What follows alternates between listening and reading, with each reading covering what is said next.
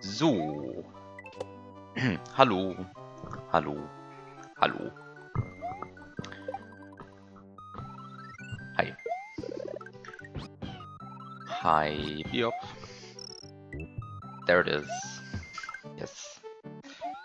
3 minutes of delay today. I guess only 1 minute since starting the stream, but then 3 minutes saying something, I don't know. Needed a bit of time. Anyway. So last time I entered this room. And missed something completely obvious. And I noticed like 5 minutes after closing the stream that I had missed something completely obvious.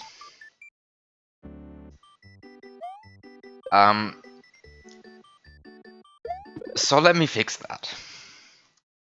So,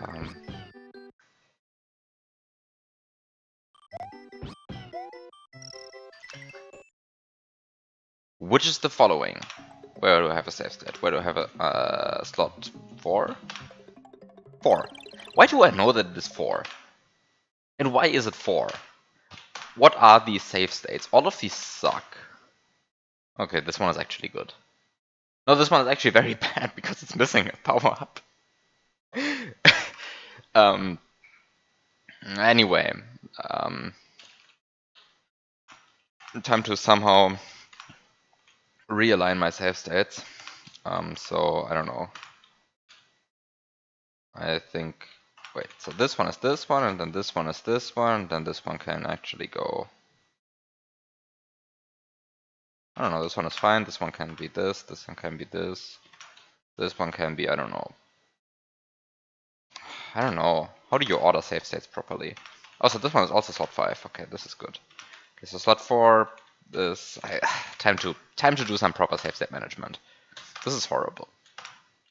Okay, slot 6 can go into slot 5. Slot 7 can go into slot 6, and then slot 7 and 8 can be deleted now. But really, I want to put this one in block. Time to misremember everything. I did something. 7 and 8. Okay, right. This one can go in 7, and then every other save state, except for these, can be just overwritten because they all suck. Great. So now that I have ordered my save states, in case I ever want to replay a certain room, I can now actually play the game. And the point now is,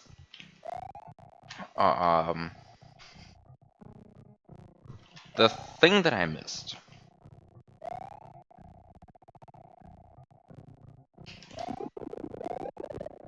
Which is like completely obvious.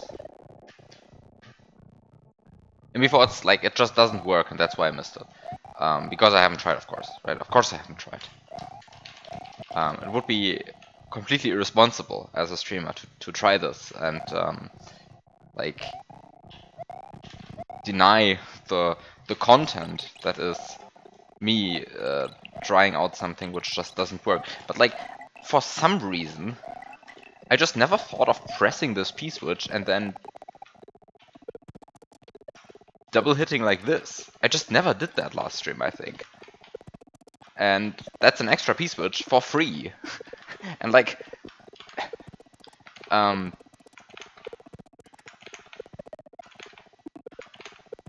on, this is possible, right? Don't tell me this is not possible.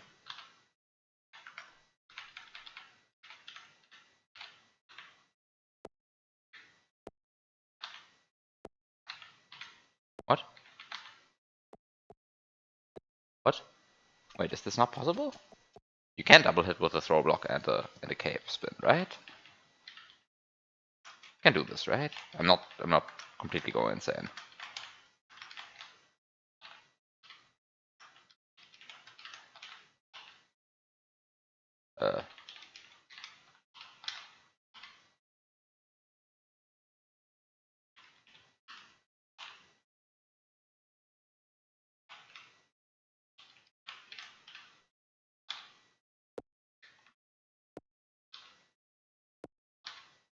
What?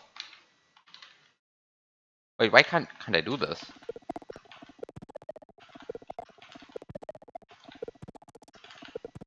You can double hit with a throw block and escape spit. What? This is just straight up not work? Wait, this works with P-switches, right? I did it with a P-switch last time, right? Did I do it with a P-switch?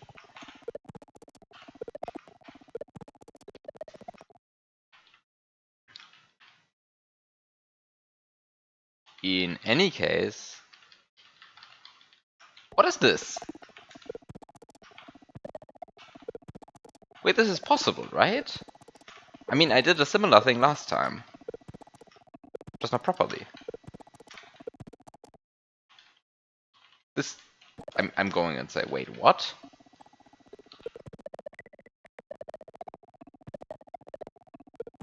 Good evening, Dartsin. Finally room 4. Yes, that's truly finally. I'm so done with the third room.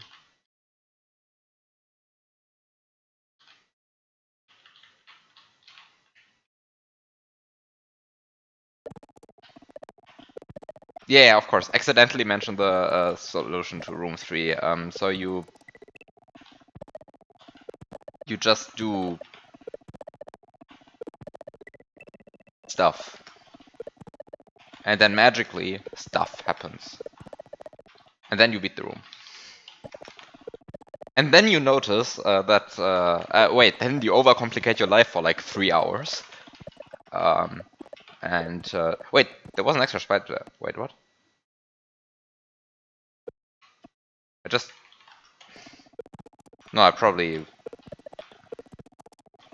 Does this double hit just straight up not work? Am I going crazy? I thought this worked.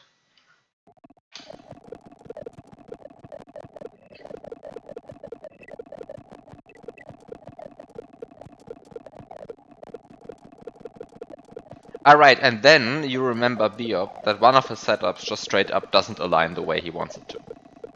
And has never.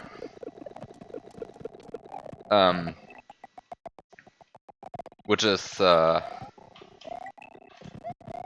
also an integral part of the solution. Thanks, didn't need that reminder.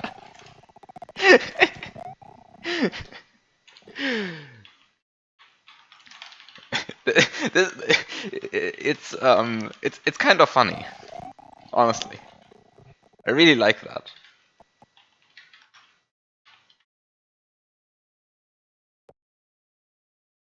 I mean, now it works. What am I doing differently now? This your setup's always align. Oh wait, this is the one thing that Tatsin is actually missing, right?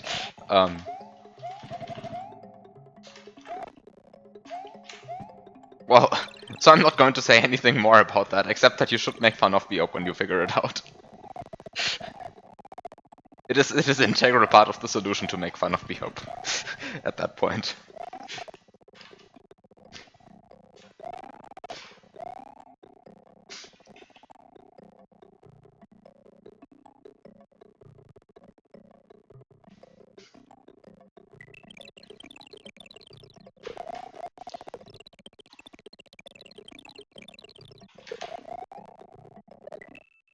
Okay.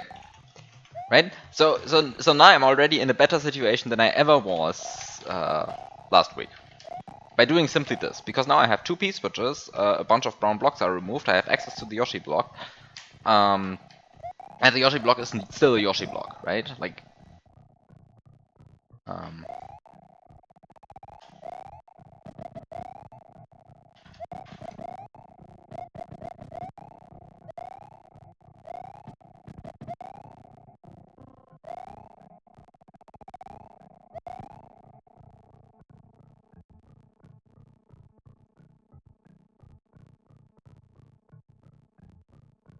I mean, I knew that it worked, right? But like, it did really confuse me for a second. Like, I knew that it worked, but I was really starting to doubt myself. Yeah, that's true. Horrible.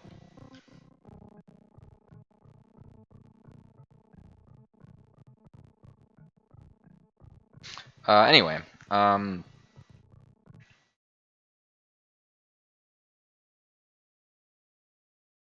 I messed up.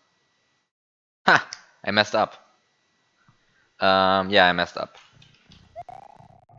Then there's the different point, which is not so obvious, which is what you actually do in this room, I guess. Um, which doesn't work anymore in this situation, because I want to spawn invisible Yoshis. Basically, I want to have a Yoshi in a slot higher than the key and the invisible Yoshi in a slot lower than the key.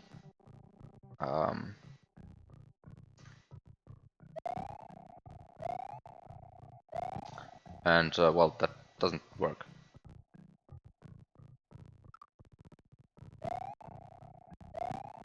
So let's load some save state. Could have just loaded this one. I did reordering of my save states precisely so that I can just load the one in slot 1, because I expect that one to be the most recent backup save state. And then I go to slot 4 regardless. I'm doing a terrible job at this. Anyway, so the strategy is to just put the key into slot 6, which allows me to get a Yoshi into slot 7, which then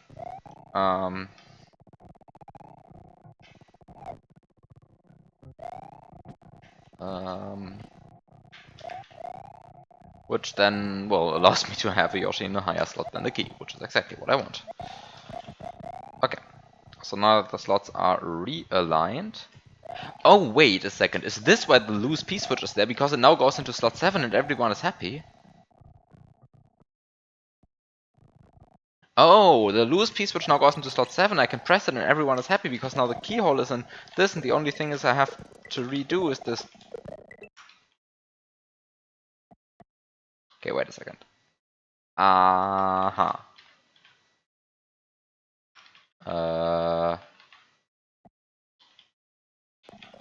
Well, I'm just going to randomly hit this block until it works. Clearly frame advancing it doesn't work. Because, wait, so what actually happens then? I smash?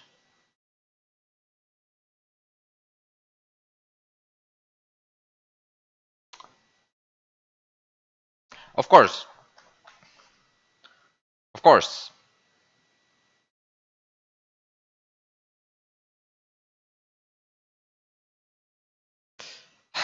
Of course. Okay.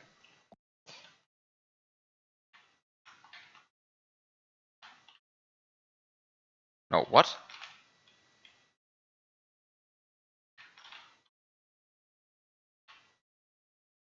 Yeah, okay, it is really release P-switch, cape spin. Cape spin activates the block immediately, and then the throw block crashes into the block and still gets a second P-switch out. This is so ridiculous. Like, these P-switches don't spawn on the same frame. Great double hit, love it. Actually, I don't know why I'm waiting for those to come out. I can just get those later. The important part is to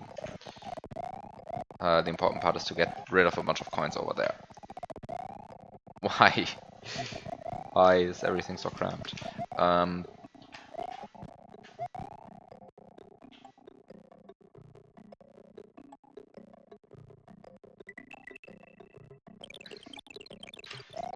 not sure if getting rid of the coin over there is like a good idea, or if it's just something you can just do, because you can do it. I don't think it actually matters removing that coin, but whatever. Actually, it might end up mattering even. Might end up mattering. Anyway, I'll put it there.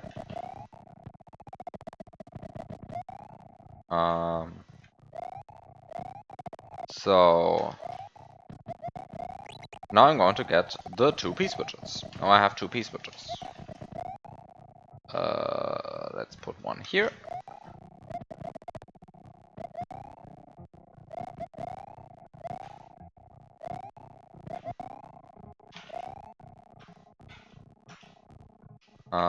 You want to grab the one in the slot 10 first, so this is a good setup.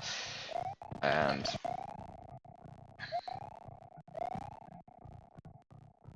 we can bring both P-switches over here. And now that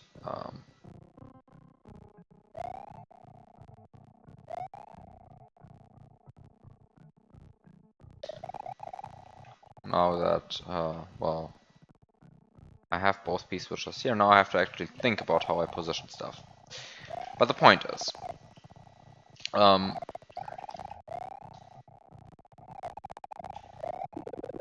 oops, don't do that. So the big question is, of course, once I get the key, press a P-switch to get the key, use the key to activate this vine block, and then go up here. Starting from that position, the question is, what do I do to reclaim the key? Because I'm going to need the key, of course, at the end, because there's a keyhole like over... Well, you can't see it on screen anyway. I don't know why I tried to scroll. It's like there's a keyhole spawned. You can see it. Slot 05 contains sprite 0e, so there's a keyhole.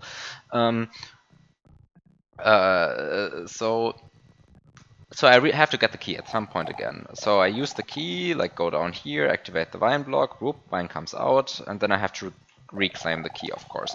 And the point is that you do that using invisible Yoshis placed at an appropriate height, and the problem is just what's the appropriate height? It's this one. Actually, it's very good. It's the bottom row of the camera when the camera is completely up top. Which is... coincidentally also exactly the height that this Yoshi block is at, which is very nice, very friendly. Probably not even a coincidence. Probably not a coincidence. Hi BK, thank you for the luck. So now that... But now then I press the P switch, but then I press the P-switch and then I can use the invisible Yoshis to reclaim the key, but then I only have one P-switch, right? Because right now I only have two P-switches, so when I press one I only have one. So I somehow have to... And because at the end of the day actually I want to look at how it looks down there, which I could do either in Lunar Magic or just dying. Yeah. Okay, let's just look at this in Lunar Magic regardless. So the point is I want to go down here. And I want to bring with me, of course, two P-switches and a key. However, right now I have two P-switches. And no key. No, wait. I mean, the key is here. So I have two P-switches and no key. But then to get the key, I sacrifice a P-switch.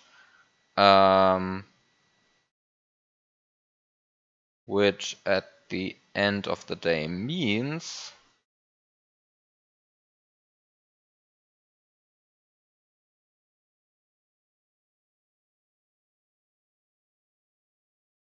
What does it mean?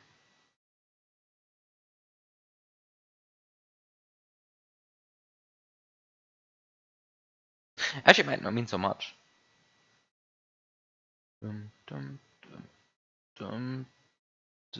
This looks horrible. This is probably not possible. I think I did this at some point in the past, and this just is not intended. Let's load the save state. Let's put this P-switch here, and let's try out something very stupid. Which is... I'm pretty sure I tried this out at some point in the past and it was not intended. How do I properly set this up?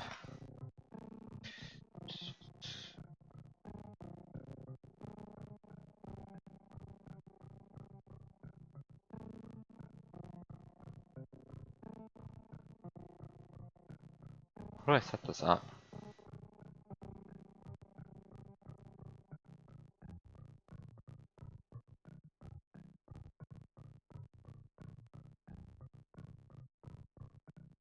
I set this up by making an extra save state and reloading the state.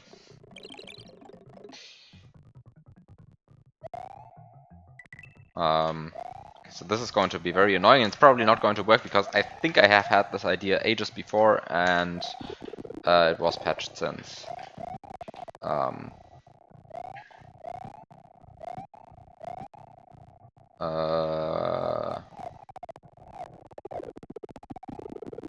Yeah, exactly. Like I think I did this in the past, and now it's probably barely not possible anymore. Like it looks still barely possible, but probably this was like actually tested by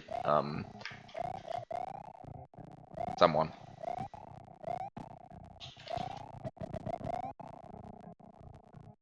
But also maybe not.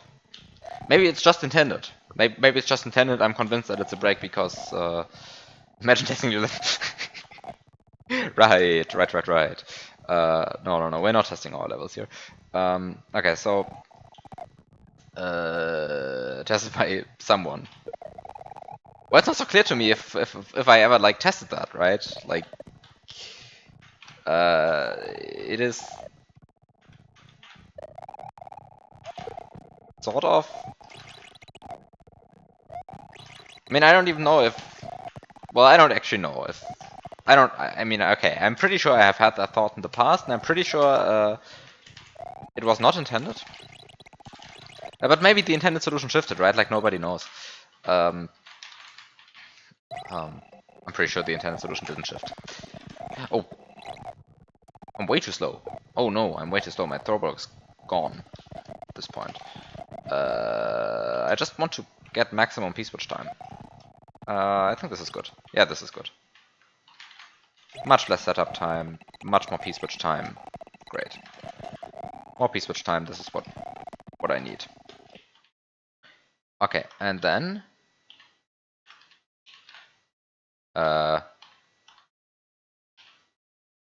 Wait, what? No, this doesn't even work anymore. Okay, I guess I truly just don't understand how this one works, and I should just mash buttons until I get two P-switches out of this block. But I guess I should at least wait until I'm on the ground, otherwise this cannot possibly work.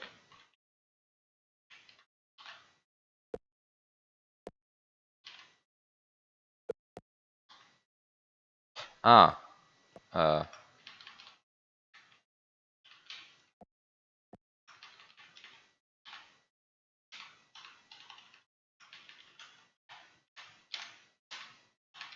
What?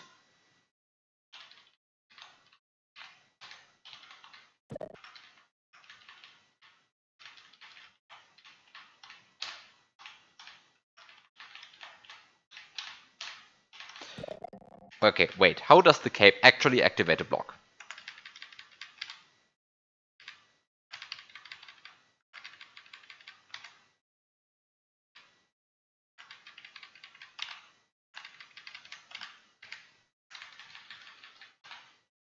Oh.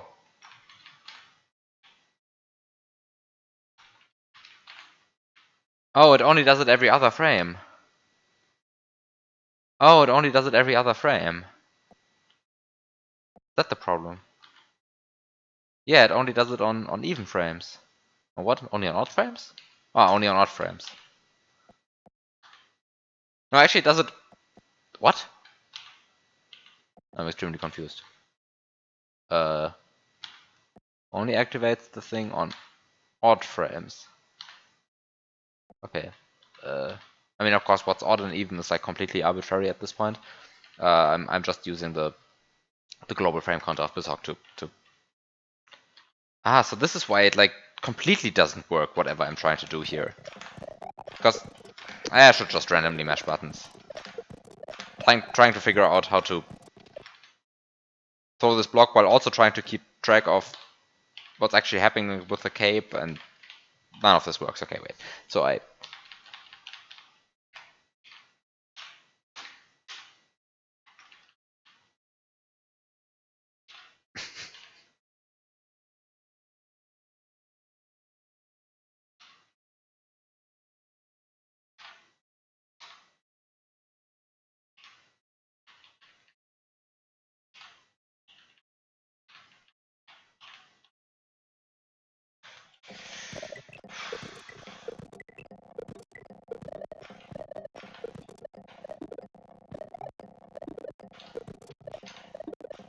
Now it doesn't work again.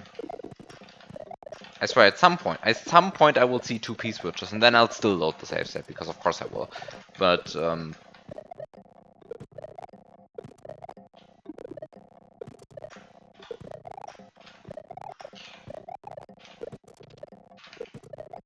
what is going on? I don't understand this. I thought it was just a thing of, like, the cave spin and the throw block hitting the P-switch block on consecutive frames, but that's clearly not what's happening here. So I sort of don't actually understand what's going on here. Huh. Annoying. What's going on?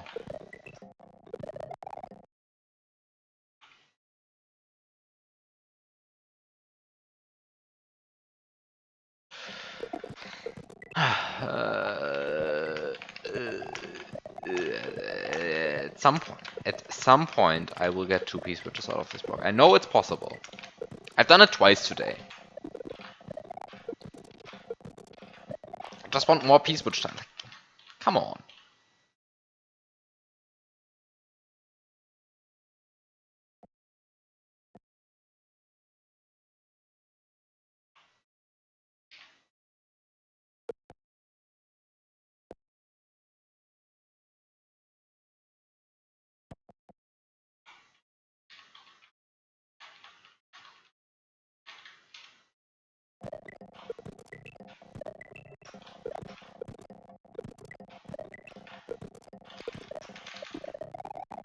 This is horrible.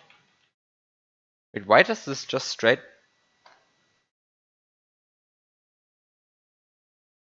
Why does this work? This sucks. Fuck. No. No. No. No.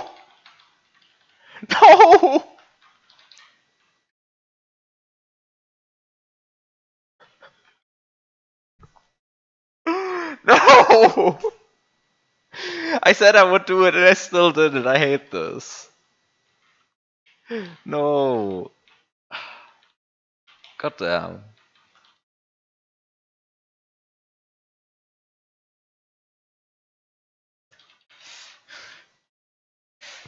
Okay, so wait.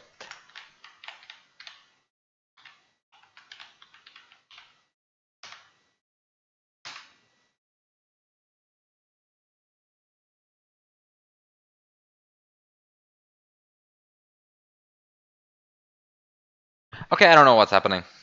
I just genuinely don't understand it. I have a save set now. But like... Okay, give me a piece. Give me a piece, but okay, I have to wait for the piece just to like become tangible. And then I really quickly will go... well, really quickly, of course, means 37. At the blazing speed of 37, I will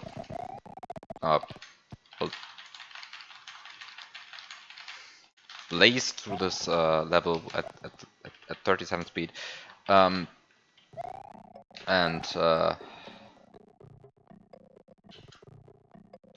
then not tip on the corner there. And then I noticed that I like don't actually need that much speed. So what I wanted to try out is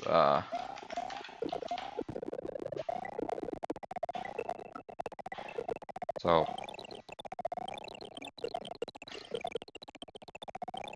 actually I probably did need all of that time.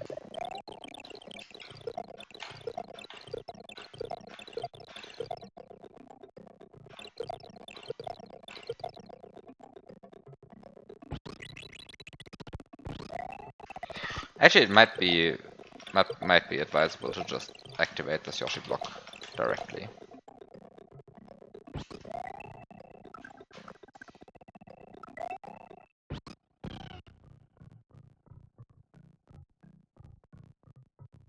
Oh.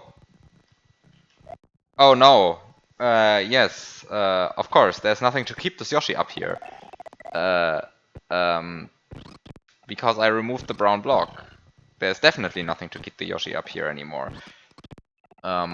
This is, and there, I mean, I guess And to keep it really up here, there's definitely nothing up here. And there's nothing to duplicate up until there. Yeah, I think there's just nothing to keep the Yoshi there. There's some other position. I cannot possibly walk over all the way over there, right? Like, can I walk until here? Can I walk all the way until there? Is that possible? Why cape? Why cape? Stop cape. Cape, stop. Stop influencing my falling speed. I want to fall quickly. Let me fall quickly. Please, cape. Come on, cape. Let me fall quickly. Okay, this is stupid. This I see now why it doesn't work, because there's oh this the unfortunate part, this looks not so far off that it actually becomes ridiculous. Like this is the worst part about it. Actually let me try to get this.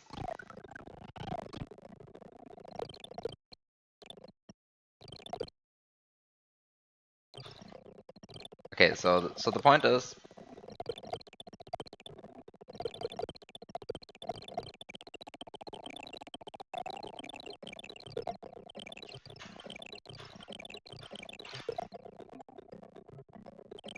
oh no, wait. So this is fine. This is fine. This Yoshi egg should contain a Yoshi. Okay, it does contain a Yoshi. That's good. And that's exactly what I want, and I land on the Yoshi in the next frame. The egg spawned basically as late as possible.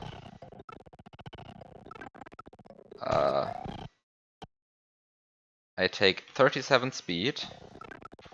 I note that I am extremely close to hitting these spikes every time. The problem is really that the cape is like blocking my downward speed. Oh, but I could actually influence this. Oh, this sucks. I could influence this. This is very terrible that I can, because this means that there is actually a chance of me getting through there cleanly. But it's extremely annoying because the cape timer doesn't get reset from me landing on Yoshi, so by just influencing how I jump up here, I do actually get different control.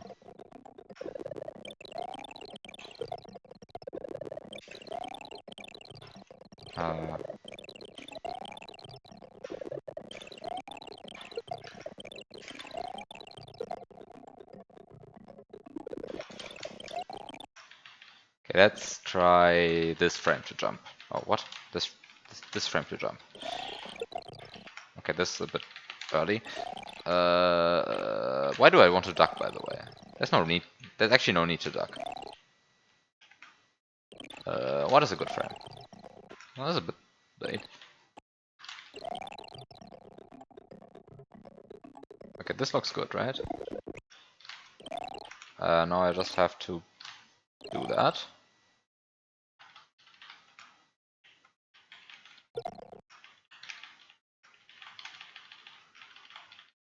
Okay.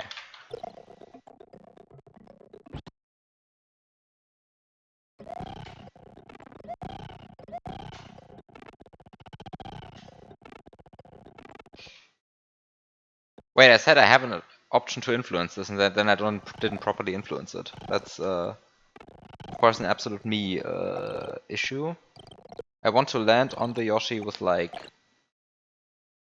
a bit of cape time remaining, actually. So what's a good time to jump then? I don't know, like this, I guess?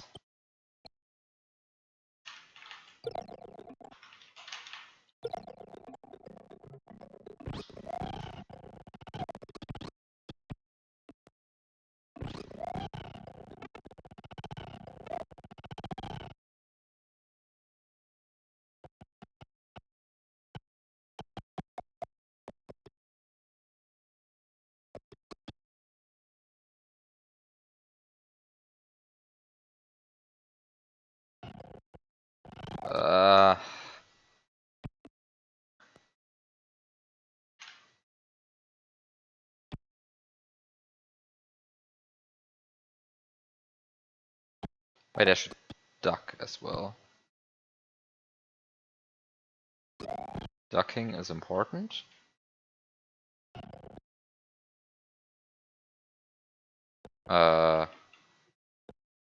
Very bad. Uh,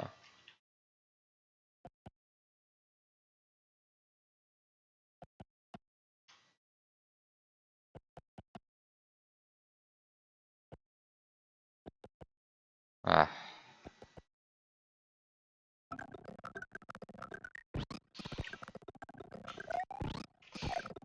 This is so close to working. I hate it.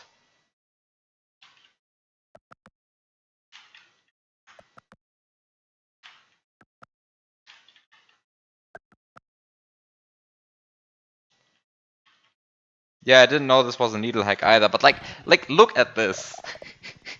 Look at this. Like if this Yoshi was here, then if this Yoshi was like there, I would be happy, right? Come on. This is possible. I'm pretty sure this is possible. But now I actually want to like convince myself that it's actually possible.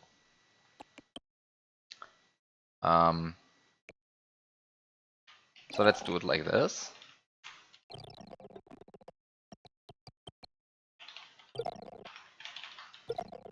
Oh, pff, I even get a remote duplication. This is the blessed run. This is the blessed run.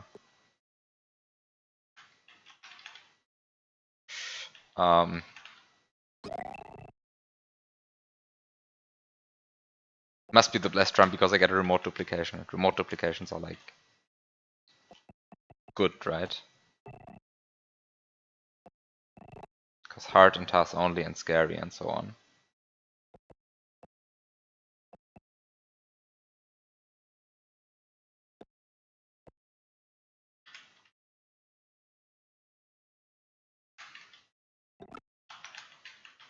Come on.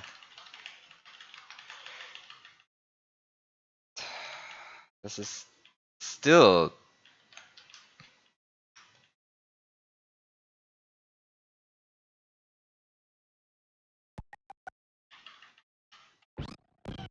Yes, this is... No. What? Oh, I forgot to hold B. There we go. Yoshi up there.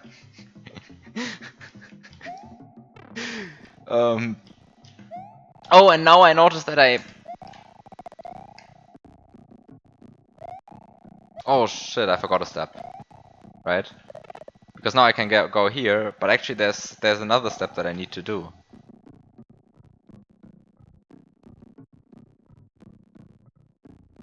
No, wait, there's no step that I need to do. This is just fine. Oh fuck, no, this is fine, this is fine, this is fine, this is fine.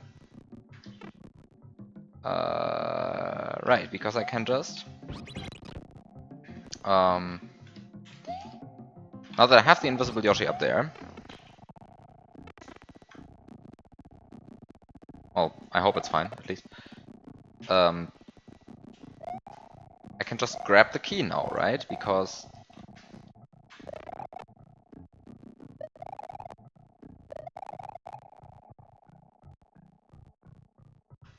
now I have the key.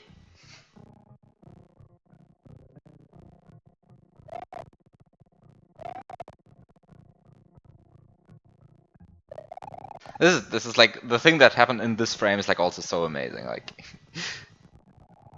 yeah, there's even a vine to help you. It's so nice. Like this is a really friendly hack, right? Like so you dismount, but you first dismount the invisible Yoshi, grab the key, and then you dismount this Yoshi all in one frame. This is so nice. And then you can even grab the vine to like stop Mario from advancing into the spikes. So you can even keep the cape, which you don't need, but you can keep it. And now I'm in possession of a key, and well,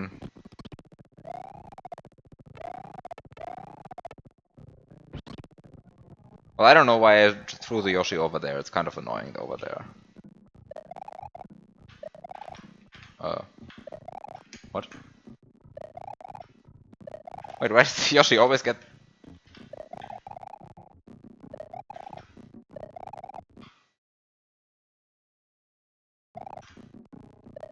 Oh, it's the problem that the other Yoshi is Is the other Yoshi facing left? I guess the other Yoshi is facing left.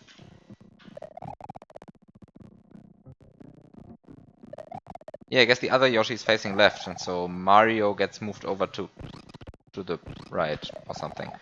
So I want this guy to face right, so that Mario jumps off to the left, I suppose? Is that what's happening? Like, what's actually happening in that frame? Wait, no, wait, what? Why is this Yoshi always moving? Why is this Yoshi always moving to the right? Where does the speed come from? Why does it always get speed to the right? I don't understand this. What's happening?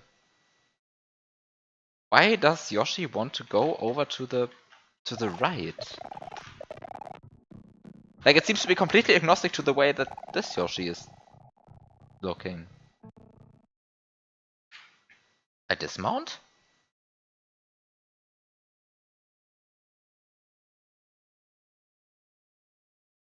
Why does this Yoshi get 16 speed? Like, it gets 16 speed. Like, 16 speed is the speed Mario gets when he dismounts from Yoshi.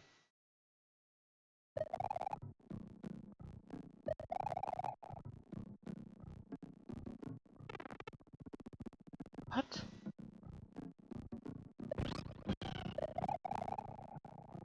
Can I... Like, I mean, if this Yoshi is facing to the left... Like, then I understand this. In some twisted way of understanding, I guess. But like, if this guy is facing right... Like, now it's facing right, right? Like, this is a right-facing Yoshi. I mean, I can even move it over here, and now I can make it face right. I mean, this should be a right-facing Yoshi. I mean, it's hard to tell because it's invisible, but like, this should be facing to the right. But then why is this Yoshi moving? Like, where does this get its speed to the right? Like, if you are on the ground with a left-facing Yoshi, you should dismount over to the right. But if you're on the right-facing Yoshi, you should dismount over to the left. So both Yoshis are now facing to the right. So why is this also moving right? Where does the rightward speed come from? What is happening?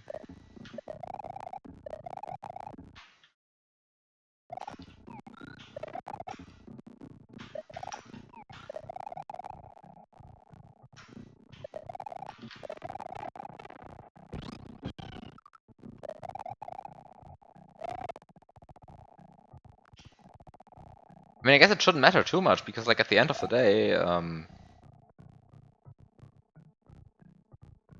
actually care where this Yoshi is. But I mean, I guess I can actually move it here. Like, actually, I don't care so much. Okay, so now the next question is...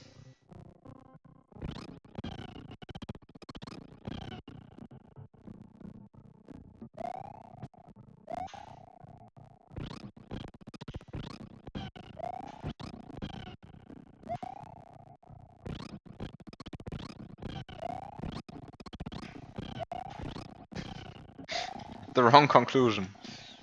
Yeah, do you understand what's happening there? Because I really don't. Like, I'm really confused about that.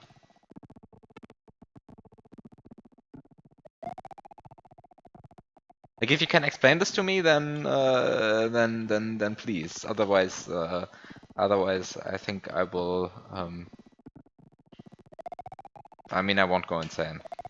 It's fine. I already am, kind of. But like, um, uh, you can't change the facing of an invisible Yoshi, like.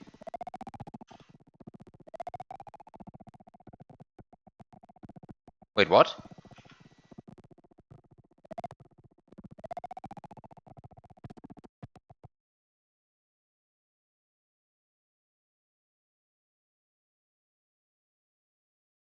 It was facing left the entire time, it was never facing right? Throwing it over to the right doesn't actually change its facing direction? Oh. Oh. Well, okay, that explains it. I did not know about that. Well, as you could clearly tell, I didn't know about that, so...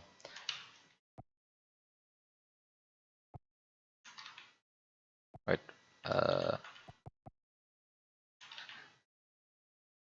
oops. No, I'm dead. Oh, I just want to move this invisible Yoshi. Oh, actually, I could try to, like... do... Yeah, this is a good throw. This one worked. It's a bit... Oh no. Don't tell me that I just moved the invisible Yoshi into this... I moved the invisible Yoshi into the spikes. Okay, maybe it wasn't a good throw. This was a better throw, right? Yeah, this was a better throw.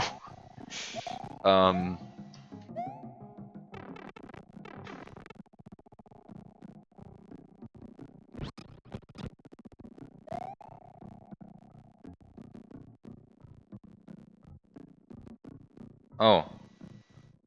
I can't grab this key on Yoshi. So I can't actually do what I was trying to do. Actually, it's fine, right?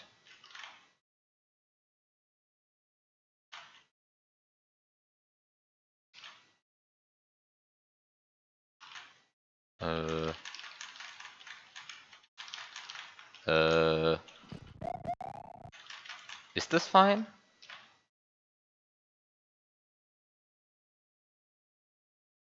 Is this fine? Can I...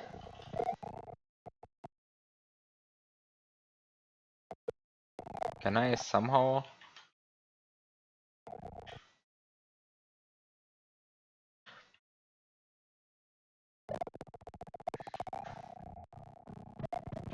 Can I somehow activate this block up there? Yes, I can activate this block up there. This is beautiful. Everything according to plan. um...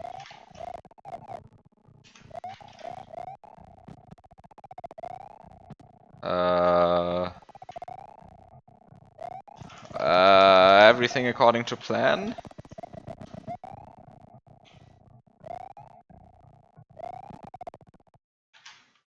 But you can do a duck jump, it's only frame perfect, this is fine.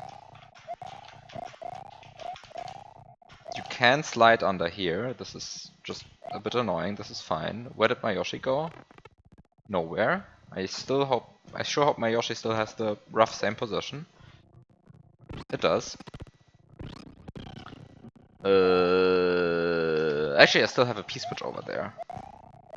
The P-switch is the next important step.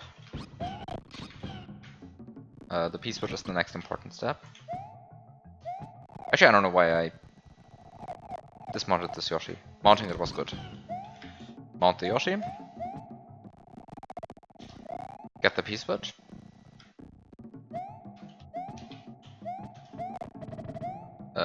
Get the P-switch.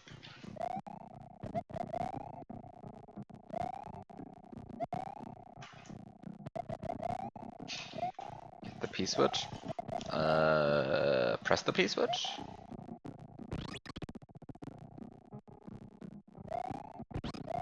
Duplicate the P-switch. Get the key. What's next? Next is transporting the key down. This is the next step. This involves just throwing the Yoshi down here, I guess. And then noticing that I didn't make myself stuck, that's good.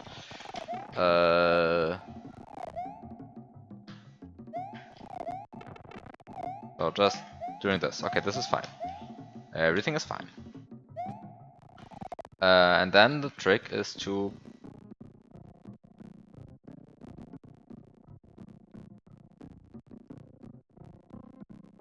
Oh. No, I'm actually screwed. Nothing is fine. Ah, nothing is fine.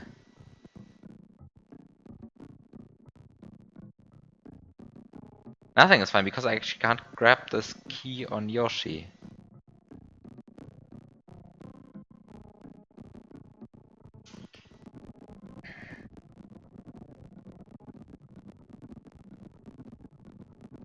But actually, remember that I got a distance duplication. Remember, I got the distance duplication. And also remember that I don't actually need the key.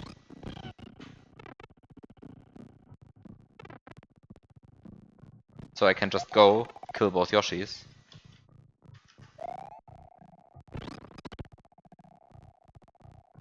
Sorry, did I say I don't need the key? I need the cape.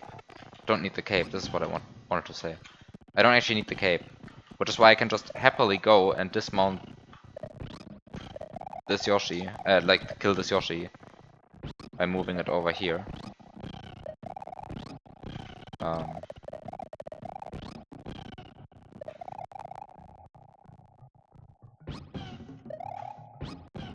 and then kill the other Yoshi. Actually, I didn't even need to do that. I did, like, even that was, I can even do that with keeping the cape, because I can just kill the other Yoshi first, that's fine. I can just keep the cape. I can keep the Yoshi there. Keep the Yoshi there. I can keep the Yoshi there. Yeah, this is fine. I got a distance duplication, so the Yoshi block still exists, right? Like, this is the good part. So I can move the Yoshi over there, and then kill the Yoshi. And then mount the Yoshi. Mount the Yoshi. And kill the Yoshi. And now I can get 3 Yoshis, because while I cannot grab the key in slot 6 on an visible Yoshi in slot 4, I can certainly grab it on an invisible Yoshi in slot 4, and that's good enough for what I'm about to do. So I just need to make sure that I get 3 Yoshis. There are my 3 Yoshis. I just need to make sure that I position them correctly, which is Yoshi in lowest slot should be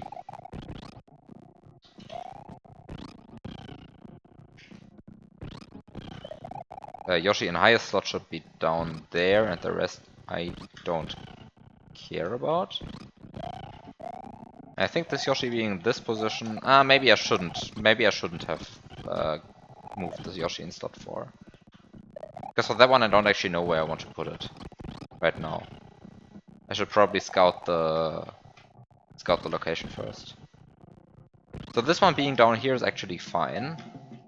And now now I just need to move the visible Yoshi. Where do I put it? Here? I don't know, I don't care. The visible Yoshi is easily moved. It's just the invisible Yoshis which are kind of annoying to move. So I just take this piece which over here. Not because of a particular necessity, but rather just because... Okay, yeah, it's fine. And now I just...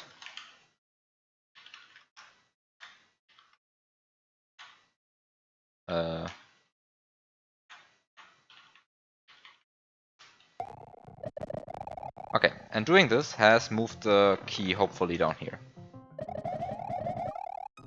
Yeah, okay, so the key is now down there. And...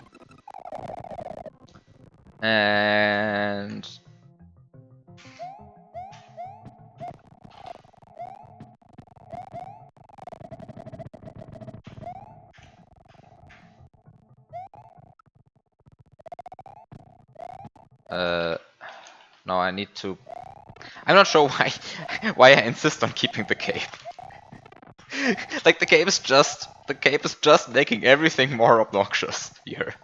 Like, it doesn't actually serve any purpose, really. Okay, no, I mean, technically it kind of just helped with clipping through the ground, but like, that was just because I positioned the invisible Yoshis in suboptimal ways. Had I just positioned the invisible Yoshis differently, I could have just... like, had I put this invisible Yoshi not on the brown blocks, but rather like down here, I wouldn't have to clip through the ground at all. And I would have been just fine. But instead, I decided to clip through the ground. But like, I didn't actually need the cape. Like, the cape is at this point actually redundant. Funnily enough, I mostly used it for... like, its main use, actually, the main use of the cape at this point was to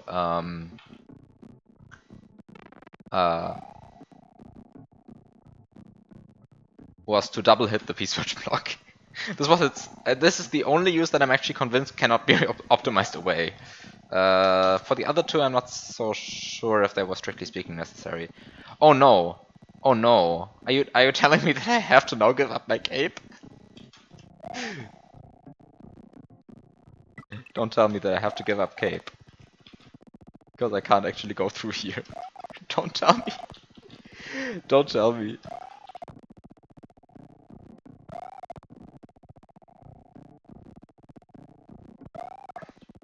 Oh, wait a second. There's a trick. There's a trick for this.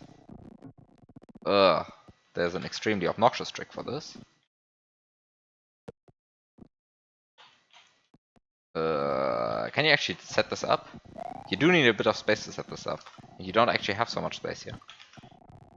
Please don't tell me that, like, now is the time to get rid of my cape just to...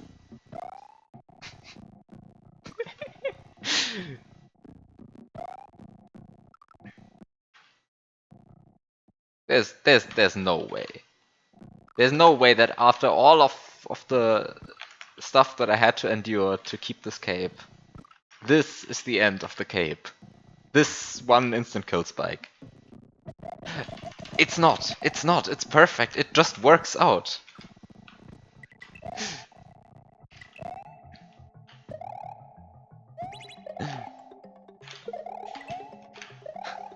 It just works. And there we go. Finally, we can actually see the keyhole on the actual screen. Like, there's the actual screen. Keyhole. It's there. And I can just activate the keyhole and I'm done. I am done. With totally intended strats for the last room.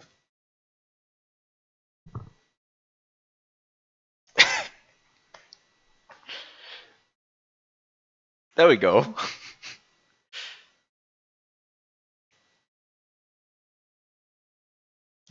You actually want to do 1.1.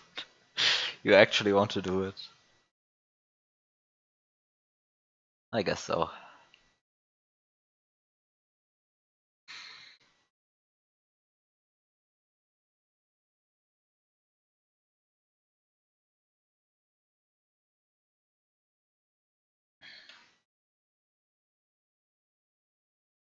I mean, okay, so had that not worked out, the strat with getting the invisible Yoshi up there, which was kind of like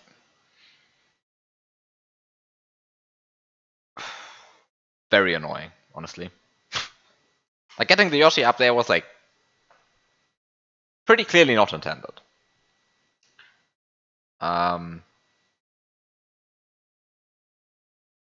But it also just worked.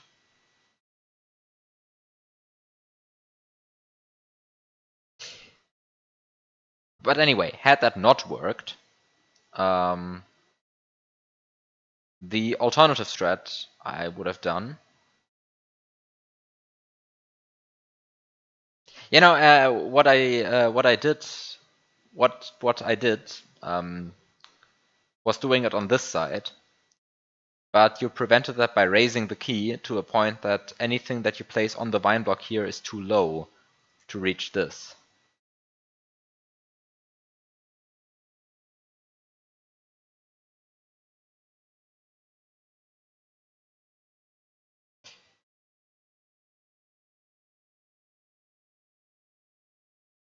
But anyway, okay, so had that not worked, what would I have done?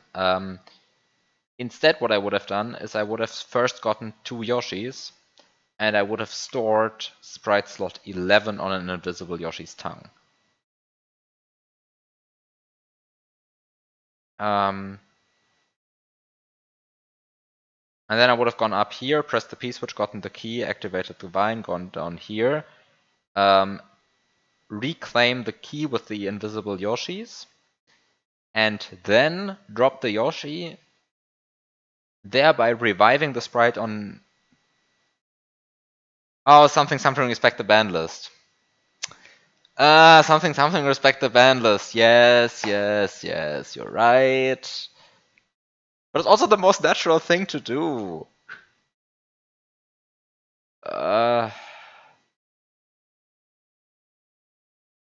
Kind of the most natural thing to do.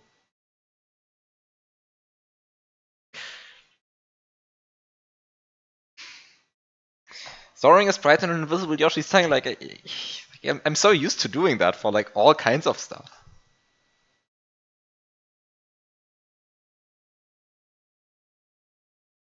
Yes, that used to be intended, right? That used to be intended, storing sprite slot 11 on an invisible Yoshi's tongue. Here. I'm not going crazy, right? Like that used to be that used to be intended. Exactly. Um that used to be intended, yeah. Huh. Hmm. Yeah, then I don't actually know what the like the new intended solution could entail. Because like those were the two things that I could just think of there.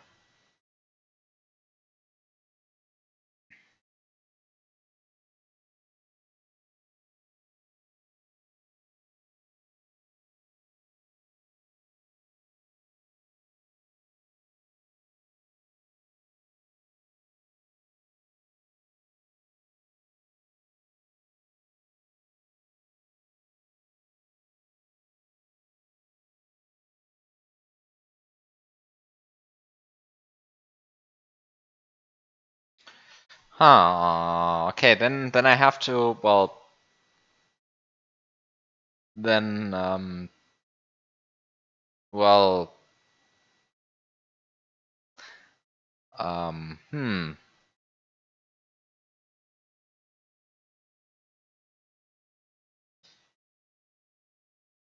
I don't know. It just feels weird to have such a common glitch. I mean, it sounds so ridiculous, like to say this now. Like such a common glitch, like storing a sprite slot on an invisible Yoshi's tongue, because like yeah, everyone is doing that, right? But like at this point, it really does feel common to me. Um, but if you just say it out loud, it sounds so ridiculous. Just saying that. Oh yeah, you've just stored the sprite slot 11 on the invisible Yoshi's tongue. Um,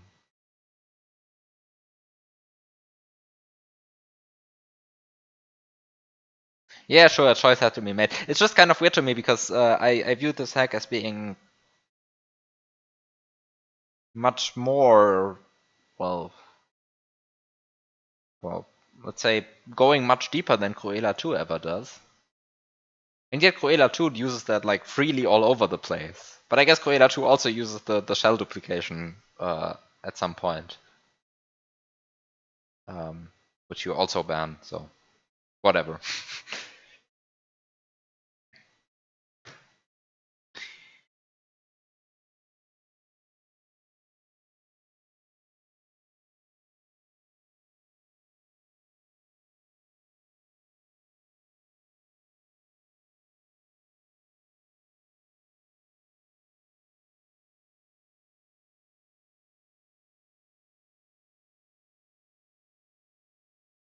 In 1.1, it will simply give you a bonus star for doing the level without banned glitches.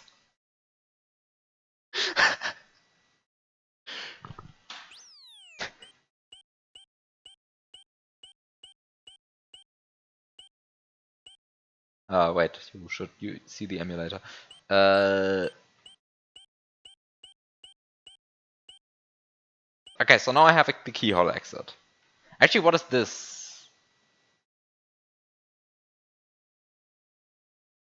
Level 3?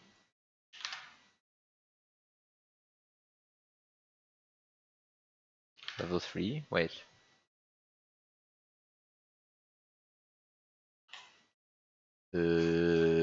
Uh.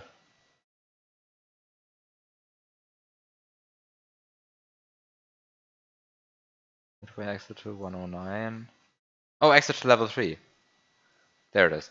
Um.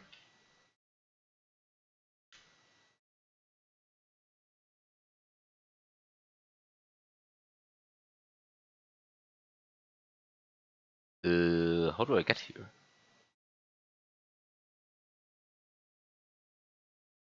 What in the? What is the current strategy of getting there?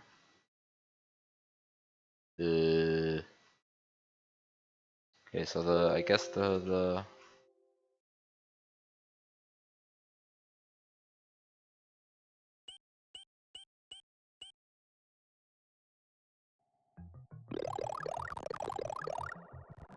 oh, challenge mode.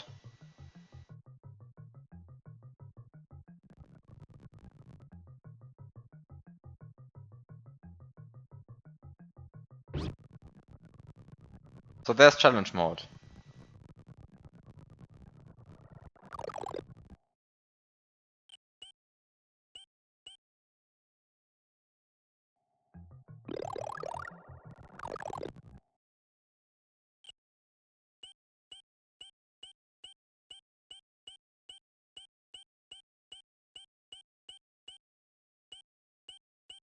At least it doesn't spawn spike hell if you do one of these like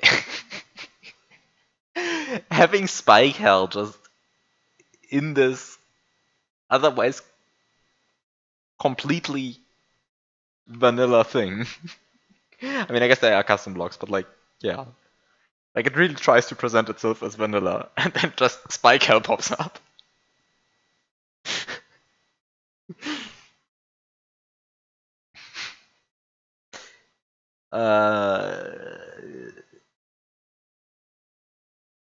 Yeah, I mean, sure, okay, so it's not entirely vanilla. I mean, what actually is there, which is like actually truly custom, right? I mean, sure, some of the tileset mixing, but that would even pass VLDC rules. And then there are a bunch of custom blocks, I agree. Okay, custom blocks here, there we go, custom blocks, all of these are custom. These are also custom. Okay, so yes, okay, so you changed sprite, whatever. What's it called? The Is it even a sprite? Like coin game cloud 6A. You changed sprite 6A. Coin game cloud. Um, which is still just a brilliant, brilliant fix. Why do you remember that? I have no idea why you remember that. Sprite 6A. Anyway, I looked it up.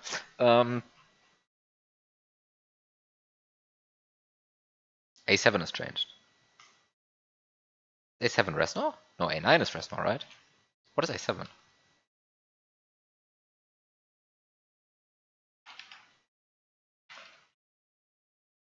What is A7? A7. A7 is the ball that Iggy rolls at you in a boss battle. No, no, Resnor is A9. And it's not level A7 that you meant. I looked that up as well. Oh yeah, Resnor is A9. You changed Resnor?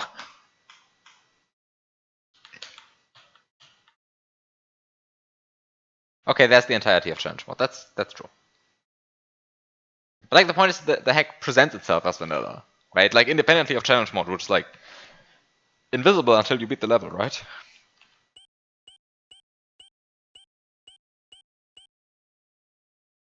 Can you just use A7 in a level? Yeah, of course you can. Just go here. Then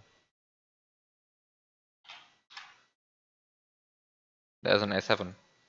Whoop.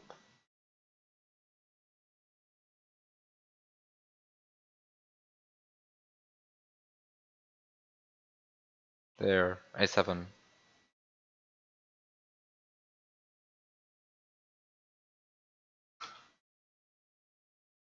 It's A7. There you go.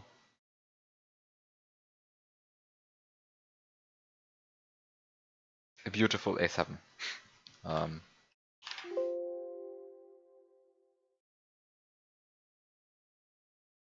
Lunar Magic does not like you using FF. It says Lunar Magic has detected and corrected one fatal error in the sprite layout data. But I think also adding an FE counts as a fatal error on the sprite layout data. I don't like this. Wait a second, FE is a perfectly valid command.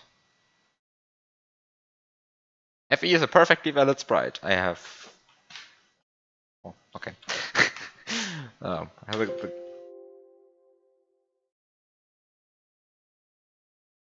the FF thing patched out when using Pixie? I have no idea. I mean, I guess I can just try what happens if I try to spawn a C8 with extra bits too. Sorry, not a C8. A C8 is an actual sprite. An FF with extra bits too. No? Doesn't like that. An FE with extra bits? Well, also doesn't like that. At least it keeps the extra bits. Well, whatever. You use FFX0. So you're telling me it...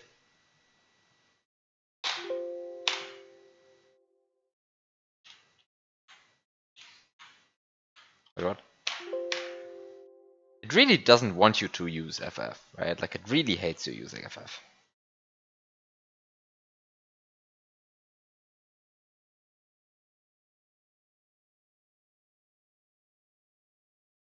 LM3 level sizes?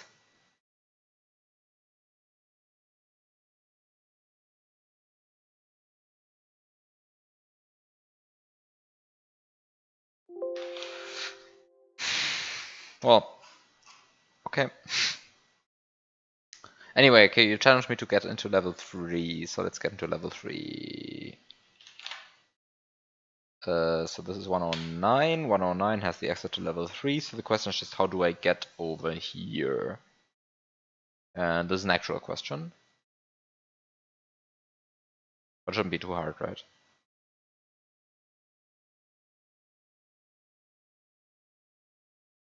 You just do it.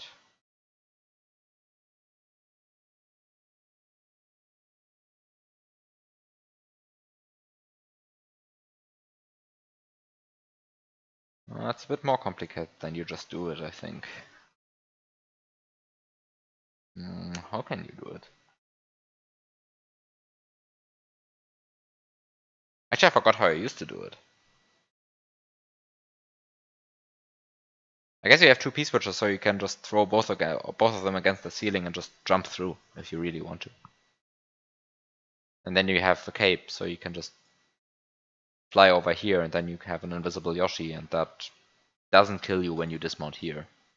That height, which is a perfectly valid height, and which is actually the natural height that you even get. So maybe that's just what I should do. Just do that. I guess I should just do that.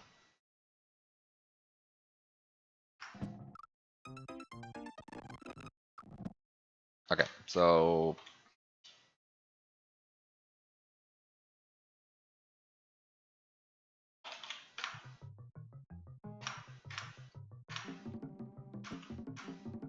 So we have very many nice save states here. So let's make an extra save state. And load this one, and then try to get to level 3.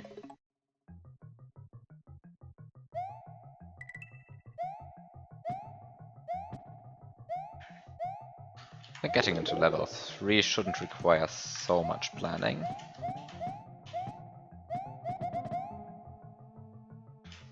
At least less planning than...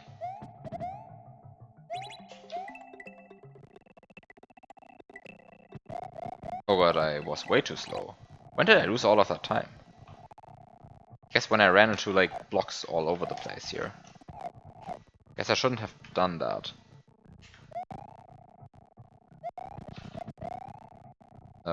So you... Oops. So you just... There was a wall jump, by the way.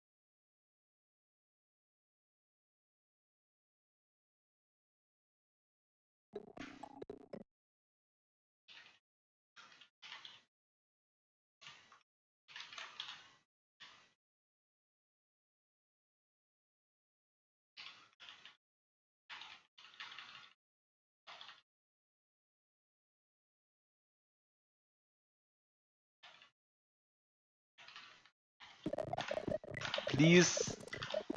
It just doesn't work again. It just doesn't work. Wait a second, what am I doing? I have the save state. I have this very nice save state. Almost made for this. I made the save state earlier, and then I never used it, because the other strat just worked. But now that I have the save state, I should probably also just use it. Instead of messing up the duplication again and again. Or the double hit rather. I'm not actually duplicating anything. I mean, I guess I'm sort of duplicating something, but like, it's really double hit. Okay, so how do you properly set up jumping through a ceiling with 2 P-switches? I always hate that glitch. It never works out the way I want it to.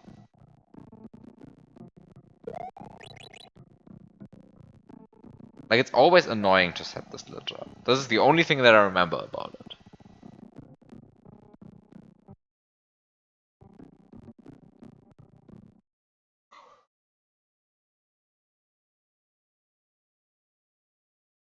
This is really always the only thing that I remember about it, that it's annoying.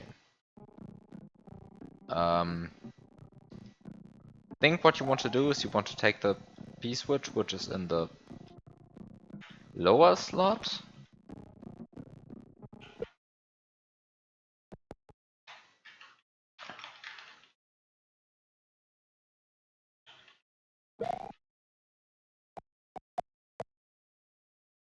Then you want to pause the other one out.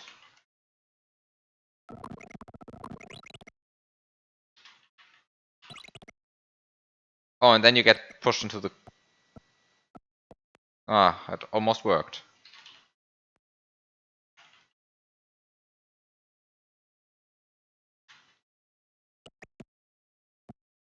I think this almost worked, right? Did it almost work? No, it did not almost work. No, it did almost work. This would go through. This would go through! No! So I just have to do this a bit further to the right.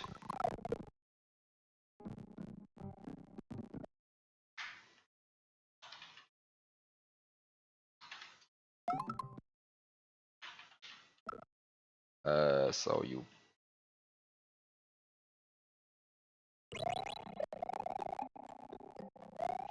Actually, this is not so bad. I remember this glitch being worse.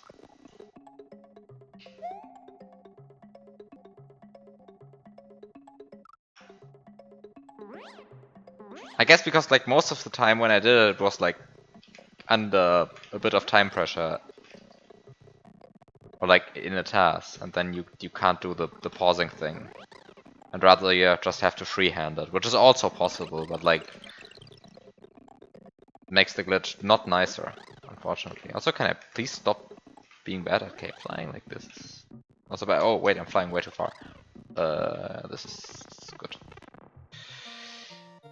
So there we go, level 3. What's here?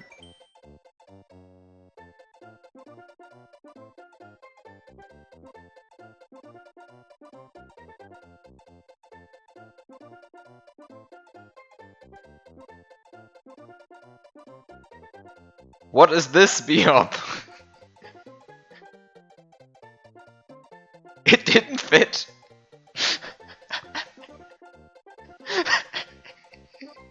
So you just...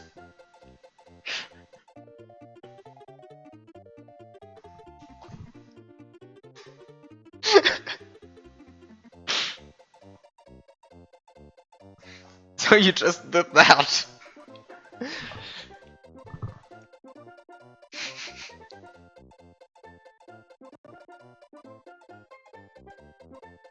This is ridiculous.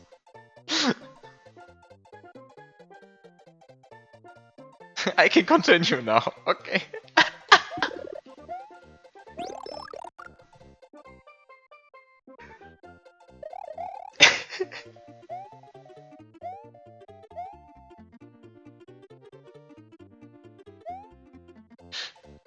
Of course you're not clearing that.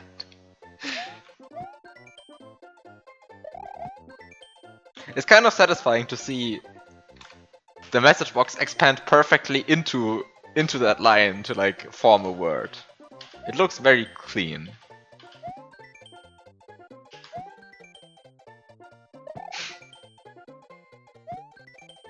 I really like this effect.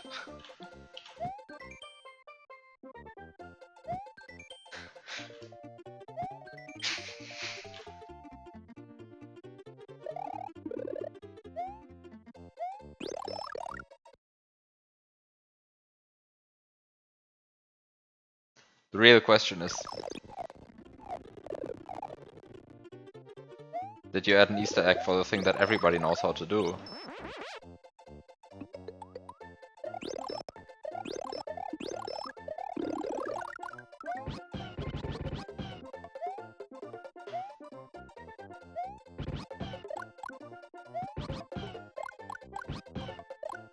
Wait, this is not the one in slot 2. I need the one in slot 2 as well. Where's the one in slot 2? Where did the one in slot 2 go? It's this one, right? This one.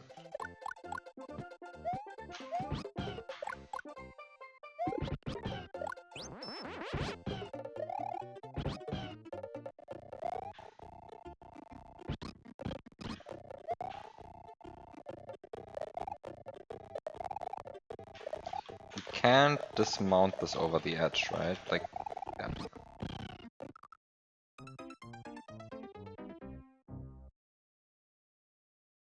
Okay, no Easter egg for the thing that everybody knows how to do. Okay,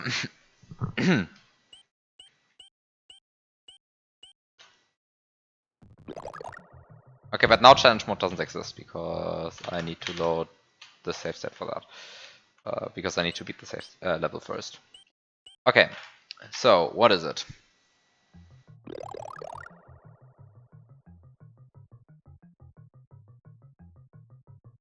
Try to get the 2 other exits without using 2 of the level's aspects. An indicator will show up if you trigger either.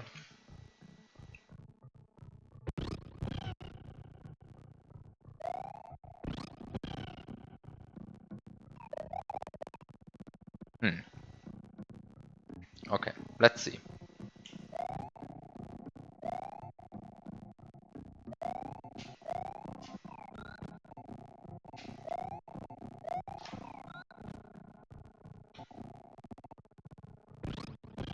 Wait, what?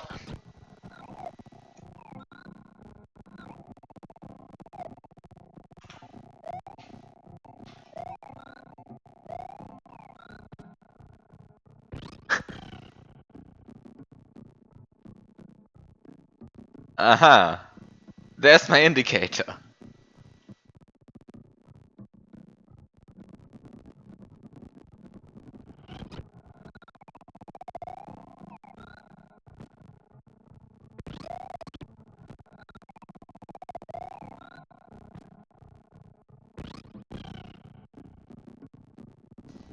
Don't have Yoshi's be off-screen and tongue.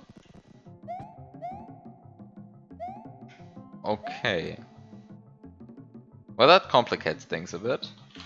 I guess now I need to actually look at the level for once again. Because I clearly haven't done that in a long time.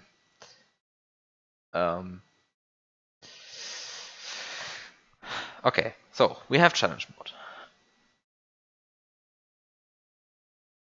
Which consists of playing the level without having a tongue off screen, I guess. And also something else, which I still don't know. Actually, I don't even have a guess for that. Actually, I don't have a guess for that. So the question is, what can I even do? Well, I guess the obvious thing that I can do is I can sacrifice the mushroom that I have to just get the shell. Just get the shell. Right? Like, just get it.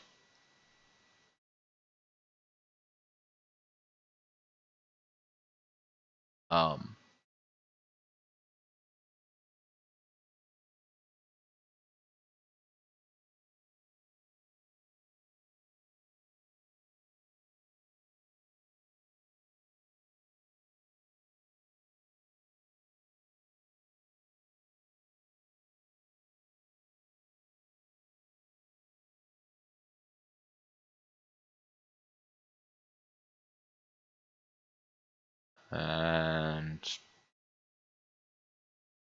I think this is really the only thing I can do at the beginning, right? Like I can just get the shell.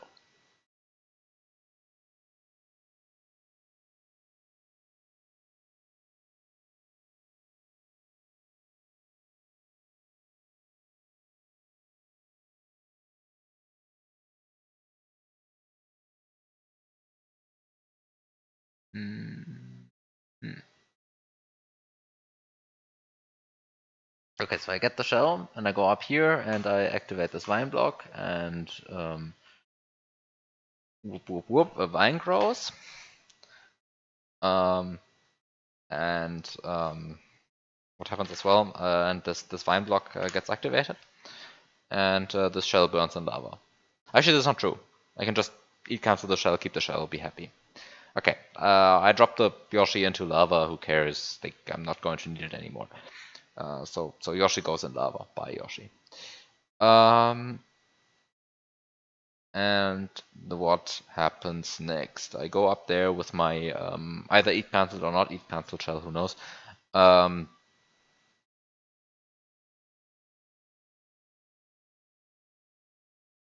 Actually, I have to test something before I continue, which is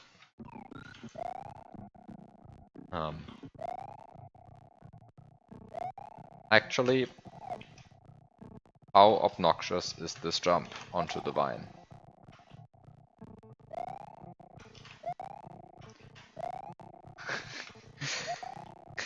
How obnoxious is this jump onto the vine?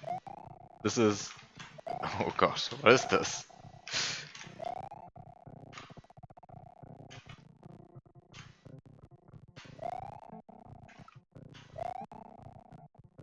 Uh... Uh...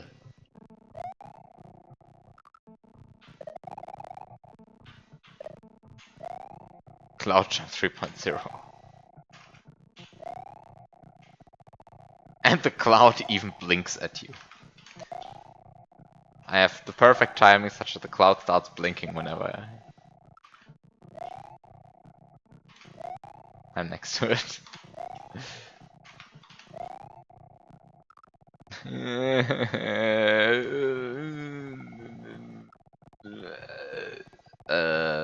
I I might have to sacrifice the Yoshi for this.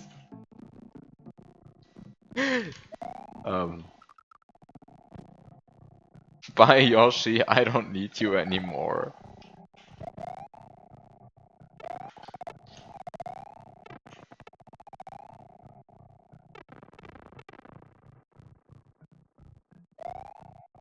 Oh god, what? How do I... This is 6 tiles. So I actually have to be a bit fast here now. Because this means that I have to make a detour here.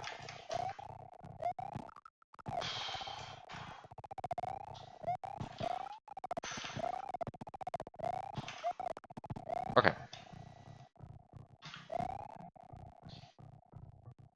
And I should go down here, and then I...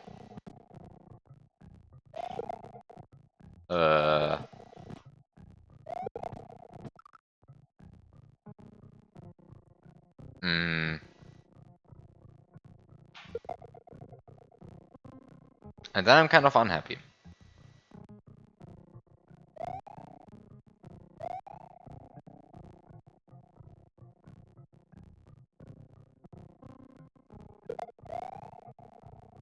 But surely there's now a strat, right?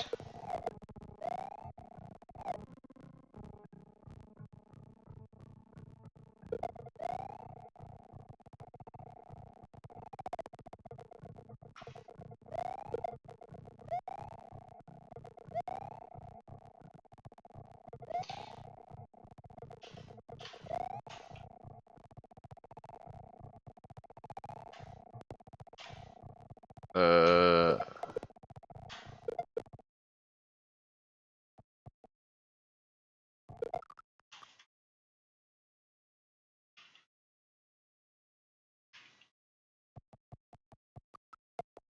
Uh...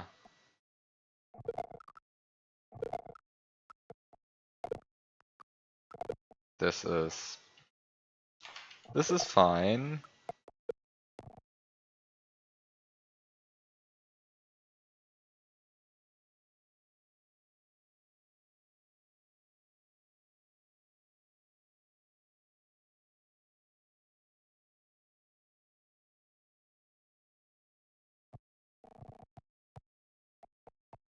This is fine.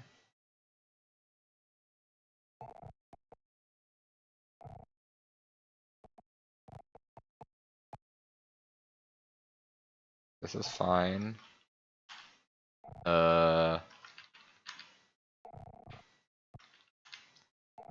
This is not fine.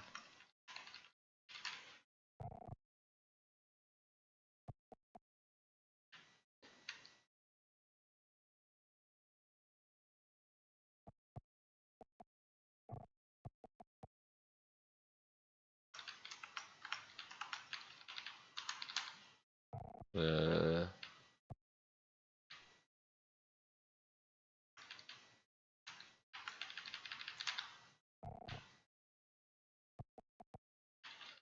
yeah, of course the frame rate pause is going to happen.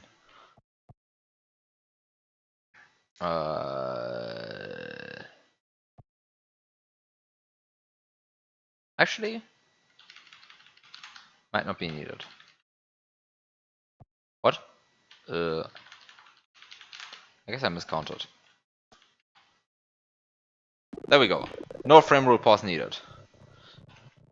That's probably a better setup for this. Anyway, now that I'm out of here,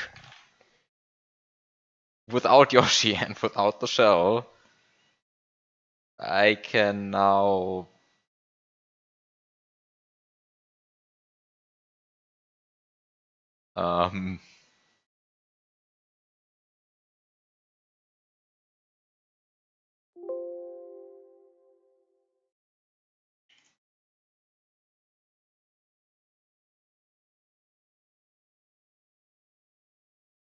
just collect the gold, clearly. There's nothing wrong with just collecting the gold, surely. Right, because it's a goal, you just collect it, right? And then you enter this pipe. What could be after the pipe? I mean, after the pipe, there's safety, right? This pipe is totally not exit enabled again. No, not true. So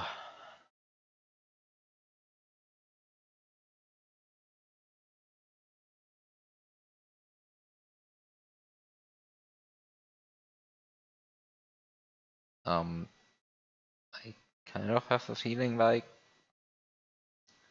this is not the intended way to go.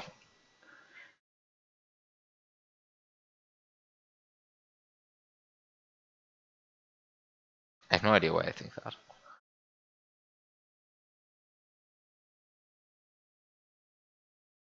Oh.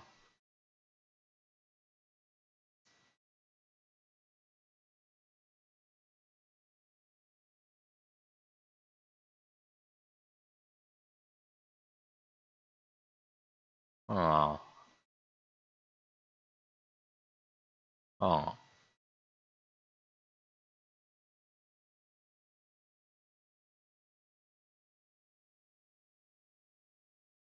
Um.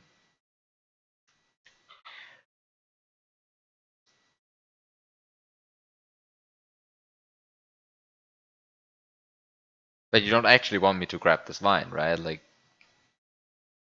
I don't think that's possible, even. I mean, maybe it's like barely possible? I don't think so. I'm just going to pretend it's not possible.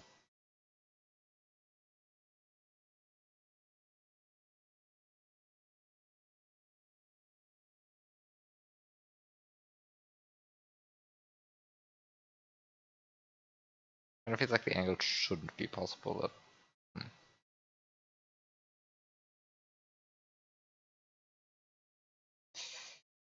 Anyway, but then... Oh, wait a second, I can just... Oh, I see something. Anyway, be right back.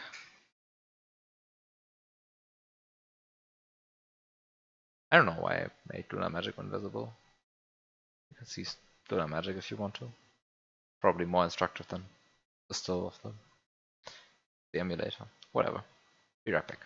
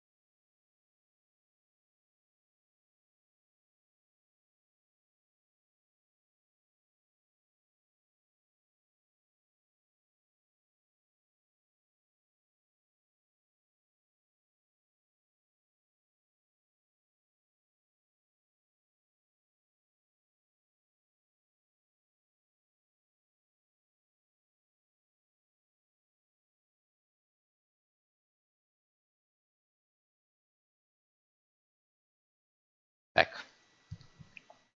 You know which hack would make for a great BRB screen. Yes. Yes, I do know. I do know. I do in fact know.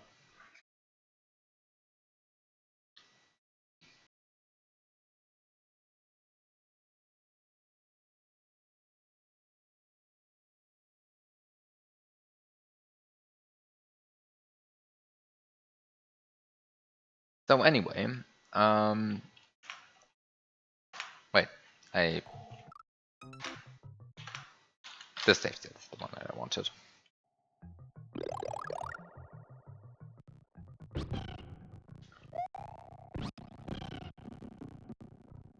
So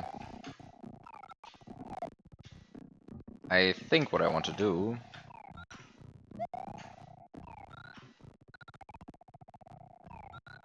I want to somehow dismount this Yoshi.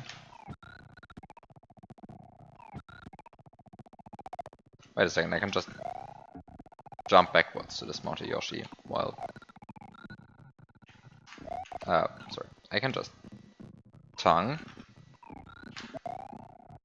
and that allows me to dismount this Yoshi in a way that's reasonable. Oh, wait a second, except that dismounting Yoshi doesn't work this way. Right, because Yoshi really wants to turn around the moment. Because Yoshi really wants to turn around. Right, there was something there. Okay, so I need to make sure that I build up enough speed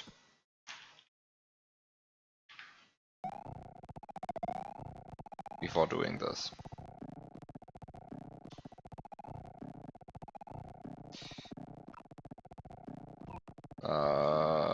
Which I guess I can just do.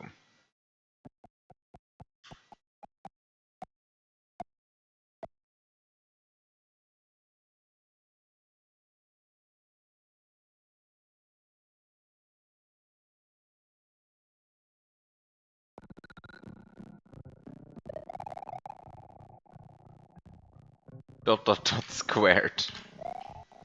Can I just grab this vine? Would be so funny if I could actually just grab this vine now. I come up with these stupid straps, but like, this doesn't look possible.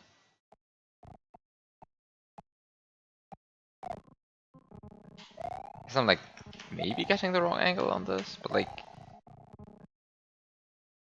So I'm doing a 1-frame jump, right? And already this feels too high, so let's do... Jump from here. Do a minimum height duck jump.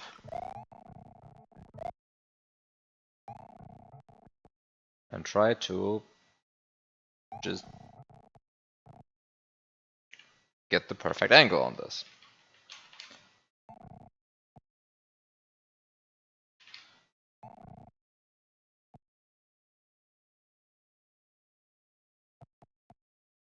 But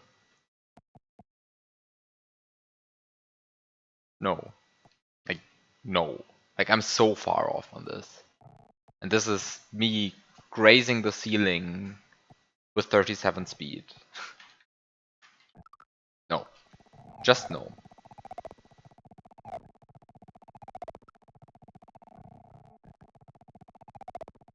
Just no. Okay.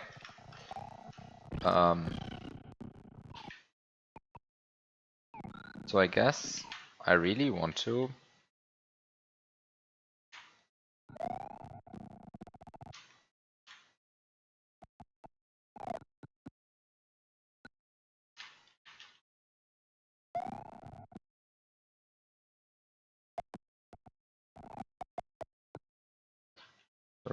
make sure that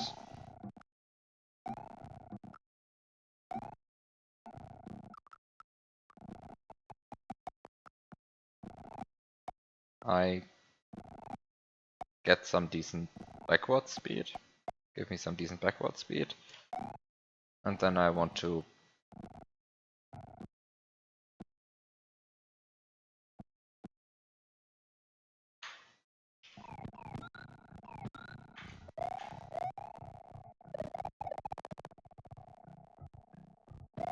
Oh, this already counts. I mean, the tongue didn't even connect with anything off screen yet. But this is already too bad. Doesn't matter if the tongue actually connects with anything. Because it is a tongue off screen and that's banned.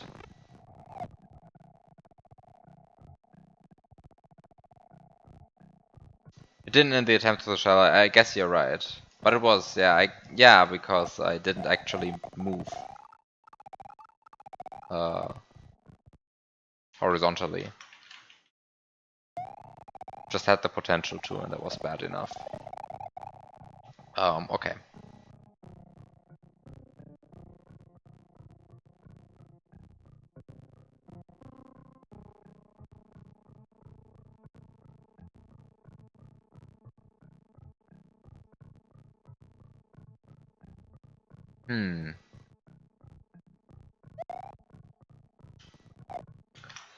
Okay, but if this is banned.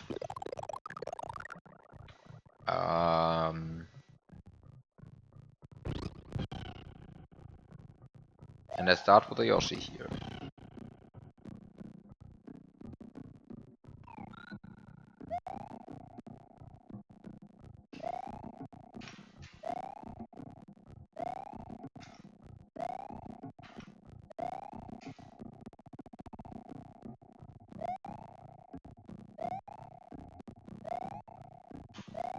Come on. This is useless, please. Thank you.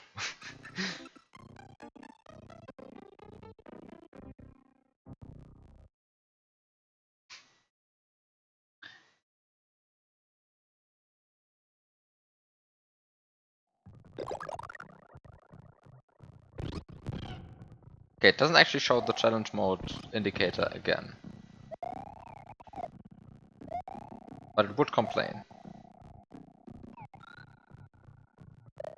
If yeah, it would complain. Okay. Um,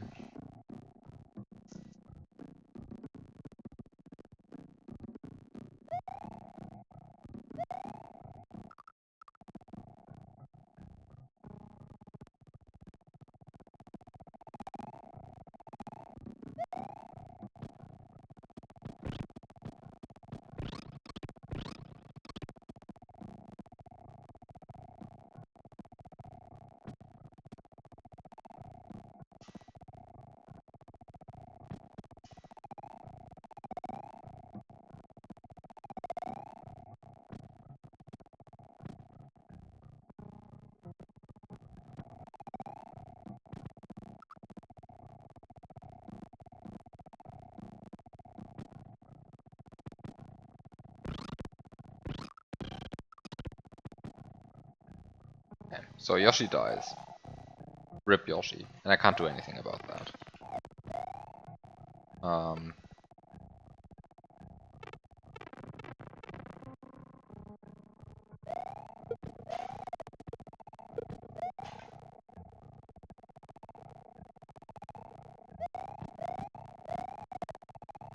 And now I have a shell. But the shell...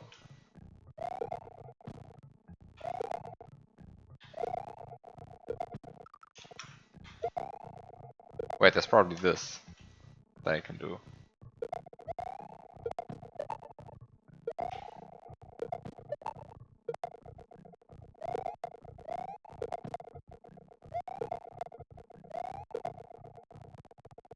Well, I guess I need to do a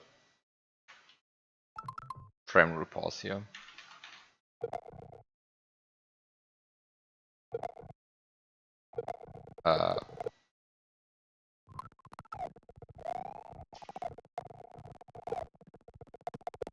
Why am I being dotted?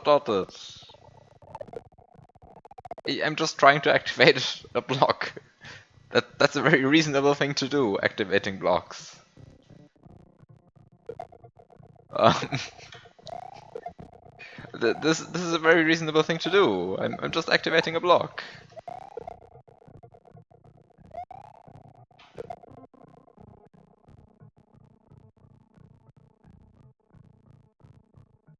In this very reasonable game.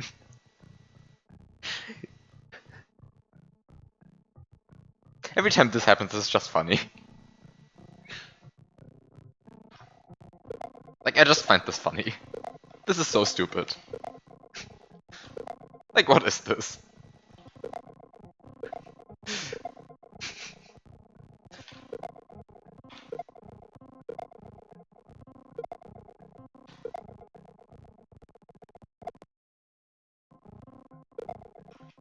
Oh, anyway. Okay, so get better subpixels and then...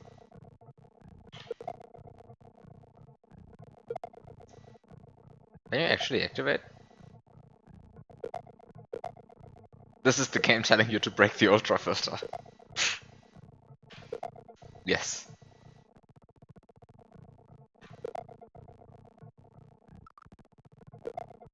Can you activate the block like this? Of course you cannot, right? Like, of course you can't.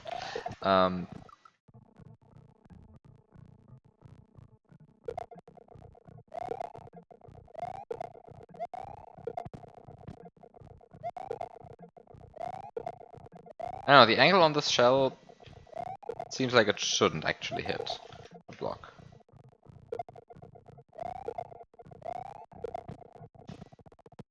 That's only barely that it doesn't hit. This sucks.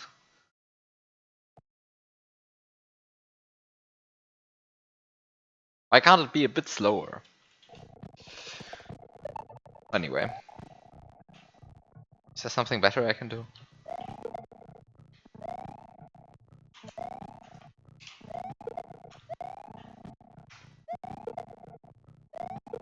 This just kills the shell immediately. Oh, I should... Didn't realize that this killed the shell immediately. Like, immediately. Yeah, but it does. It just does. I mean, it always does. Like, oops, it dies immediately instead of like sinking like this. Which takes a while. A while. A pretty long while. Good way to fill sprite slots, arguably. So long.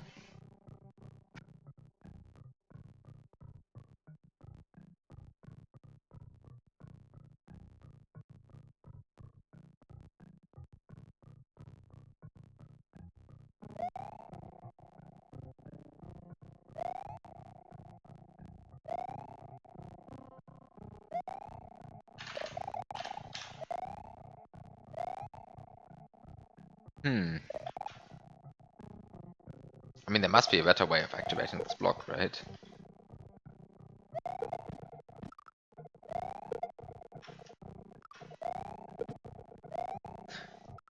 Am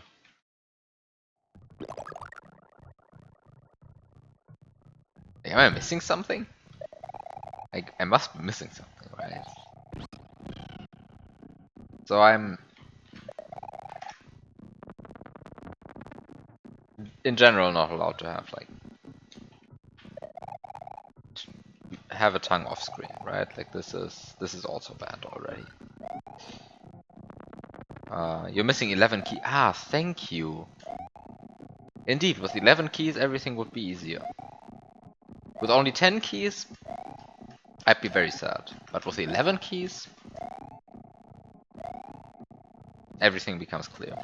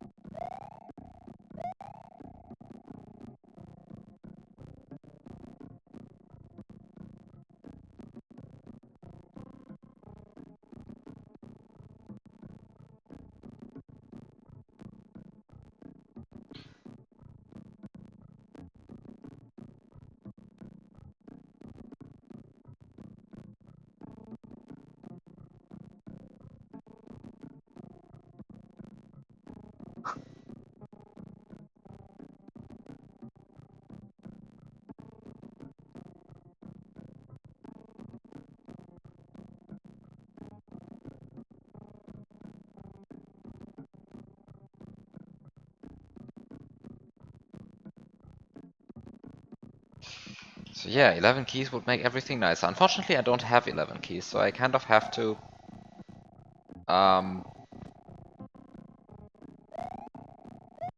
work around with less than 11 keys. Which are of course suboptimal conditions, right? Because 11 keys make everything better. You're right. Hey, it's BOPSEC. Yes, it is BOPSEC.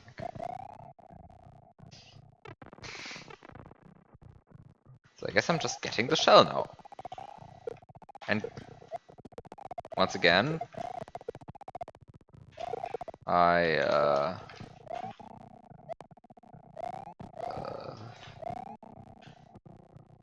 just accept that I sacrifice the shell just to activate the vine block. It kind of feels weird. It really feels weird. I guess I'm just doing that. Because I cannot jump up there. I just can't.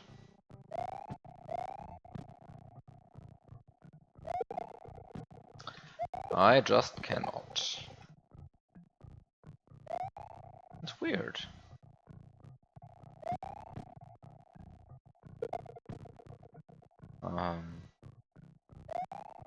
Oh, by the way, I shouldn't activate the cement block. That's kind of bad. I mean,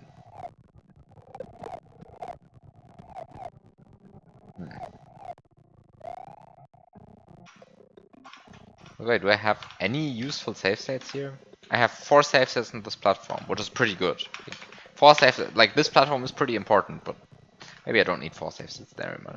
Anyway, I should probably look at Lunar Magic to actually plan this out before I play anything further, because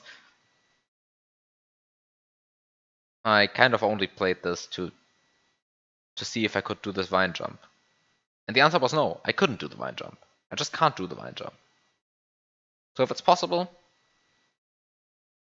then great, but I can't do it.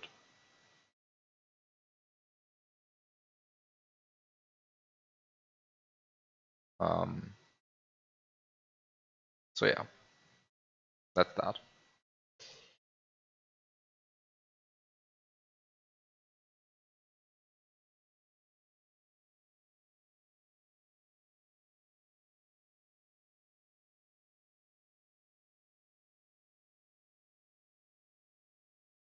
But I am a bit confused. But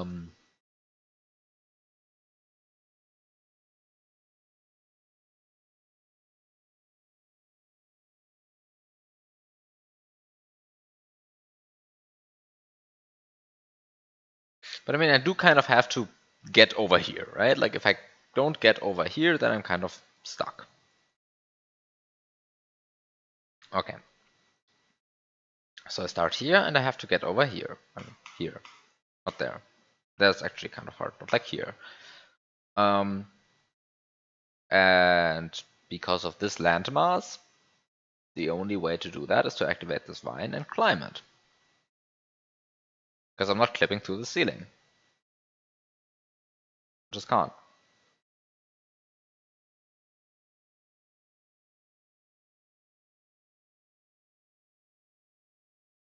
So I guess at the end of the day, I do have to activate this vine. To activate this vine, I have to get the shell, and to get the shell, I have to actually physically move Mario over to the shell, which means that I have to climb here and get the shell and activate the vine block. Now I see why I'm getting question marked. Or dotted dotted. Now I see it. Okay, you win. Okay, okay, I understand now.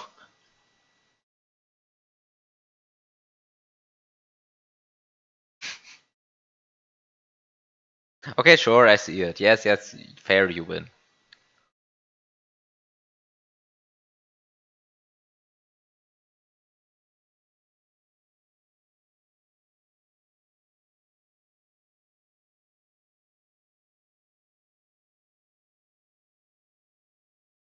But okay. Um,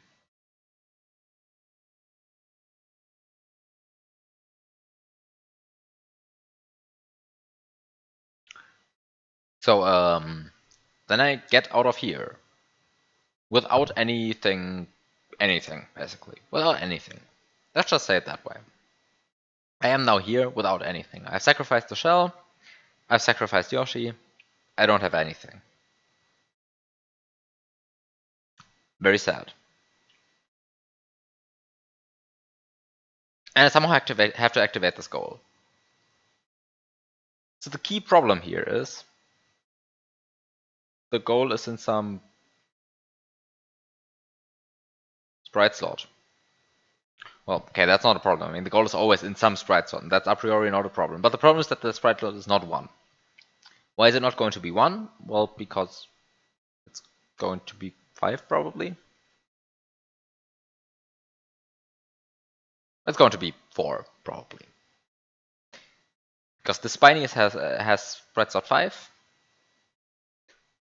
And That's everything that's loaded when this goal is loaded. So I have a goal in sprite slot 4. No, 4. No, 4 was correct. Because the Spiny is in 5. Spiny in 5, goal in 4. Everything makes sense. So Spiny in 5, goal in 4. So I have a goal in 4, right? A goal in sprite slot 4, which is kind of annoying because sprite slot 4 is kind of unspectacular for most things. I think it's unspectacular for pretty much everything I know, but whatever.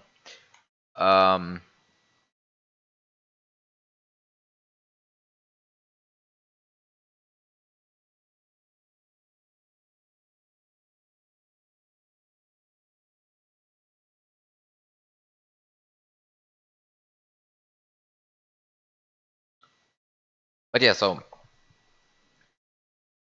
the sprite slot 4 is kind of unspectacular, so it means that I cannot get rid of this goal. So I kind of have to collect this goal in the position that it's in.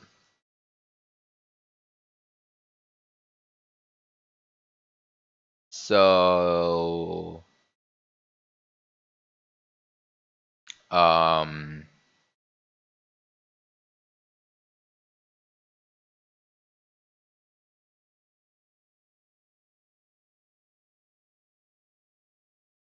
yeah.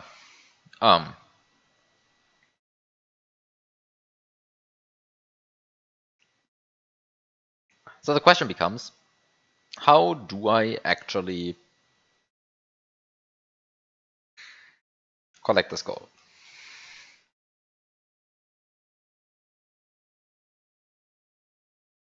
And the answer is, of course, I mean, sure, just touch it, but then I die.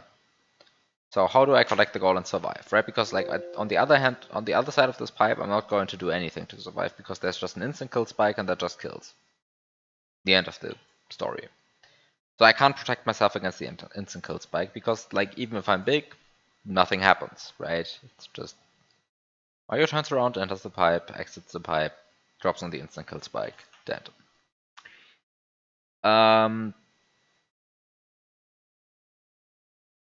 So the question is there anything that I can do to prevent this? Well, I cannot pipe cancel because well,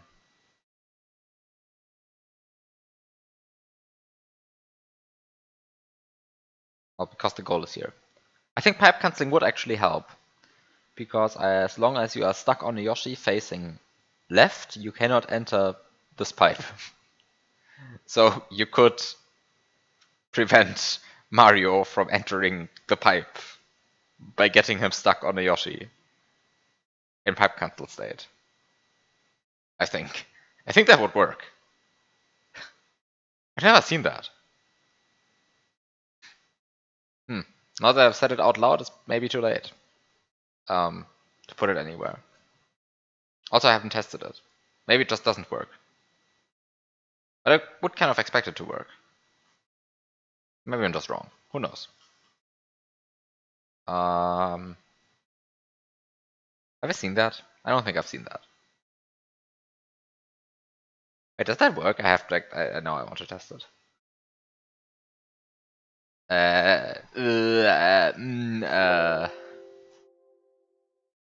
What is this? What is this? This is testrom.smc. You see me placing 3 1-up mushrooms there. Make of that information what you want.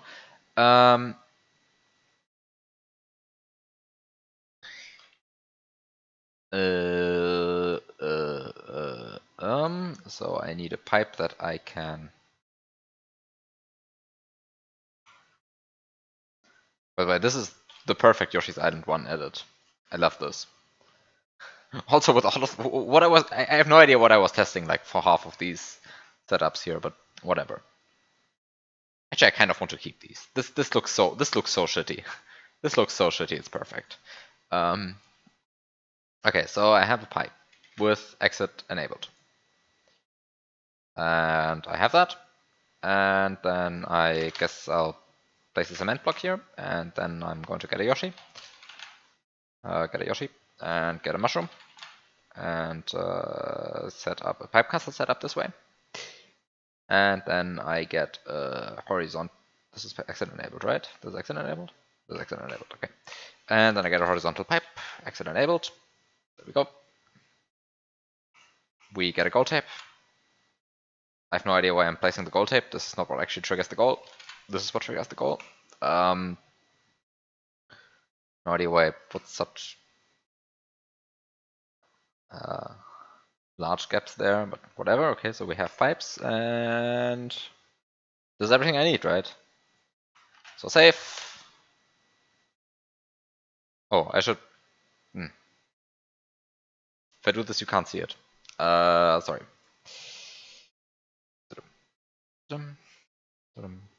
Actually used a copy of the emulator that I'm capturing.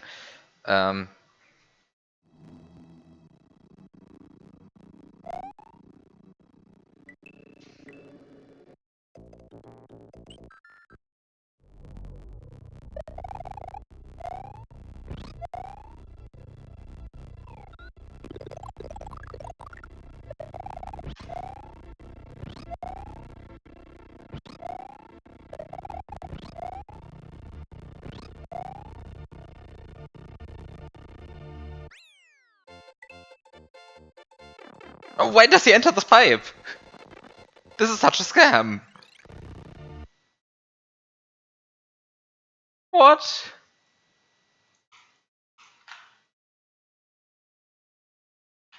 Wait, I'm not going for it like this. Just to see if I'm fundamentally missing something. Oops, sorry.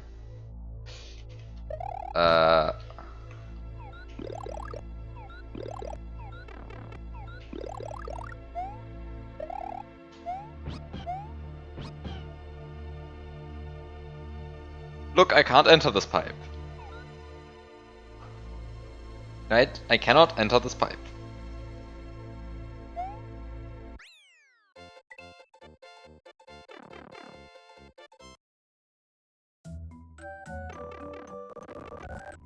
But gold tape Mario can. Checks if it works after the peace sign. How much is peace sign? Peace sign is after 512 frames. What's 512? What, 256 times 11? Oh well, that's just 11 blocks. Wait, is it actually 11 blocks?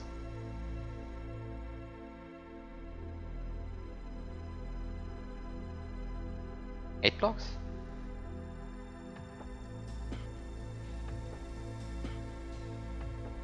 We'll see.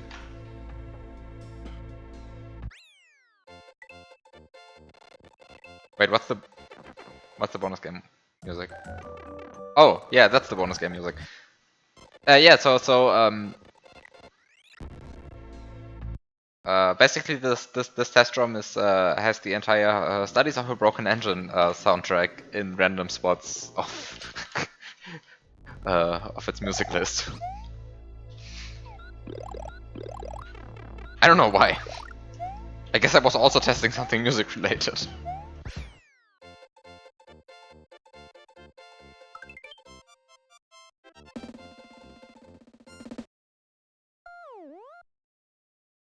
Oh, he didn't enter. That was a big gap maybe though. I think that should have worked.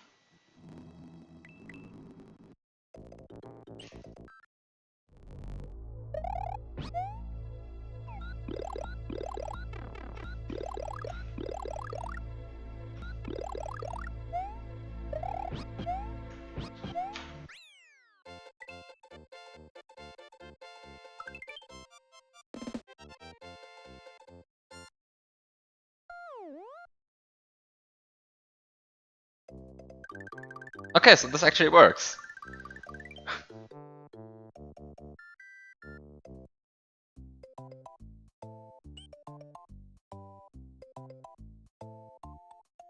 Um,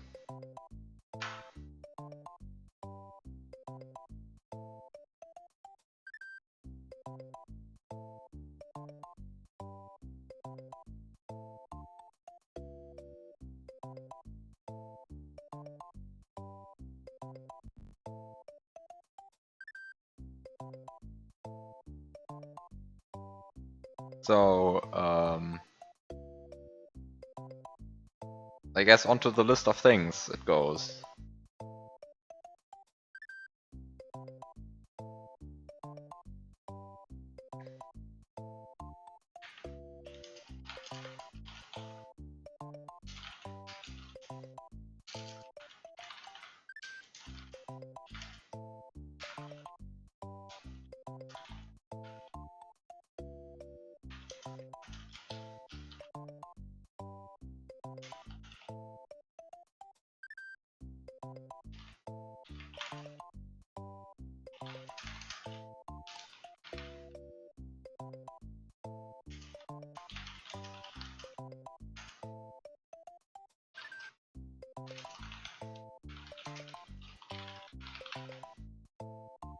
Okay, onto the list of things it went.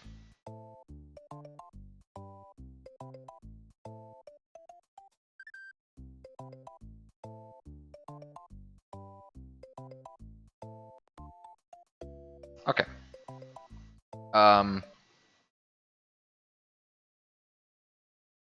So back onto this room, back into this,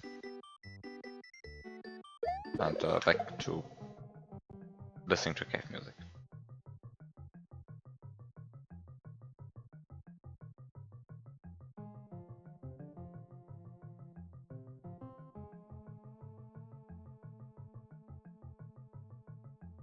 Yeah, you don't keep pipe cancel state through pipes. That's the main problem, indeed.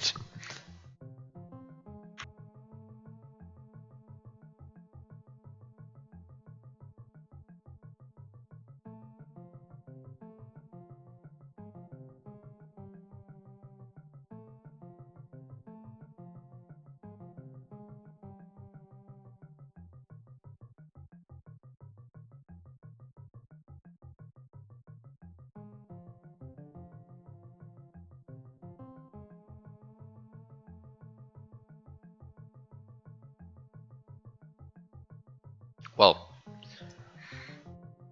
anyway,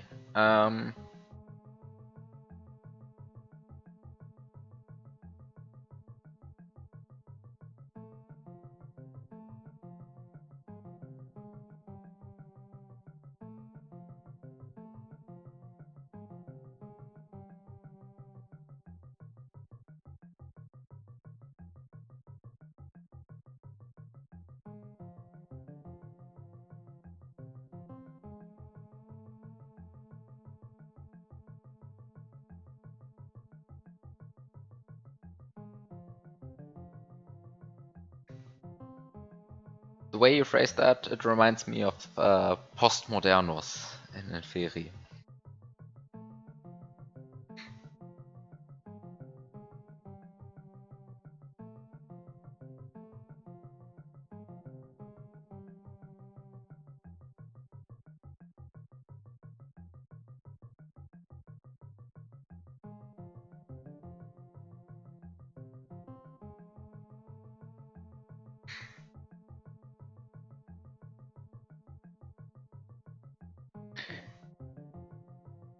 Anyway,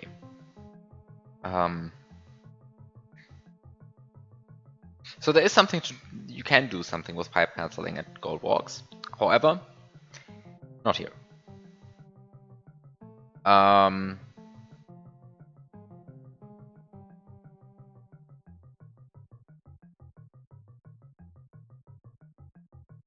So the question is, what can I do here?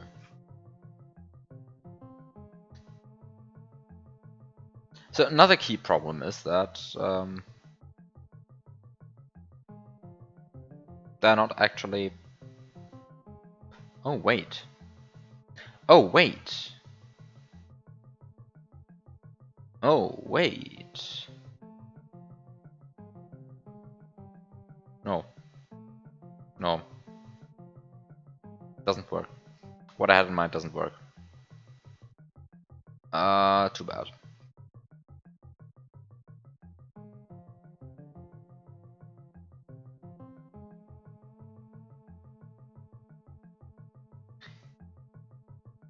Oh, it really doesn't work, I think. It's a bit sad, though. Looks like it should work.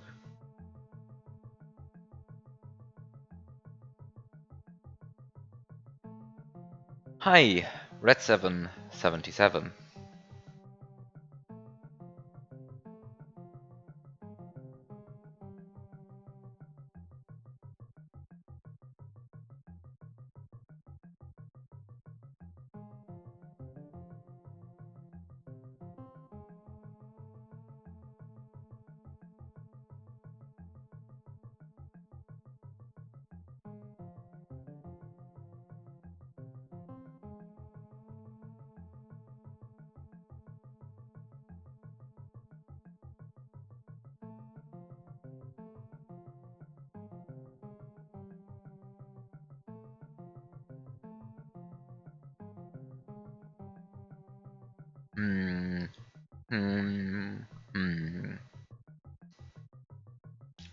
So what I'm currently thinking about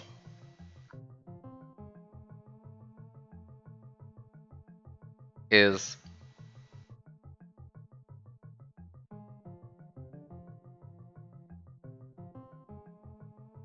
how do I get an invisible Yoshi? What is the easiest way right now for me to get an invisible Yoshi? Actually, I see it. Actually, I see it. Wait a second. Okay. Let's do this. I think I see how to do this now.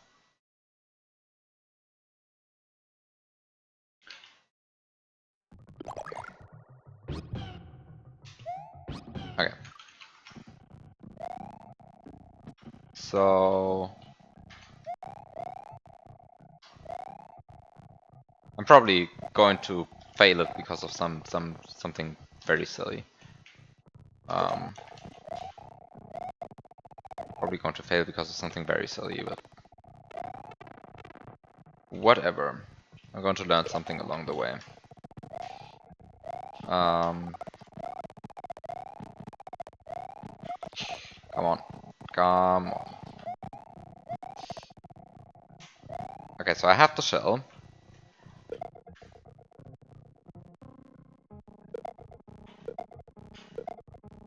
Please. Throw the shell in the correct direction. Okay. So I throw the shell in the correct direction. And I get the goal.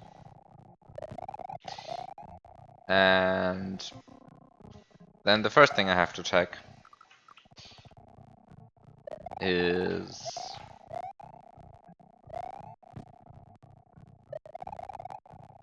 if I get this green shell over here.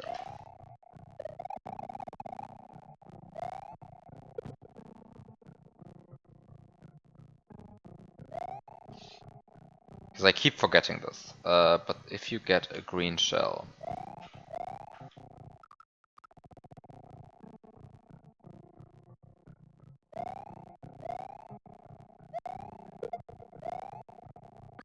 okay, you do get a mushroom.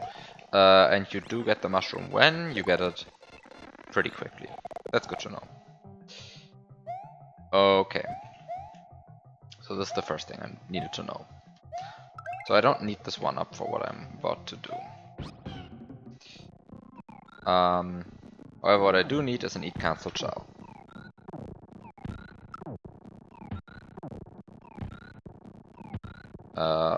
An eat cancelled shell. And for that, I'm about to need a Koopa.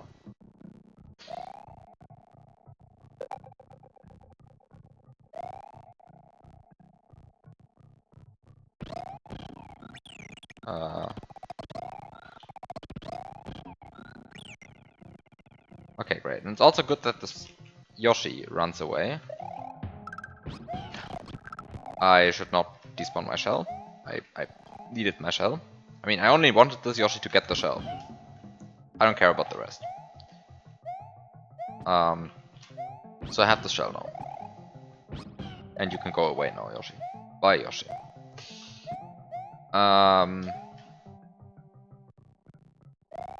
And the thing I want to do now is I want to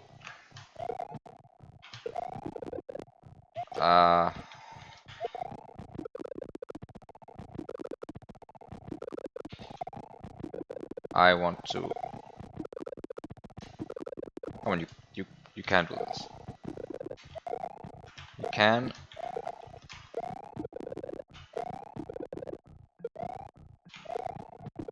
Come on, you can get in. You can jump on a shell like this.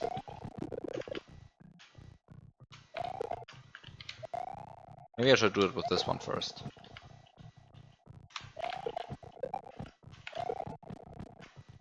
Oh, not so sure if this is actually easier.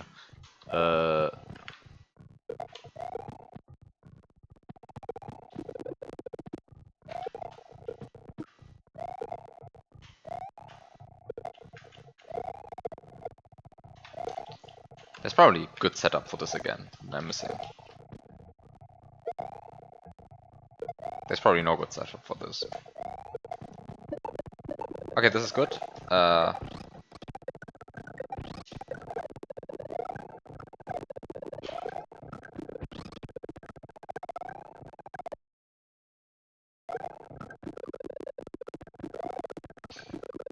Okay, so the other thing I want to do is I want to hit this shell.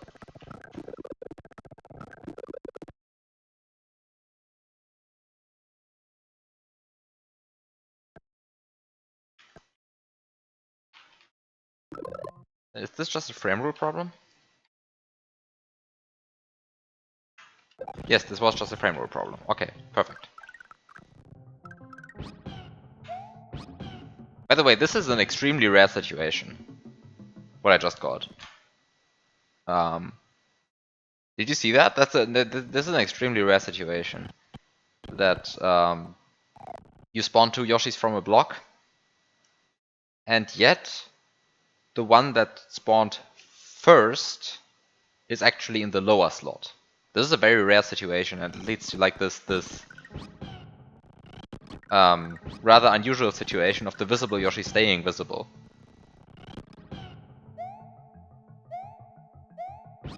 So, fun observation here. And now... Oh. Wait. This does work, right? Am I going crazy?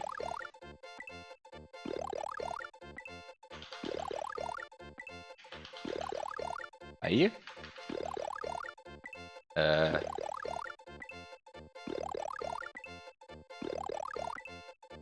Do you need the fancy animation for this?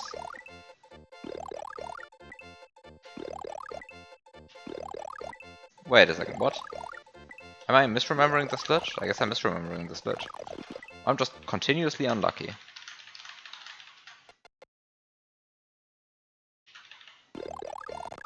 I'm misremembering the timing on this.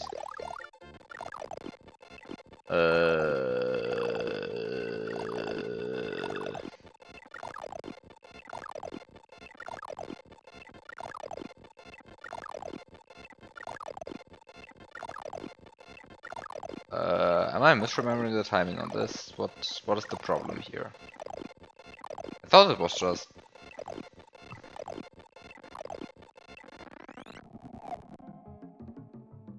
Do the version first that I'm pretty sure I know it works. Ah, I can't do it because I can't get the visible Yoshi through here.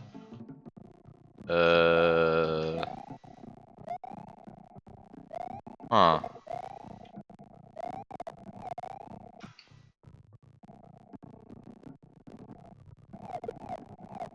Let's rewind this for a second.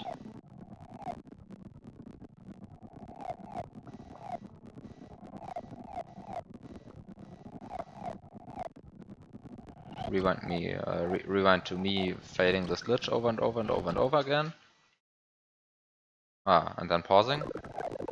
There was a frame rule problem. And now I have to rewind through all of this nonsense.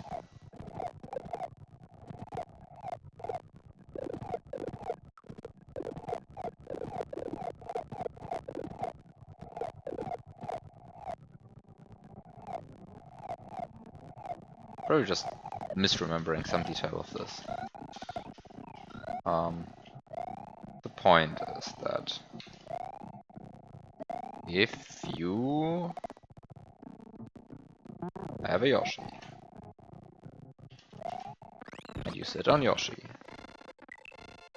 and there's a power up,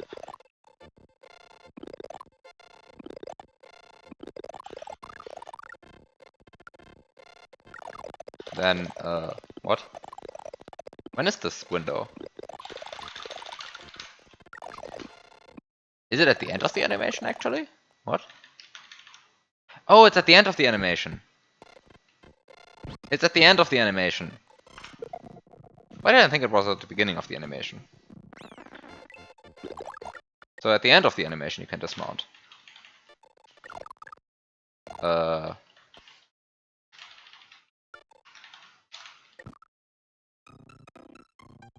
Oops.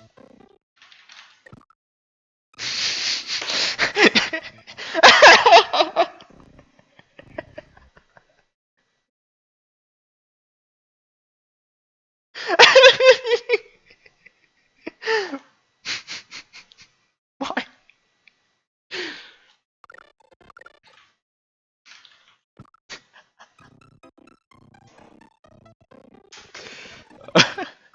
uh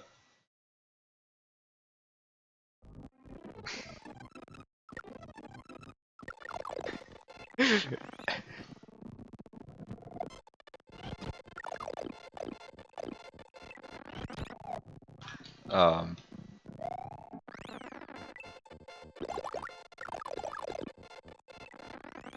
Can I somehow delay this far enough to the point that I survive this?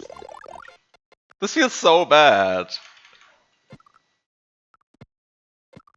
It feels so bad. This is such a nice glitch.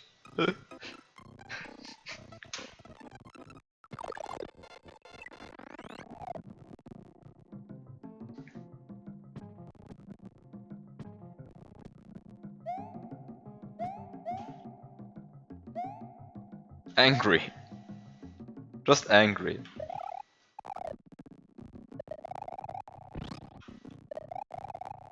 I'm just angry. Wait a second. I can move this Yoshi lower. I just have to spawn the Yoshis in a different order. If I spawn them the other way around, then I can get the Yoshi as low as I wanted to.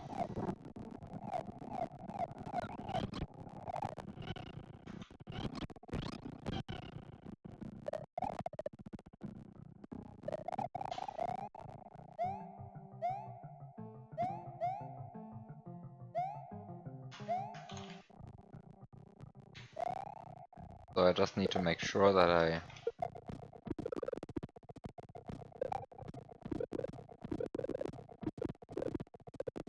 Just need to make sure that I get them in the correct order.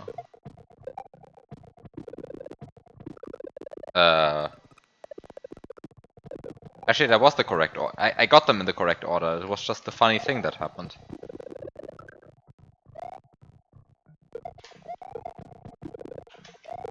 It was really just the accident that I spawned two sprites, and I guess I can just scroll the screen to avoid this. Okay, just do the same thing, but scroll the screen this time.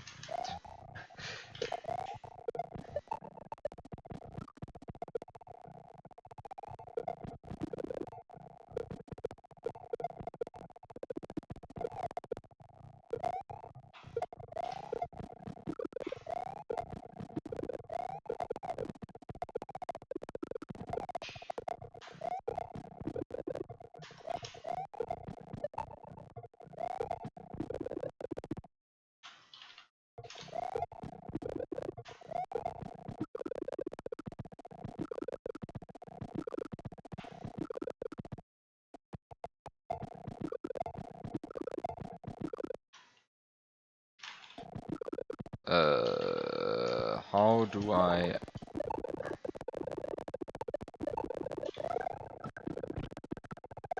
Okay, so I do this, and then I do this.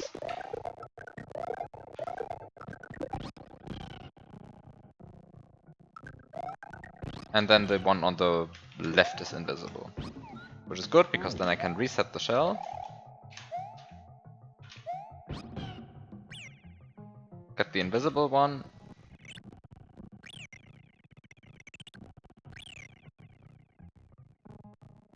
To run, and then place it at a reasonably lower position. For example, this one.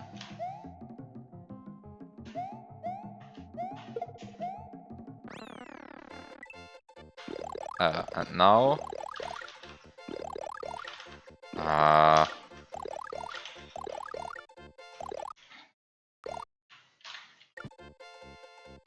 you win.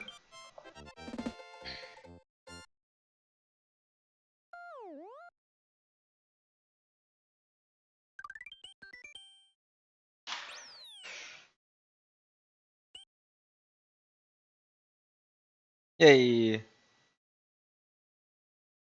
Wait, you're telling me this is not required? Too sad. Then now I'm sad. I...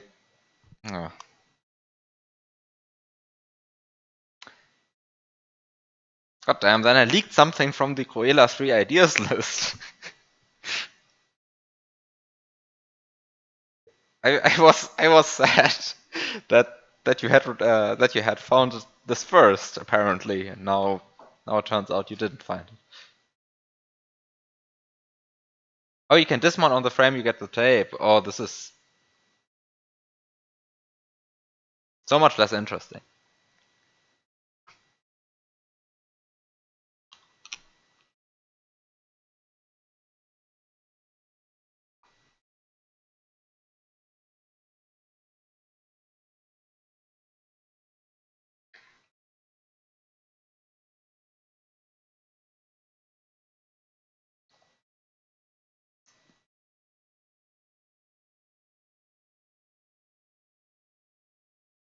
I mean, I guess you can just walk over here and get the invisible Yoshis here, right? And then walk all the way back. It just means that you have to walk a lot more.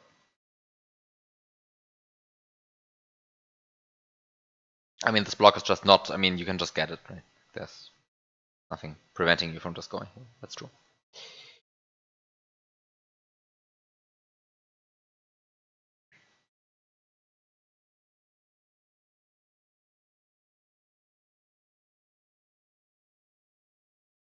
You have 2 obstacles.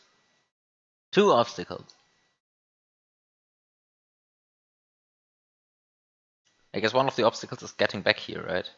Because you can't spin jump here.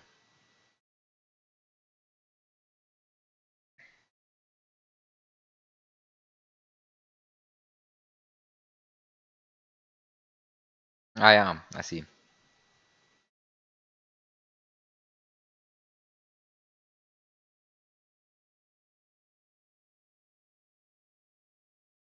Ah, and this spike you also can't spin jump over, I see. I see, I see.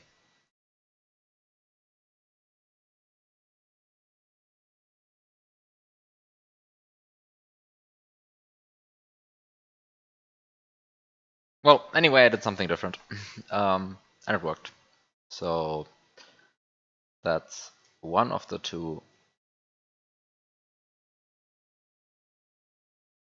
side exits, I suppose.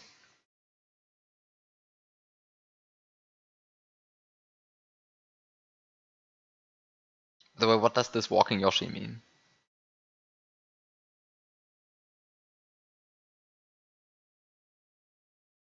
Or is it a thing of... I guess I could have gotten the gold tape also with the weird glitch, and the gold tape would have still... like with the tongue off-screen glitch, and then I still would have gotten the gold tape event. But I wouldn't have gotten this Yoshi. I guess that's the point.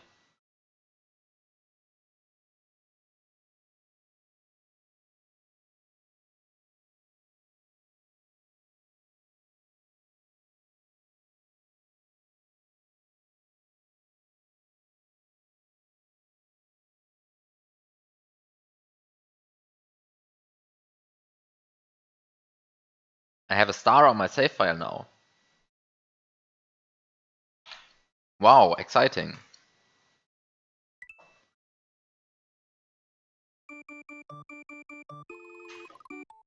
Exciting!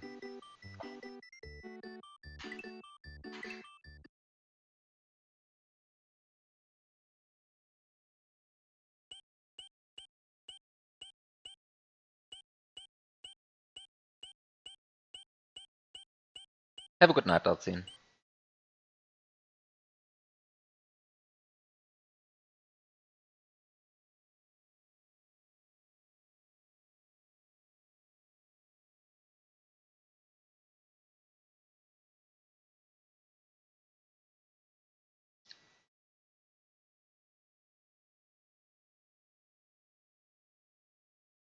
So, um,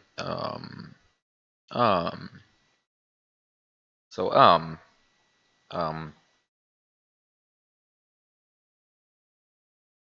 how do I get Resno? I guess the answer is not in this room, because in this room nothing spawns in slot 7. So I guess the answer is I get Resno in this room. Because I mean, I do kind of have everything available here, right? Shitty filters that I don't even have to worry about, because I don't care about whether I activate the Yoshi blocks now.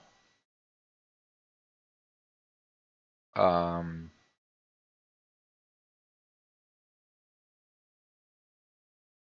I have a Yoshi. And I have B-switches. And I have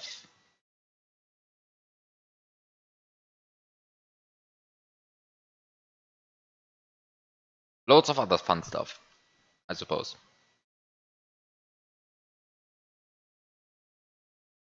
And then I can just do the usual fish stun into... There's even sprite buoyancy. There's even sprite buoyancy. So I can do the usual fish stun into... Well, I just need to make sure that the fish somehow gets...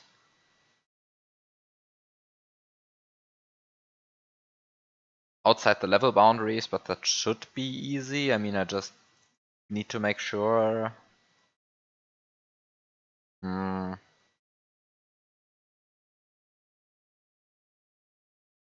mean, it still dies in lava, right?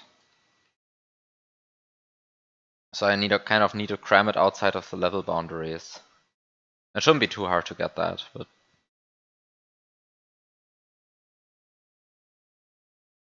I kind of need to do that still.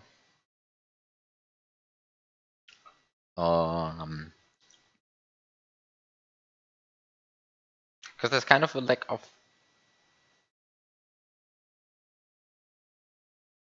other ways of setting the stun time of the fish, I think.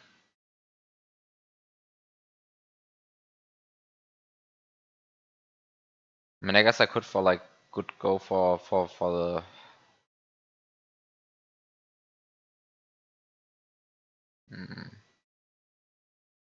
What could I go for?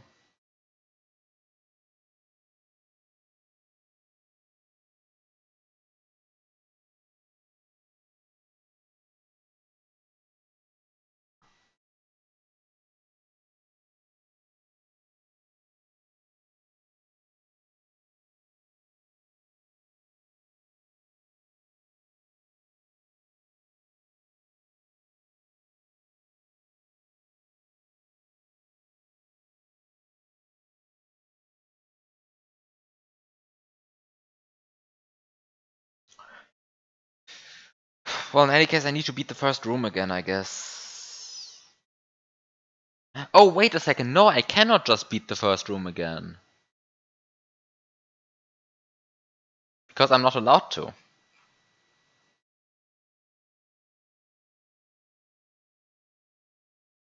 Aha.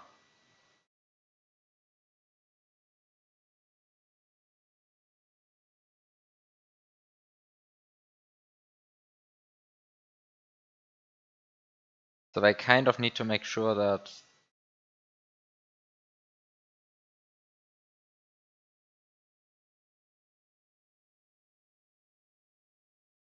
So I kind of need to make sure.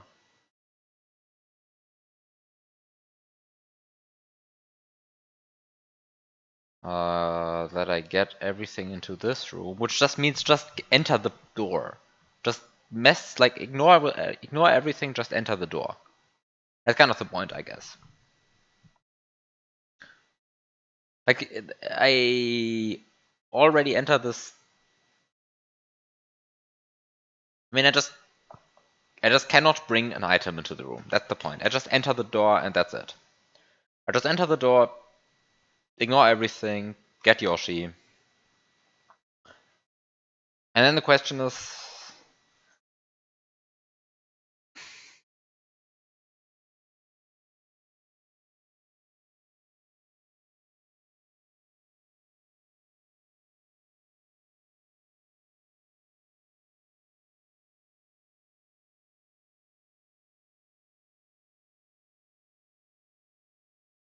what can I do here? I get the Yoshi, I guess.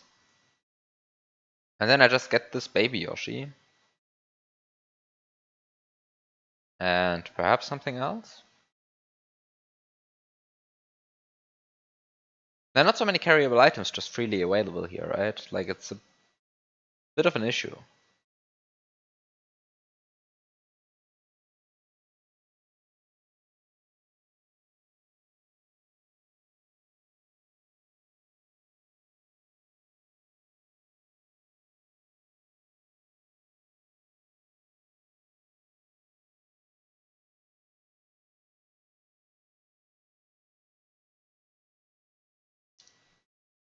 So how do you do the stun glitch?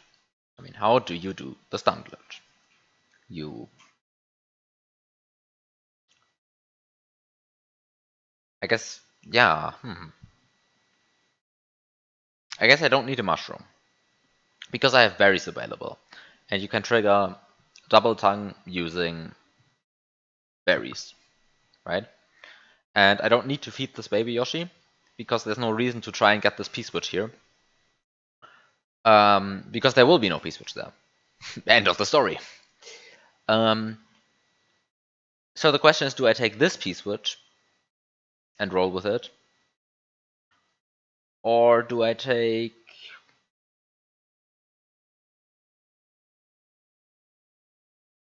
some other P-switch? I mean, that's the question, right? Like, do I take this P-switch or do I take some other P-switch?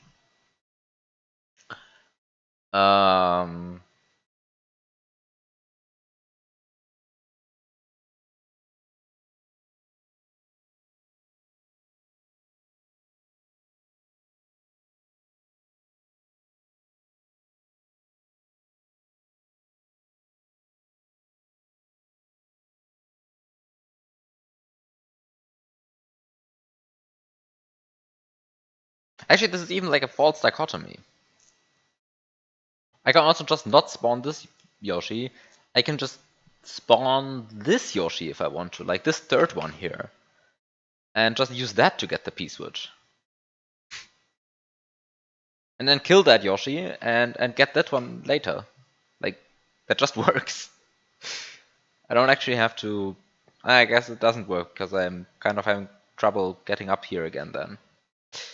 Well, that's a problem that sounds fixable. I mean, it's just a problem of getting up somewhere. That's usually not too bad. I mean, there's even a springboard here.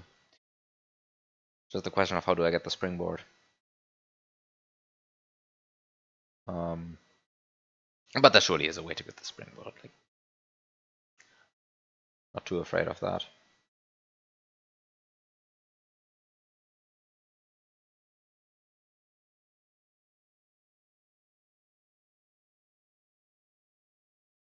Mm.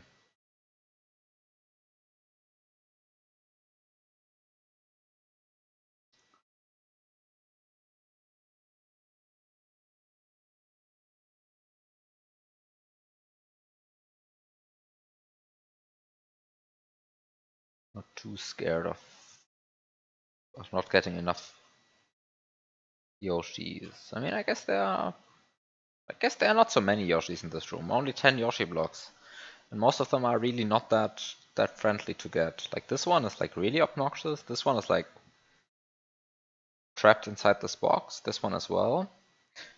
These two, these three, I don't think you can get those out of the ultra filter at least. I mean, like, of course you can get those, but like, I don't think you can actually do something with them.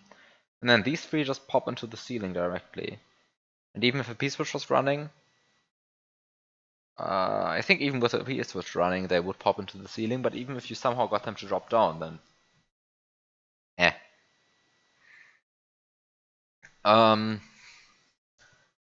So there's an issue here, which is how do I get this Yoshi then? I guess I could also just not get this like just not get this P-switch, just get this P-switch. Question is just how do I get this P-switch twice, right? Because I need to press it once to get out of here. How do I press this P-switch?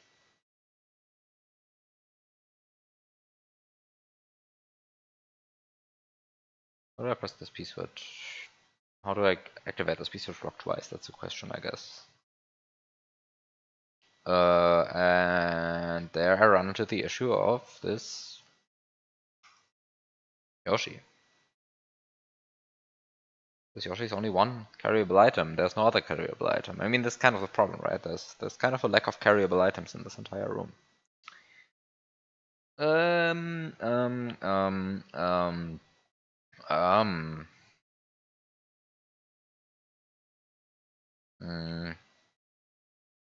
So I guess getting this piece, which is better, using this Yoshi for it is probably the way to go. And now the question is just after I get this one here, which Yoshi do I get? I mean, I guess I have a baby Yoshi here available.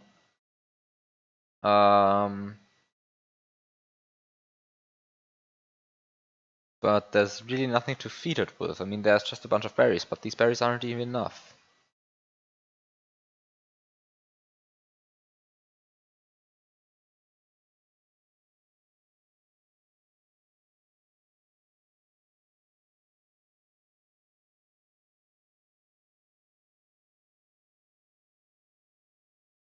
Oh wait, no, there's something stupid I can feed it with.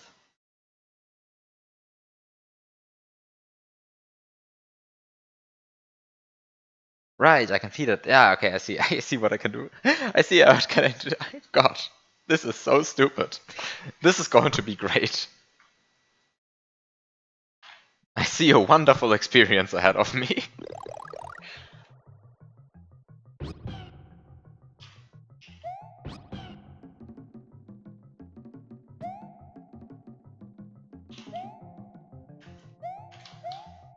I'm going to have great fun. On a scale of 1 to worried, how worried should you be? I'm not sure. No, I think this is going to be fine. I don't think anything I'm going to do is a break. No, of course everything. I have no idea how worried you should be. It's probably not going to work because I'm going to mess up some sprite slots horribly along the way. Like, this is probably the thing you should be most worried about me messing up all of the sprite slots and that stuff. But whatever.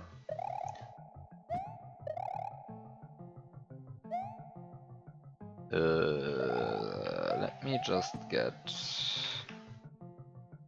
this shell. We expect a 3.14. Yeah, that sounds so good. That's a good amount of worrying, I think.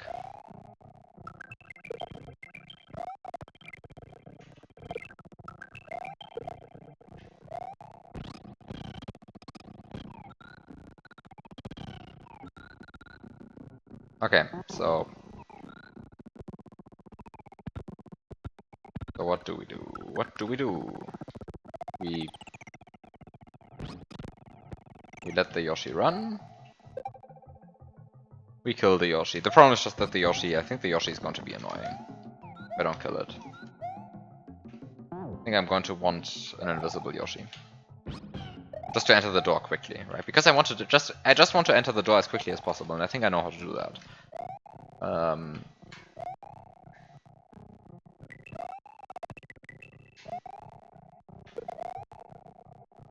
So just entering the door as quickly as possible should be doable. By just...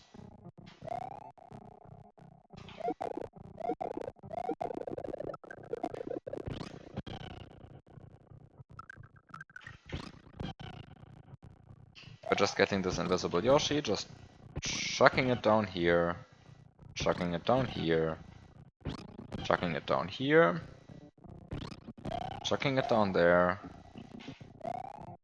and then jumping into a ceiling, being done.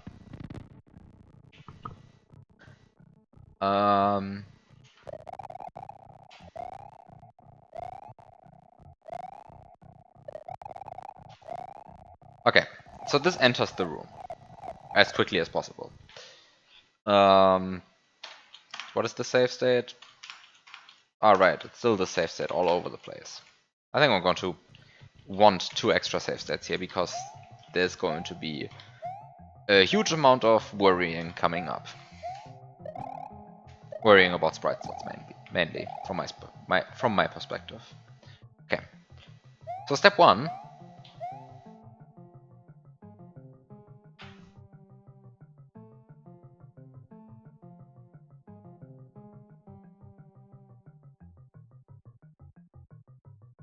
Are you fucking kidding me? This is so stupid. Like I start like, oh yeah, I'm going to, and the first thing that happens is this fucking springboard lands in 7.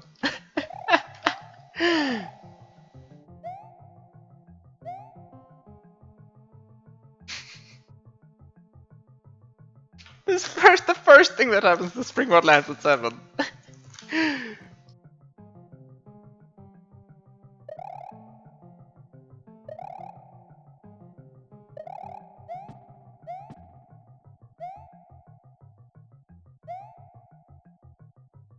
Sure. Sure.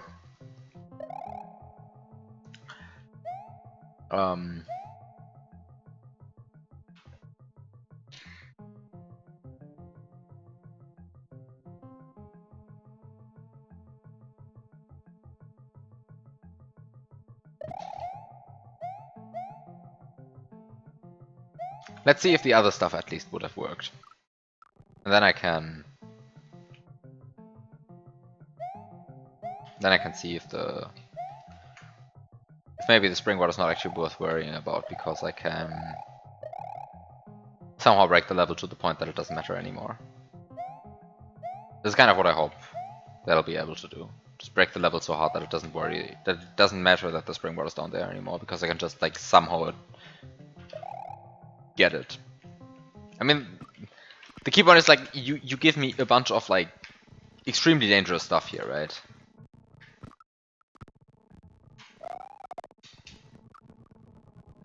Actually, wait a second. I don't know why I even worry about this. No, wait a second. I The only reason why I'm not getting this Yoshi and using another Yoshi instead is like mood. I don't need that other Yoshi. Ah, of course. Need to scroll here. Need to scroll here. Really need to scroll here. Okay.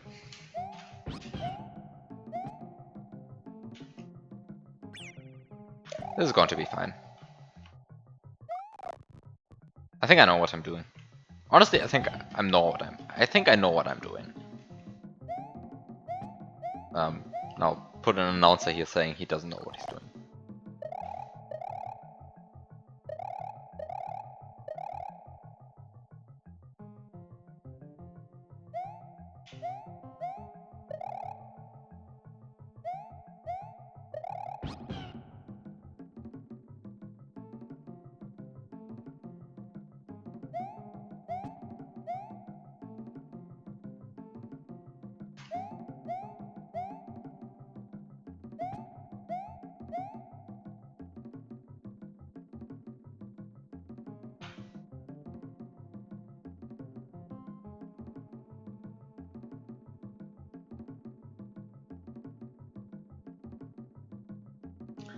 Come on, please don't save me the trouble. Please, this is exciting. This is going on a Reznor hunt with all of the usual problems that it entails. This is perfect. I don't want any troubles to be solved for me.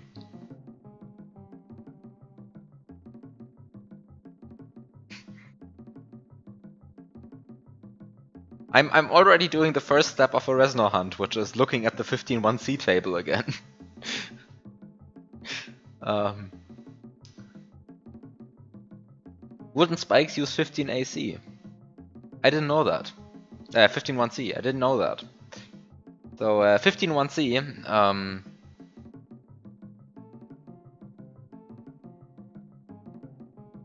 right, so for example this wooden spike that's currently on screen.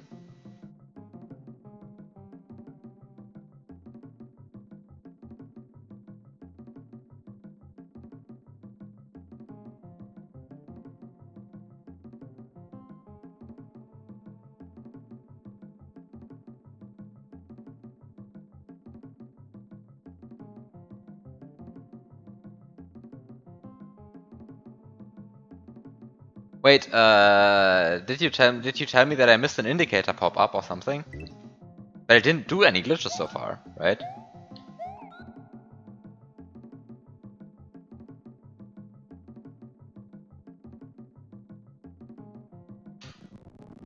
I did miss an indicator pop up? I didn't do anything!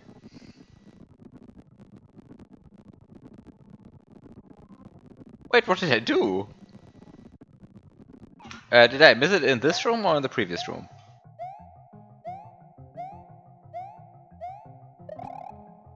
Honestly, feature request for 1.1. Can the indicators please stay on screen? Thank you.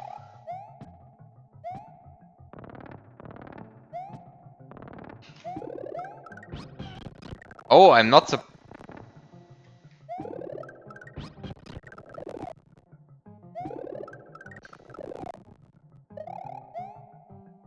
You never specified that the two aspects of the level are both glitches, that's true. But can the indicators please stay on screen? It's like these things appear for like 3 seconds. And then they're just gone. And I don't understand why they should be gone. Like, are you concerned of OAM issues or what's the problem? I mean, these are sprites, these indicators, right?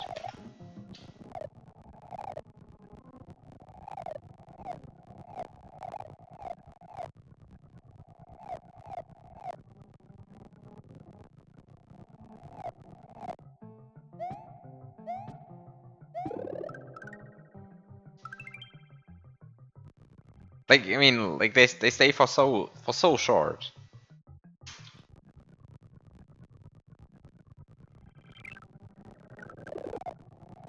I mean, if the player doesn't care about the challenges, then like, why is the player playing the game anymore? I mean, the indicators only pop up once you've actually beaten the main level, right? So.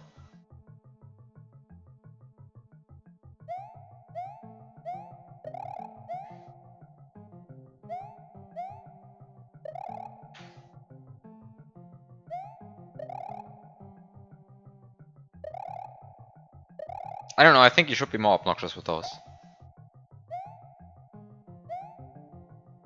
Because like it's I don't know, I don't think honestly I don't think anyone will be like too annoyed by like a little pop-up in the bottom left corner. Um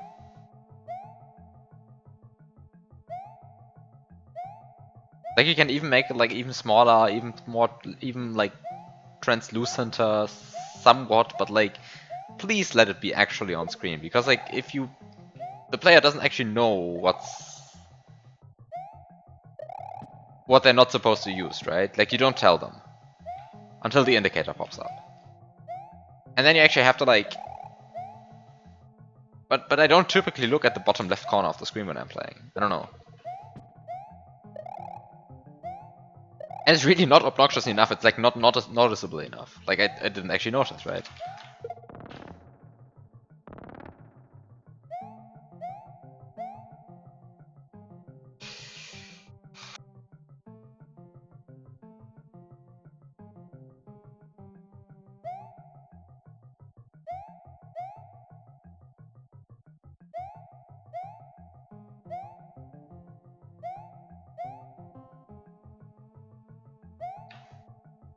Well, anyway,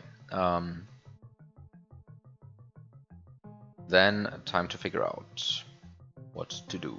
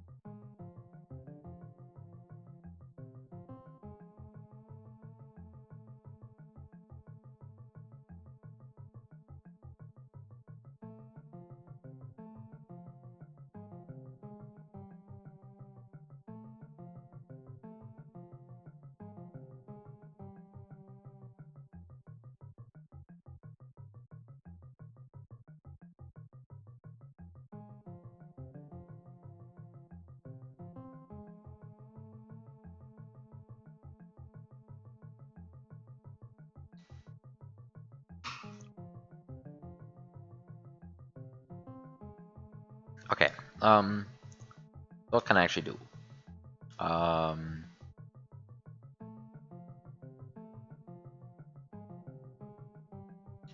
Like the key problem is going to be get rid of this springbot in 7. And getting rid of the springbot in 7.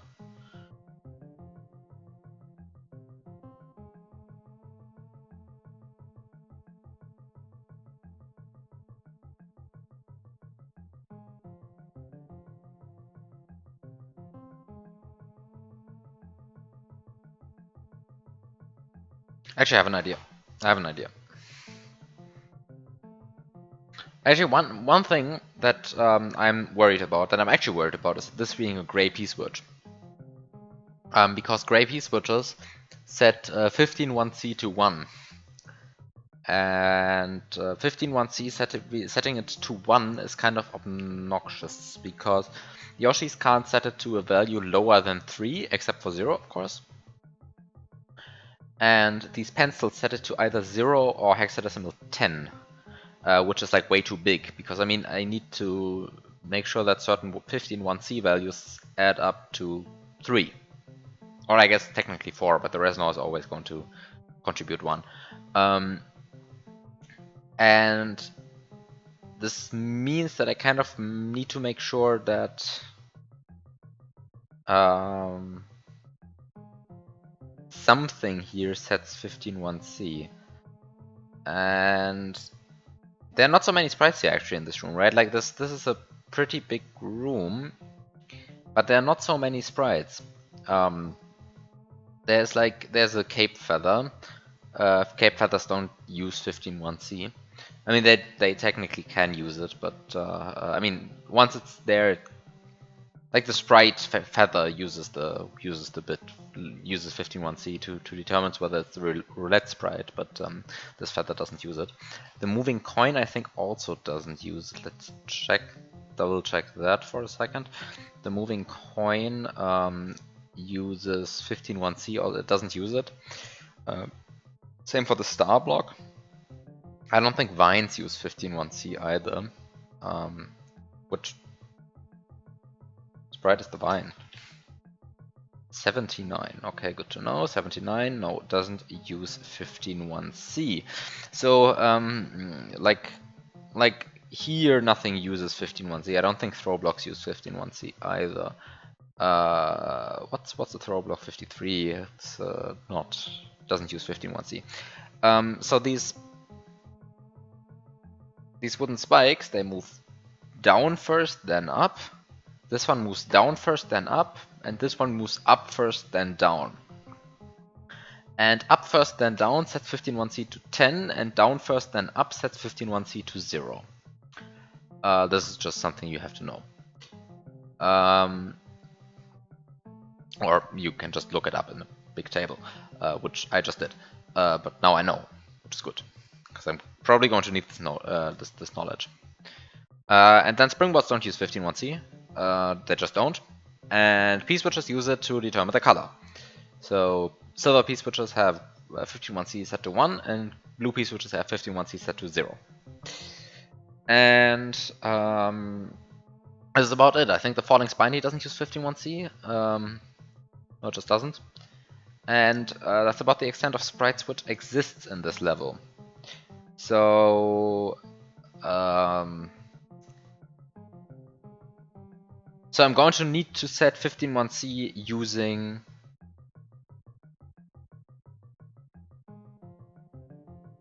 using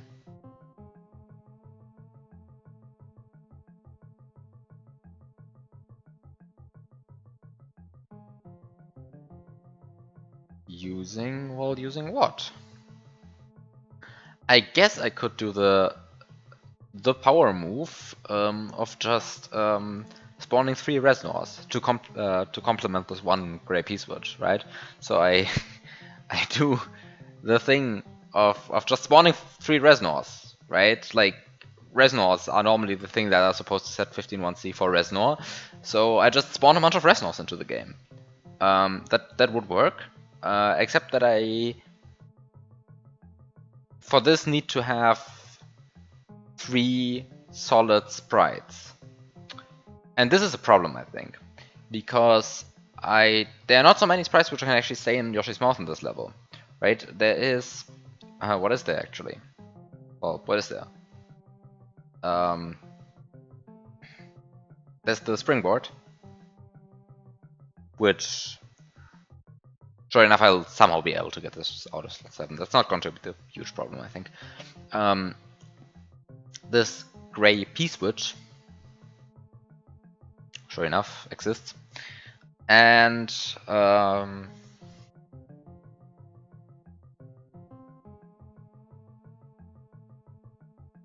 well, that's it, right? Like, that's the extent of sprites which can stay in Yoshi's mouth. There's this blue P-switch over there, but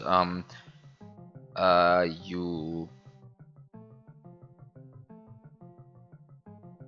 need to bring at least 2 solid sprites here to make use of that. I guess that's possible. I guess you can just do that if you want to. I guess you can get the gray P-switch, get out of here, get a second Yoshi, get the springboard, duplicate the gray P-switch, remove this Muncher, get a P-switch, and then spawn 3 Resnors. I think this is doable. I think this is workable, actually. Modulo.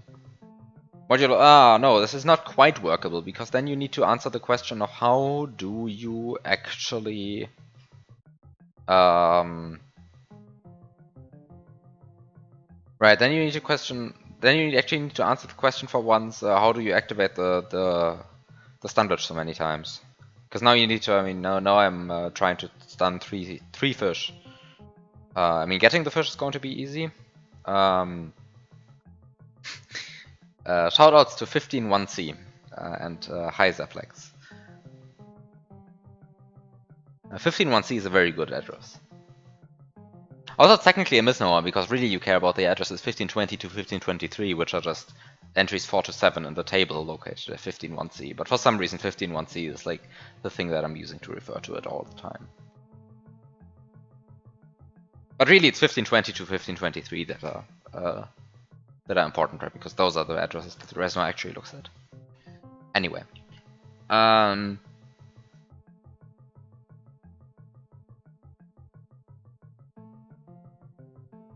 But then I need to make sure that I actually can spawn 3 Resnors. So how do I spawn 3 Resnors? By stunning 3 fish. Sure, makes sense. But then I need to actually stun the 3 fish. And then I run into the issue of not enough berries.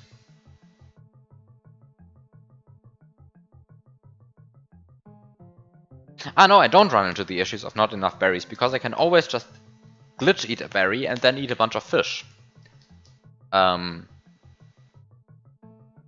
this is going to be fine. And then I can always trigger the... Oh god, this is going to be a wild setup, though. Wild setup. Absolutely wild setup.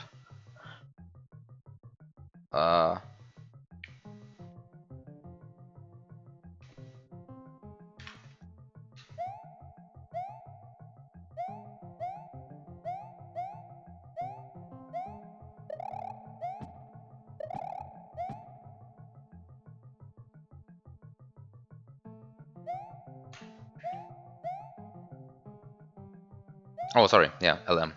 Correct. Thank you.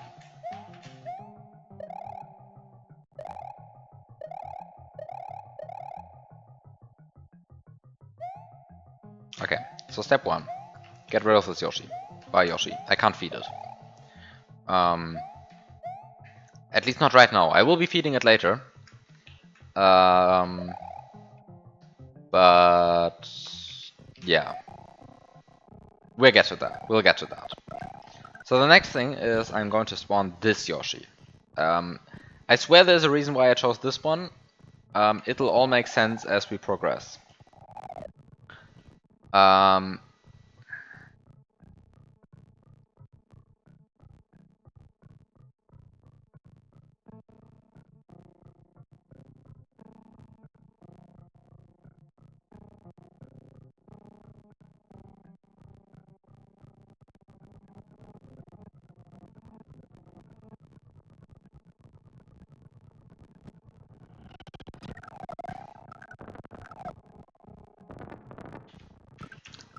For reasons I want this Yoshi to be not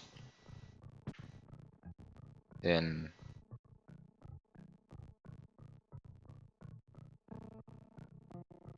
Actually, I do run into problems now.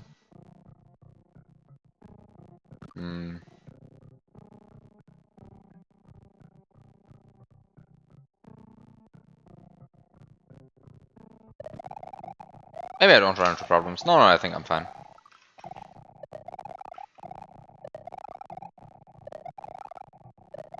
I think I'm fine.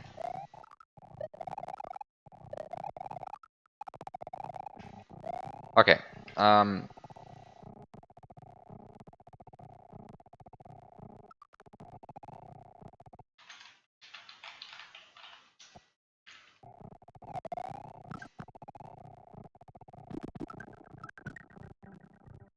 It's so nice that I can just activate all of these shitty blocks and just not care for once. Like, screw these blocks. Like, screw all of these Yoshis. Okay.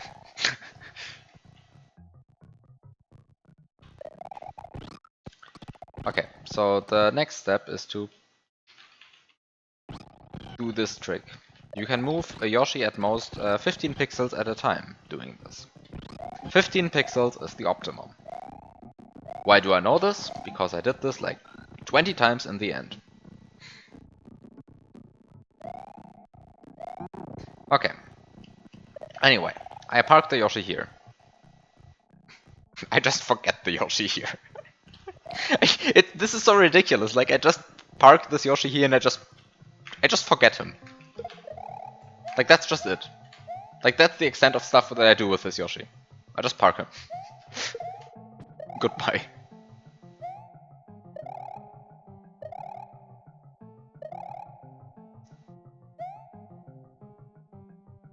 I might regret this, honestly.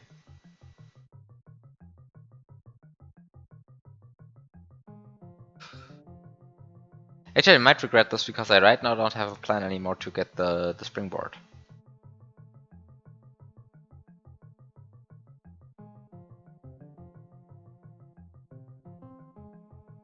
My last plan of getting the springboard crumbled somewhere along the way of sprite slots being ordered the wrong way for that.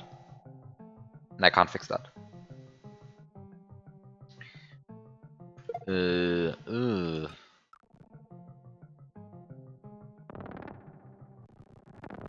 I guess I might as well kill that Yoshi.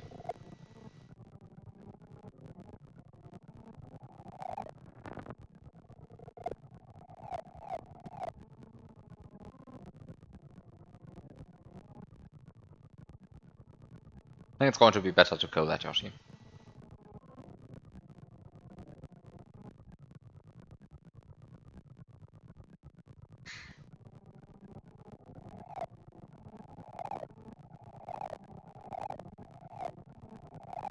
I had hoped that getting in that parking the Yoshi there would make it easier sometimes to get an invisible Yoshi, but this is just not the case because it's in the wrong slot for that. This one will always be invisible, so it will never help with getting actually an invisible Yoshi. I'll just get rid of the Yoshi. I don't need it, I think.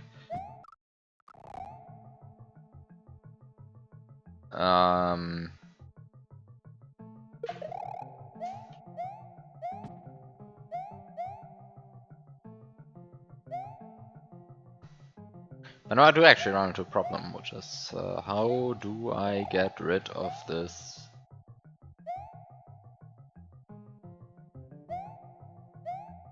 How do I get rid of the springboard?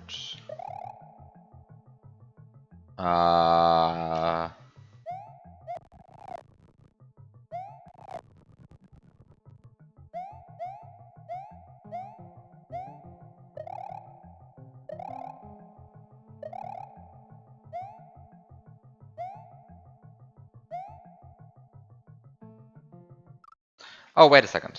Plan. Plan to get rid of the springboard.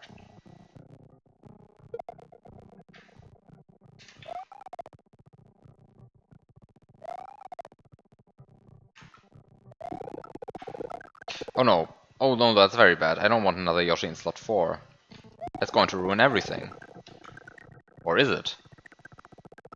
Oh no, I don't even get a Yoshi in slot 4. Ah, I don't care. Ah, right. I have Baby Yoshi. I have Baby Yoshi in hand. I don't care.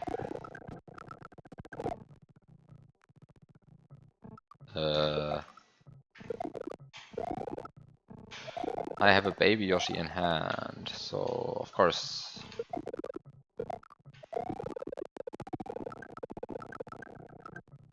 How do I?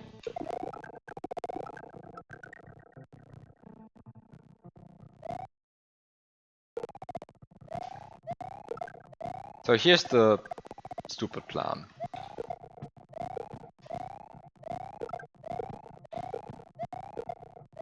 Clearly,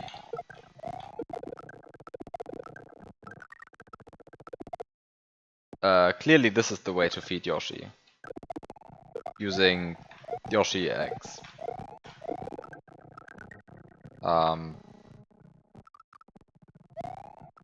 is that this Yoshi doesn't eat this right now.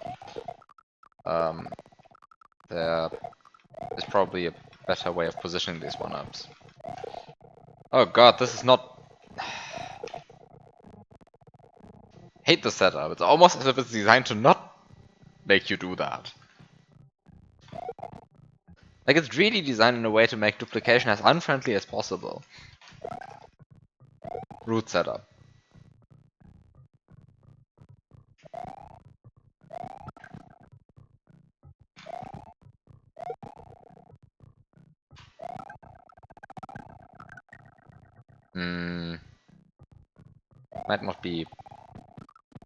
Might not be a good way to feed the Yoshi.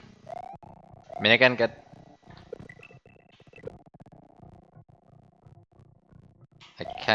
I think... Come on. I can at least get... Come on, you can eat this, right? There's no way you can't clip far enough into the wall to not eat this. It's just a bit of annoying timing.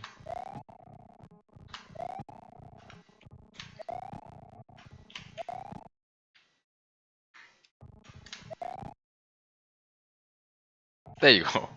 You just eat it. Actually, I'm pretty sure you can double eat this as well.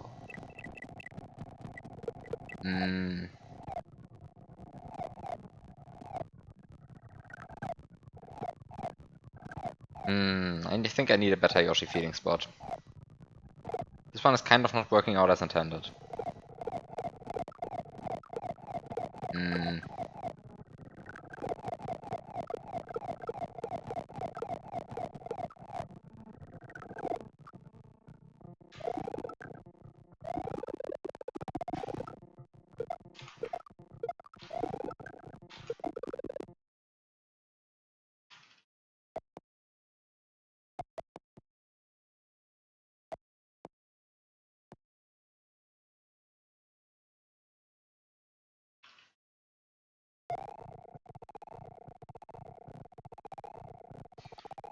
Uh,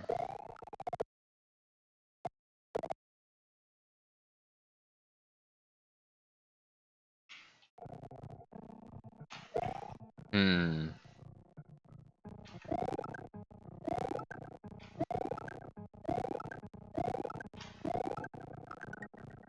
I can get 2 1-ups, but like, does that actually help?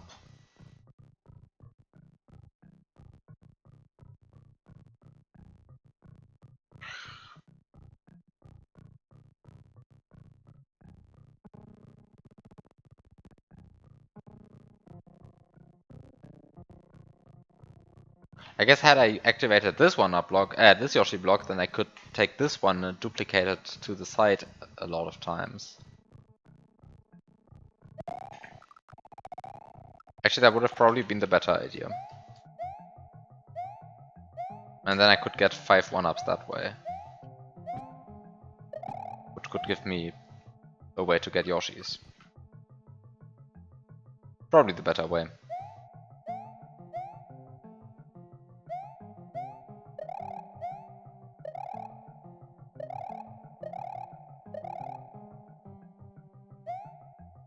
Time to do it that way instead. Probably the better way. Oh, the Yoshi survived. That's bad.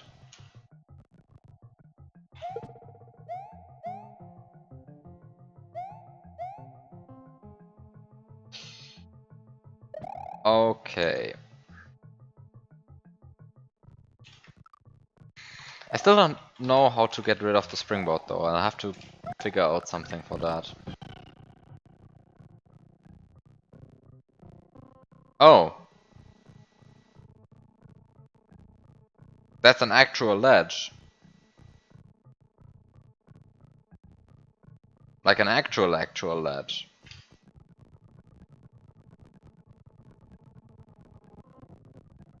Well, that's a bit annoying.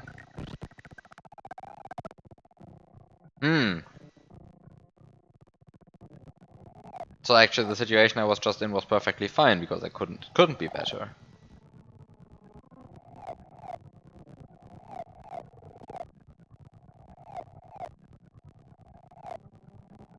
Hmm. That's a bit annoying. Because it didn't feel so nice.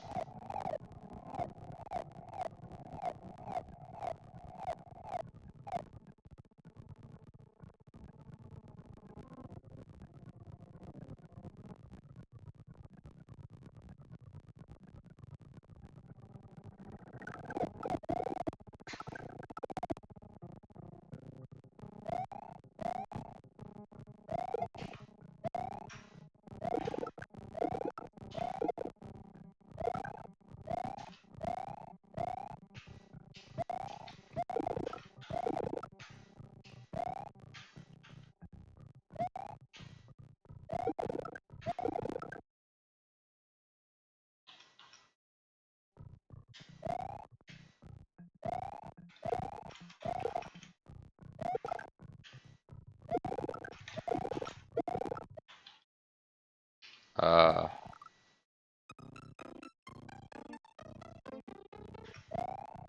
No, I do. I am the correct distance away. I'm just getting unlucky with the duplications. Okay, I see.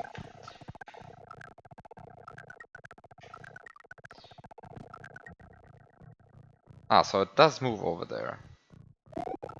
With the key problem being, how do I actually reclaim the Yoshi? If this happens. Uh...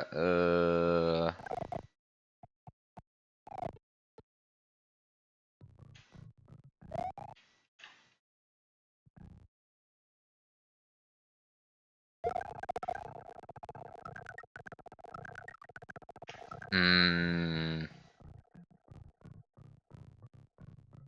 It really makes me think you are not meant to duplicate here.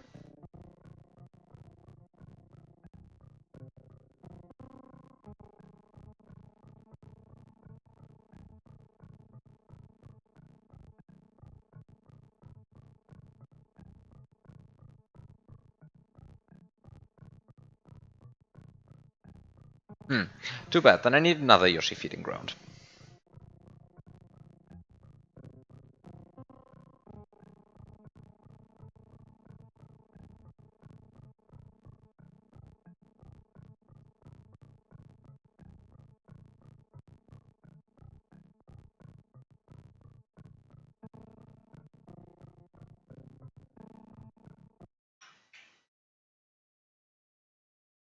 Should probably move out of this position before I spend a lot of time trying to find a new Yoshi feeding ground. Sorry, I mean, I know you see only Lunar Magic, but you don't actually miss anything except for me throwing a Yoshi in the wrong spots, which is like, I mean, I guess it's as exciting as it gets in the stream, but like, it's no, actually, it's even more boring than what's usually happening here. Well, except that it takes longer than expected. That's quality content, yeah, I'm sure. Actually, it's what I'm trying to do doesn't work, so maybe you do actually want to see this, because I mean, things that don't work, this is what you come here for. Oh no, it actually worked. Okay, great. Okay, there we go. Now we can look at Lunar Magic again.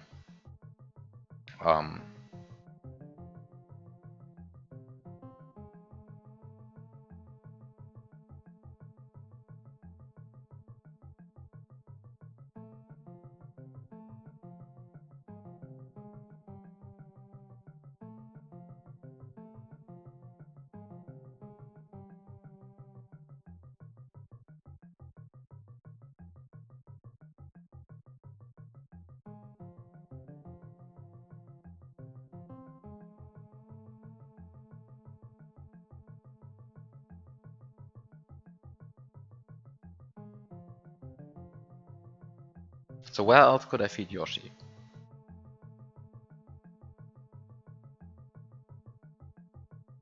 There's kind of not so many places to feed Yoshi. But I definitely do not want to use these berries. Because I need the berries later for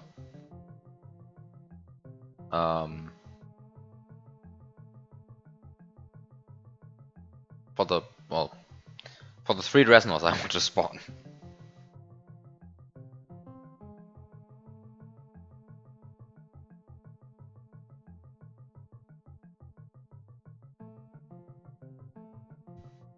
Actually, I guess I could do it with.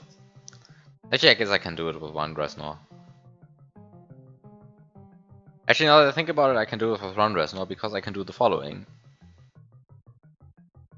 I can just press the fucking gray P switch at some point.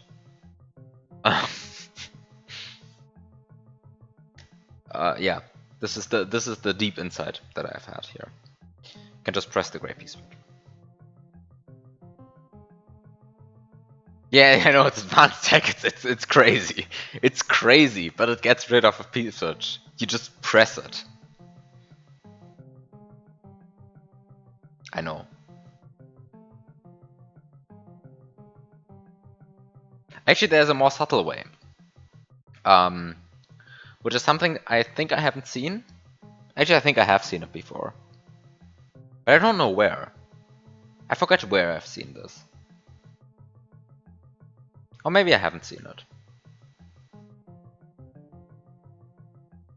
And just thought of it?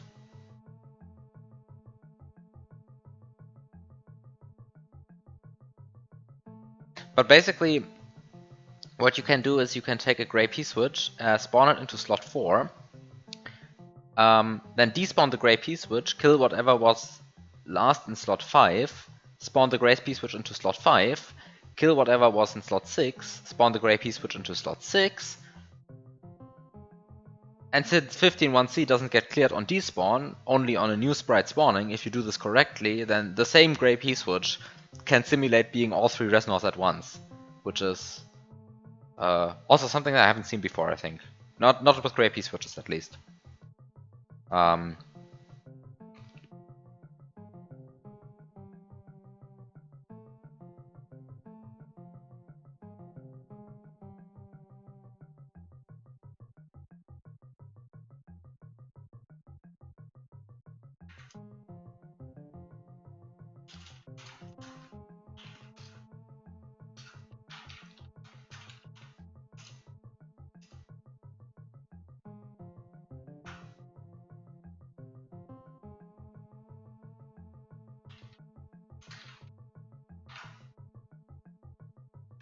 Actually, I have to write this down because it's like kind of definitely not used often, if used at all. I've seen similar stuff, but I don't think I've used I've seen the gray piece switch thing. As I just said it. Well. But I think that's going to be hard because they are not. Because it's likely that the sprites in slot 5 and 6, which I'm going to have here, won't be killable. Because they're probably going to be something annoying.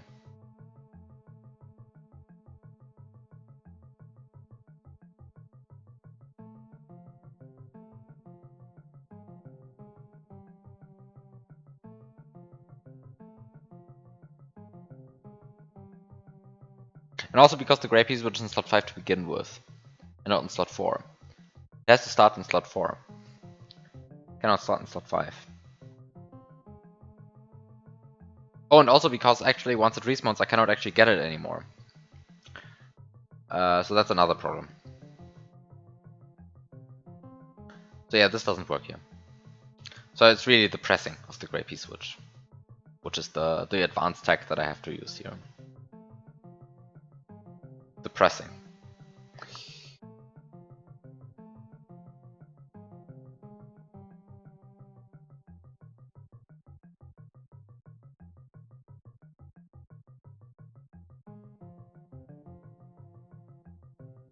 So,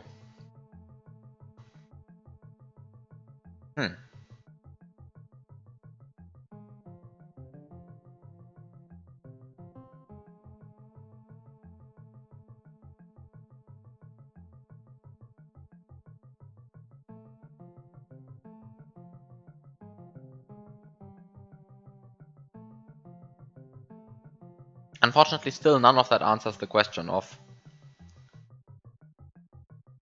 how do I actually get this springboard? This springboard.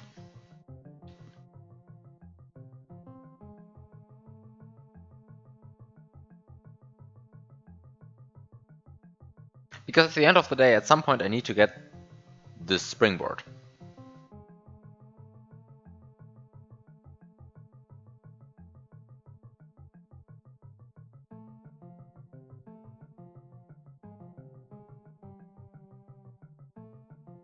Or, I mean, I don't have to get it, right? Like, I can just... If I could remove it somehow without getting it, then that will also be fine, but I don't think you can. It's kind of hard to remove stuff which you can't get. Unless in slot 3. But it's not in slot 3, it's kind of the problem, it's in slot 7. If it was in slot 3, then I wouldn't have to worry about it to begin with.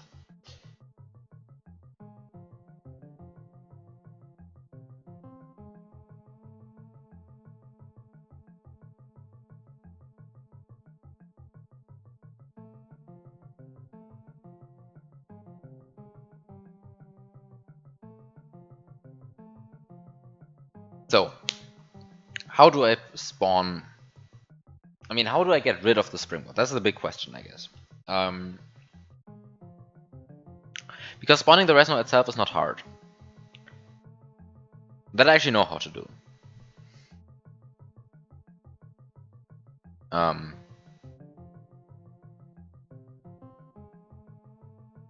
At least I'm pretty confident that I'll be able to, like, slap together a shitty solution for that.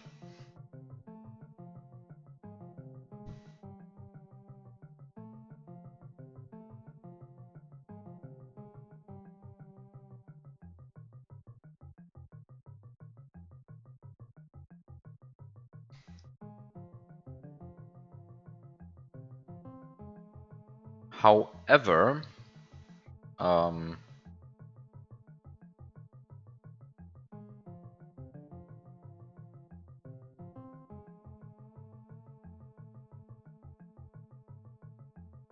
however, getting rid of the springboard, it's kind of hard. I mean, the usual way, of course, would be to, like, glitch eat this berry in such a way that the spike disappears. Glitch eat this berry in such a way that this block disappears, and then just eat it using Yoshi, right? But as it currently stands, this spike especially stands in the way of you getting in there. Actually, I don't really know why you should want to glitch eat this one. I mean, I guess you can, but like you don't actually have to, right? Because you can just throw the Yoshi in here, eat the Springbot, and Yoshi Springbot out. And technically it's not needed to remove this block. But sure, you do need to kind of get rid of the spike, because the spike is really in the way. Because there's nothing here that makes Yoshi run.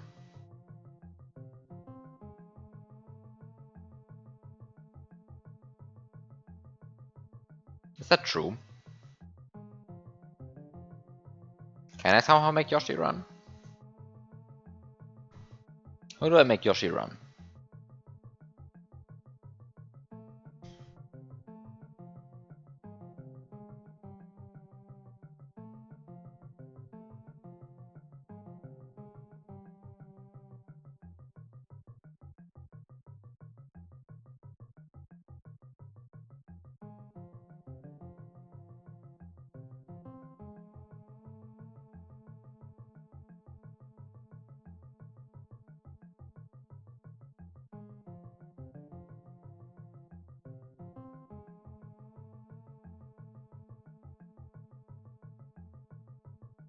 I don't think I can make Yoshi run. There's just nothing here to make Yoshi run.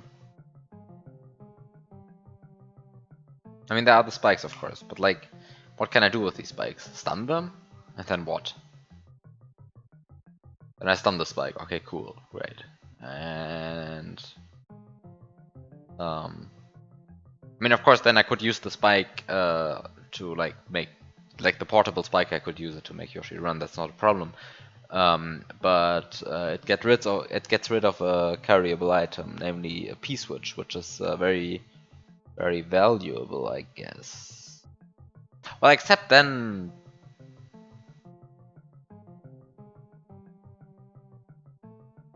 Oh god. There's no way that's intended. That's like such a convoluted mess. Wait, this is the wrong glitch puzzle to say that in. It might very well be intended because it's such a convoluted mess.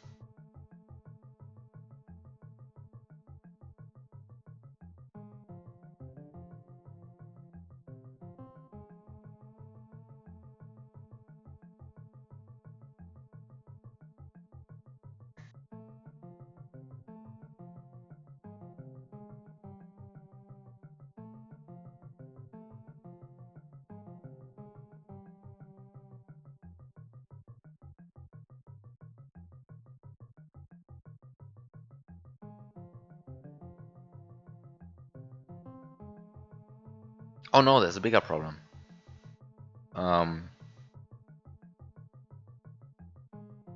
Which is that my plan of going over here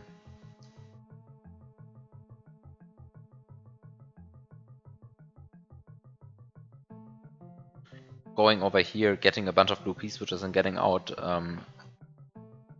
fails because of something completely different. Namely that I can't get out. Like this construction here just prevents me from getting out.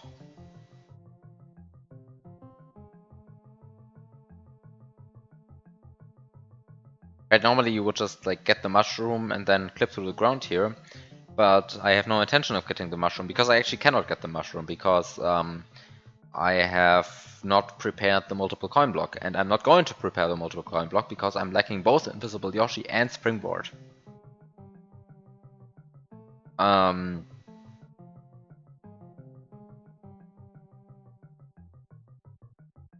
So I'm not going to get the mushroom because there's an invisible coin block down there, multiple coin block down there, and I'm just, yeah, not going to deal with that.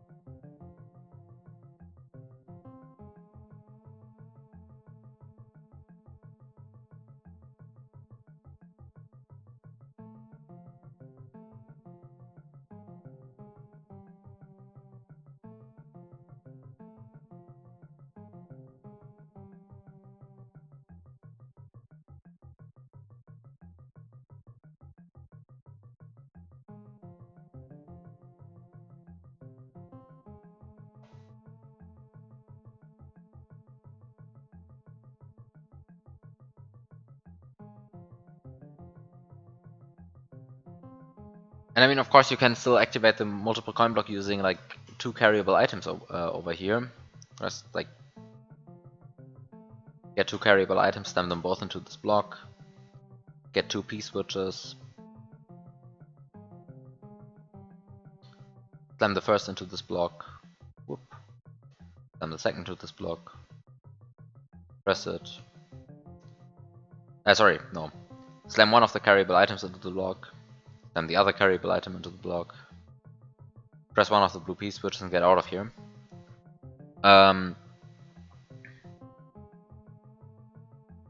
But while that gets you the mushroom, this also gets rid of so many carryable items that it's not worth it. It's really just not worth it then anymore. Because like, why am I going here then? I'm coming in with a P-switch, I'm getting out with a P-switch. Like, what have I gained? The answer is like kind of nothing. At most, this P-switch is now in a different slot, which is like, yay, great. I'm happy now.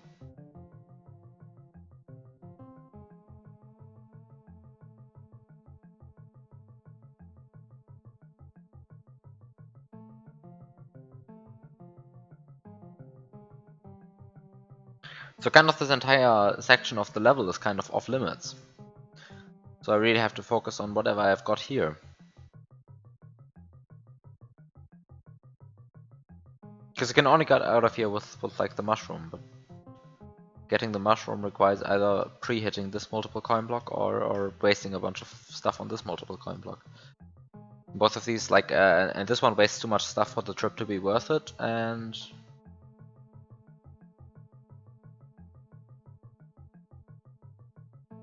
I guess I guess you get a mushroom out of the trip, which then at least means that you have a way to trigger the stun glitch without needing the berries. So maybe that's actually good.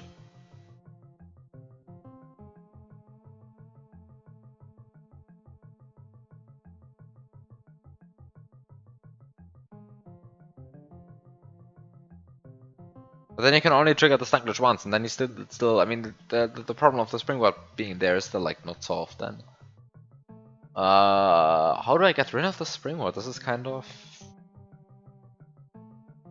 the huge question here.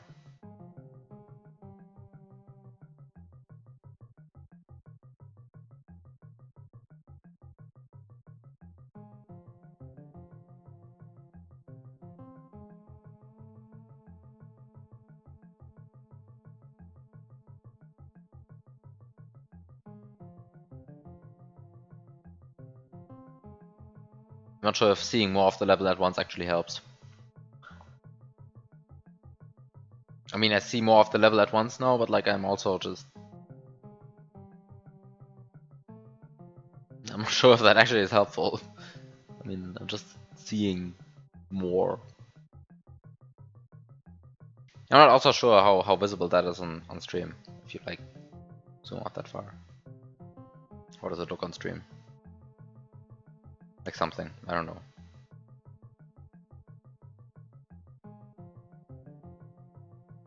Yeah, it's incredible how annoying this springboard here is.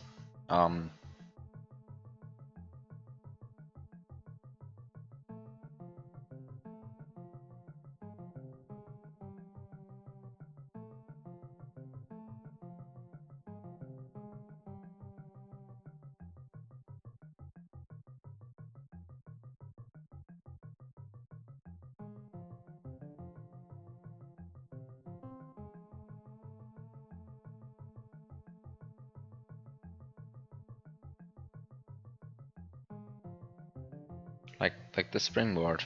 This springboard.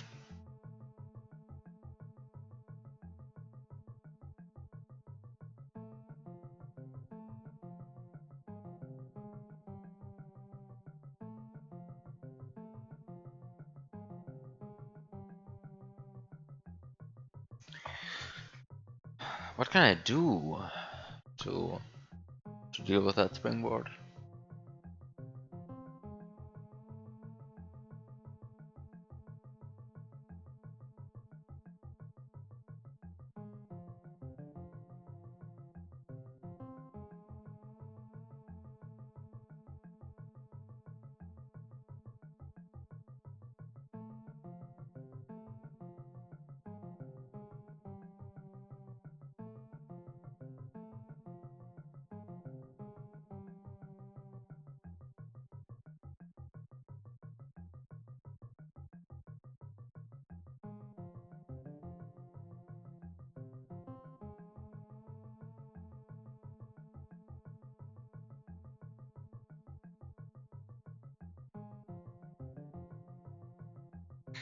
I mean, I guess going over here and getting the mushroom means that I can just walk over the spikes and get the springboard, right?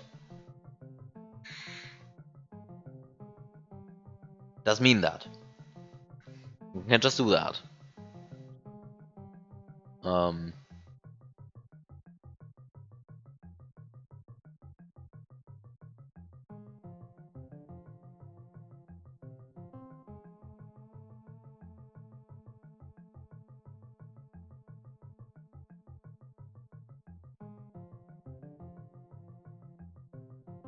But it's of course a bit questionable, like, that's really the way to go.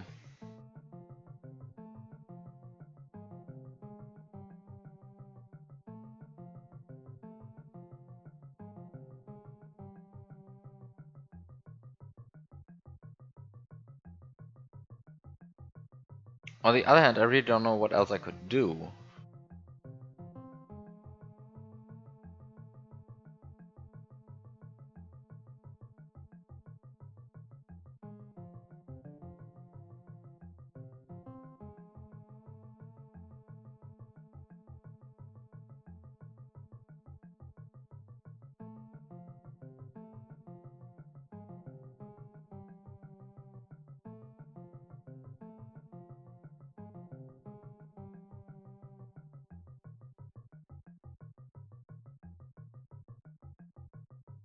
I mean, then I go over there, and then I'm here.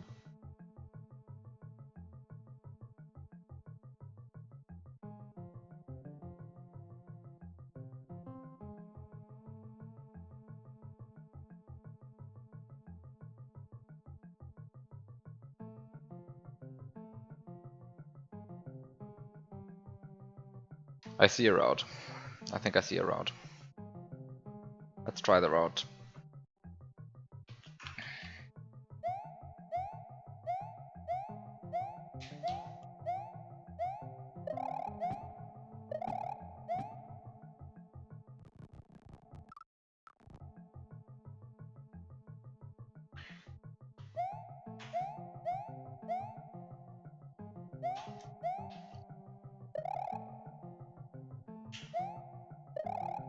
So step 1 is get the baby Yoshi.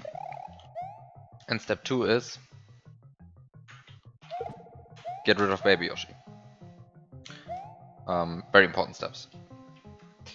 I mean, actually very important steps. It sounds silly, but like these are important steps. Because I want to activate this block. Next step, climb as close as possible to the spike, drop off the vine,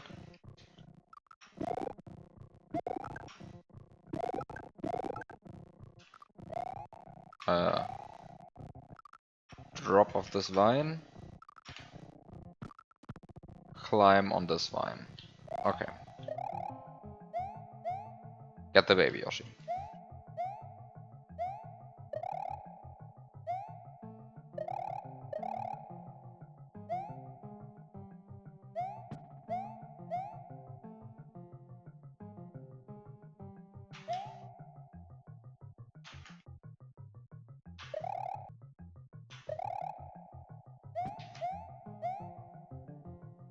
Throw baby Yoshi up here.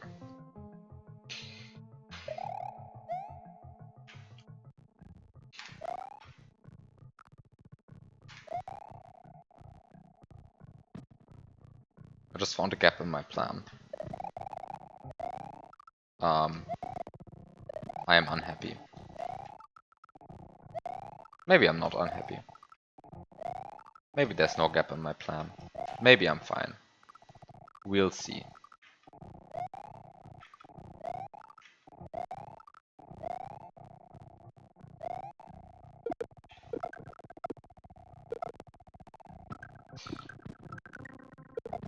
But yeah, I actually found a gap in my plan. Already. But just thinking about it a bit more.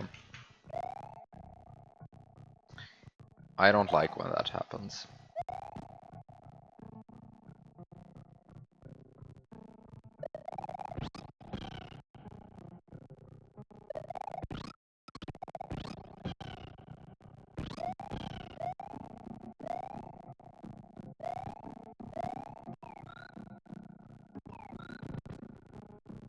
Actually, it's not so bad.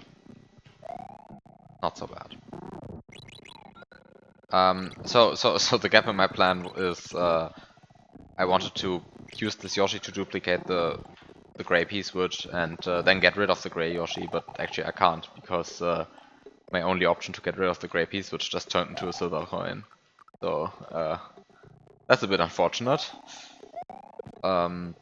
But I do need to duplicate it because I do need the gray P-switch later on, because I do need a carryable item, but I also need to remove this muncher to get up here.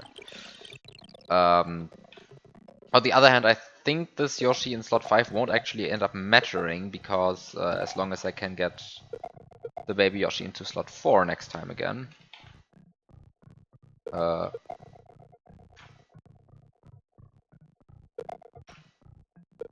Please double grab. Thank you. Because as long as I can get the Yoshi into slot 4, the baby Yoshi, as soon as it grows, it will become the visible thing, right? So, and then everything is fine again. So I just hope that that's the way it is.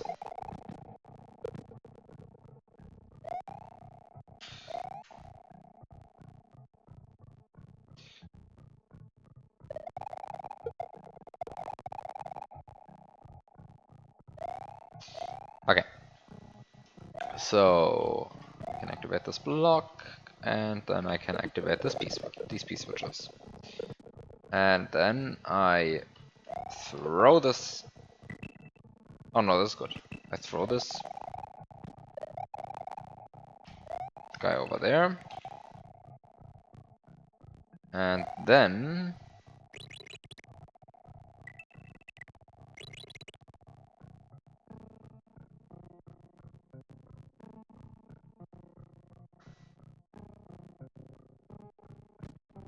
I guess what I can technically do is really...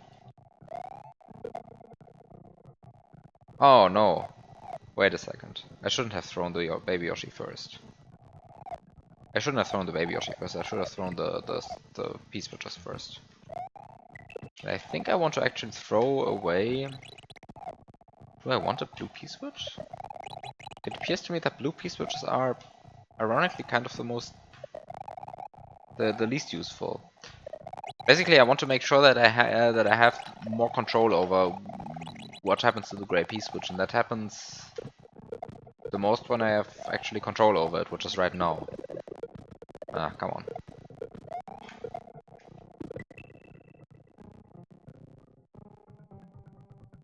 Okay, and then I throw this guy there, and then I...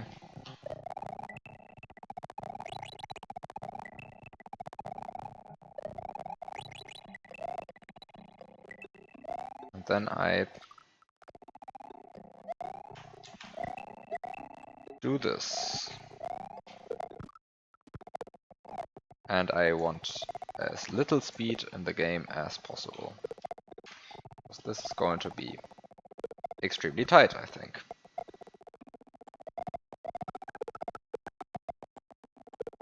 Essentially because this filter was designed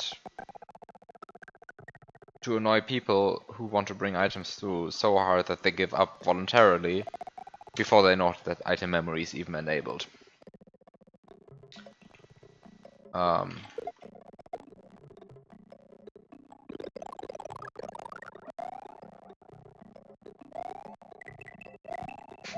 But also, the P-switch timer is like not tight at all. What the fuck? Why did I have in mind that that was actually a bit tighter? I don't know. Anyway,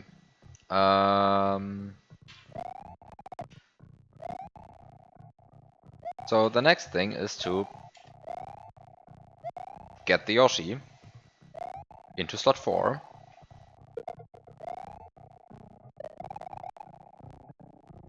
Be happy that it automatically aligns to be in slot 4.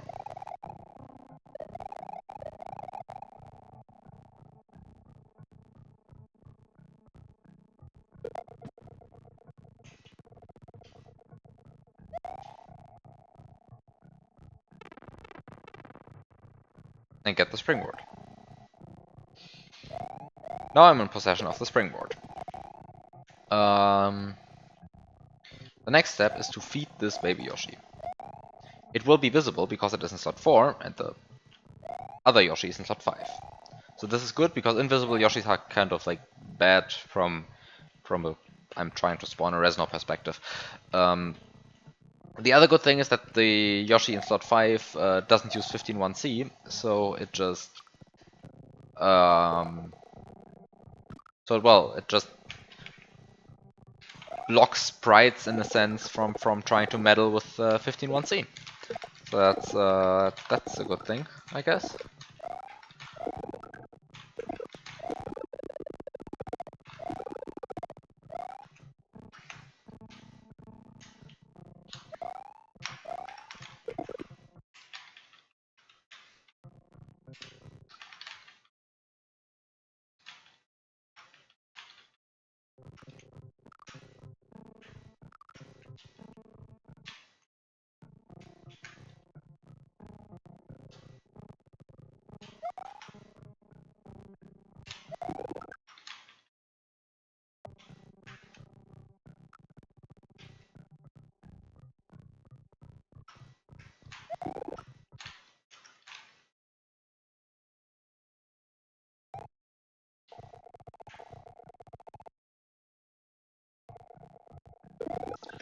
Okay, so I just want to make sure that I get 2 1-ups out of this. Please give me 2 please.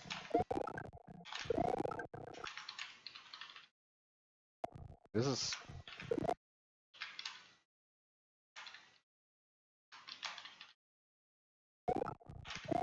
Can I please have 2 1-ups? Please? I cannot have 2 1-ups.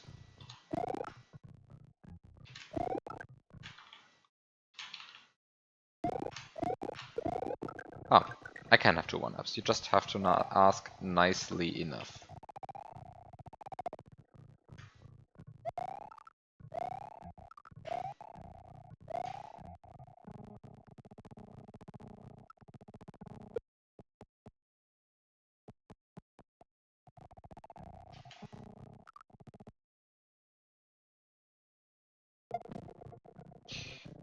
Okay. Now I can eat 2 1-ups. Now I can eat 2 1-ups. I can eat them. I swear I can eat them. Okay, what's the good timing?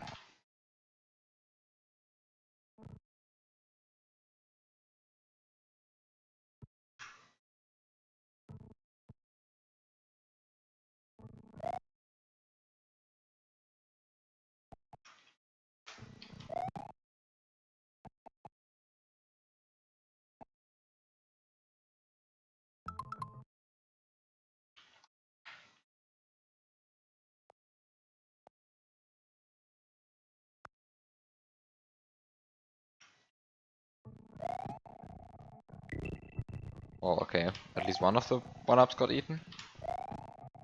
Isn't that nice?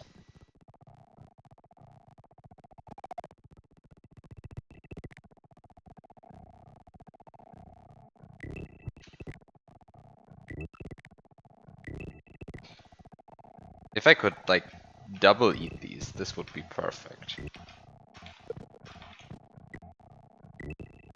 But it seems to be like...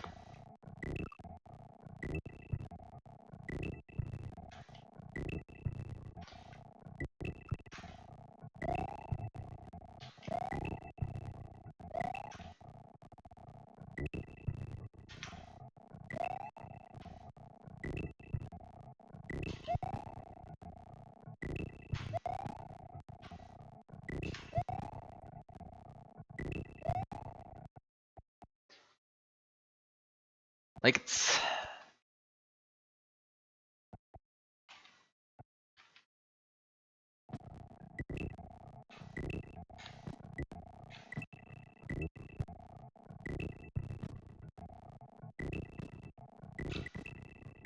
Ha! Double eat. There we go.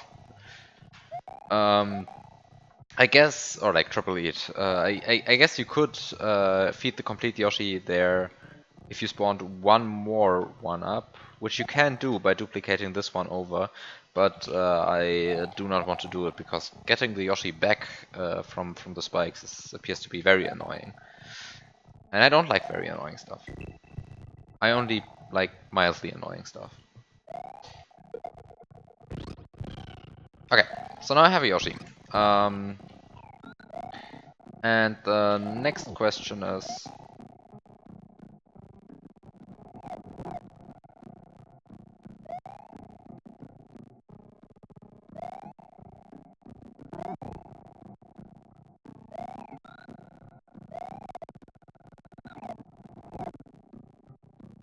Next question is, how do I properly set up sprite slots? And the answer is by spawning the spike into... by forgetting an important step, which is positioning the gray P-switch in the correct spot. Because I can't actually get the springboard still, right? So the only way to get the springboard again, but now in a different slot, is to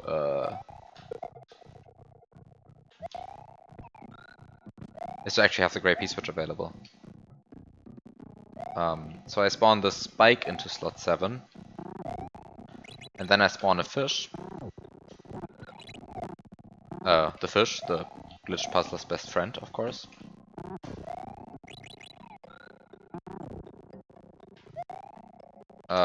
Which spawns a fish into slot 8, which I'm fine with, honestly. With the only problem being that I really need to scroll now. That I really doubly need to scroll now.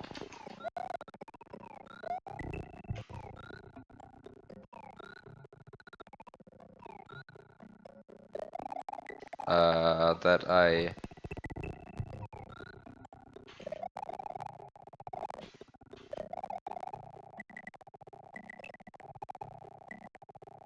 No, that was good. Okay, so I'm in a good position. So there we go. So we have a springboard in slot 8 now. Okay. And now...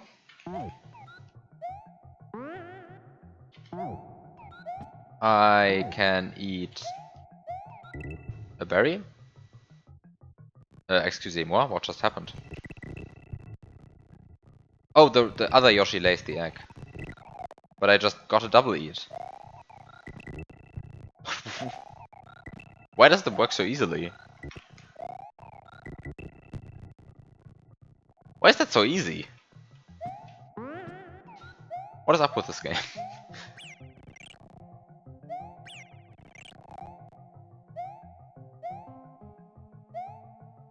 I really just wanted to eat one berry for once. What?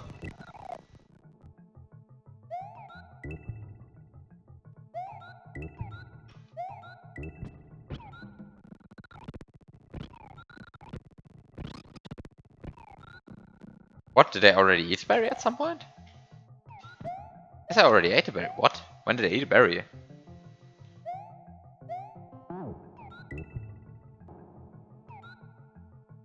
I am confusion.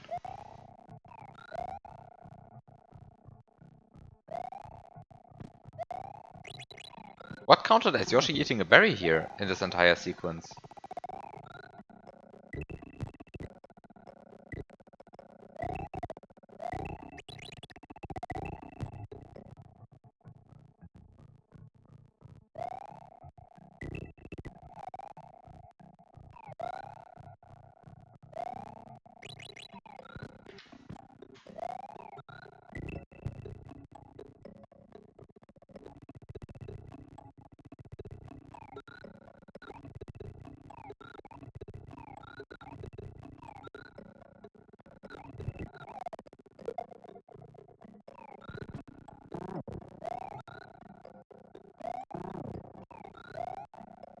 Like, if baby Yoshi eats a berry to grow up, then the berry counts or what?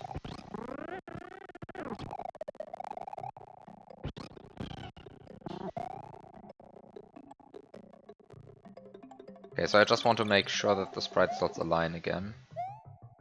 I should make sure the sprite slots align again.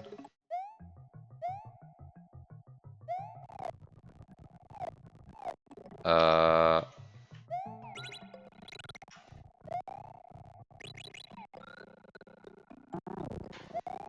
make sure the sprite slots align again, I'm going to spawn a fish into slot 7, which then spawns this spike into slot 2,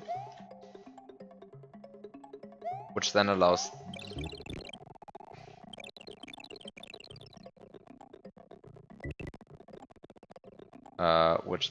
the next spike I'm looking at.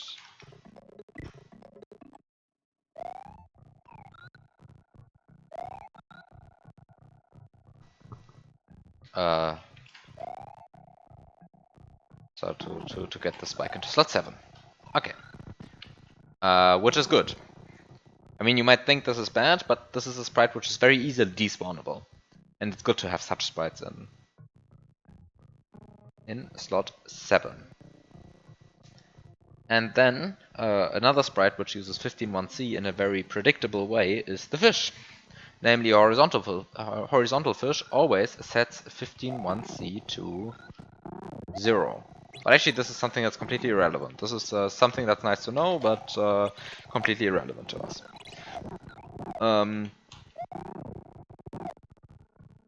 So, the next step here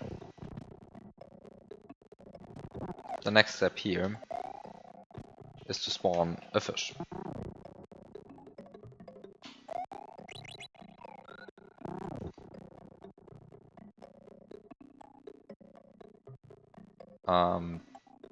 And I just need to make sure that the fish can somehow start swimming here. But actually it's going to be hard to make the fish swim here, I think. Might not be super hard. Might not be super hard, but it might be a bit annoying. Basically, fish can wall clip. In some reasonable sense of the word.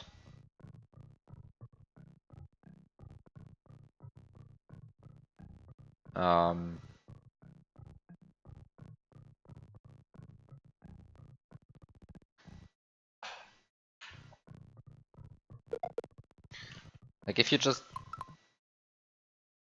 pause hard enough at some point, but I think that can just happen. I just need to make sure that I just want to make sure that it actually happens once here. To make sure that I'm not like completely overestimating the ability of fish to do weird things. But I think the fish can just jump into the wall randomly if it wants to. I kind of want to see it once. In action. Please.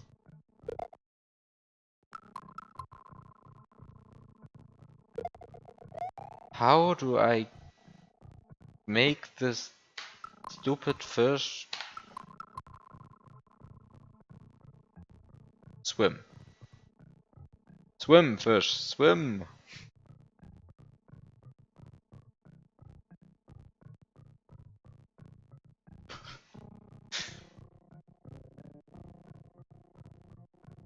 I'm pretty sure fish can walk them.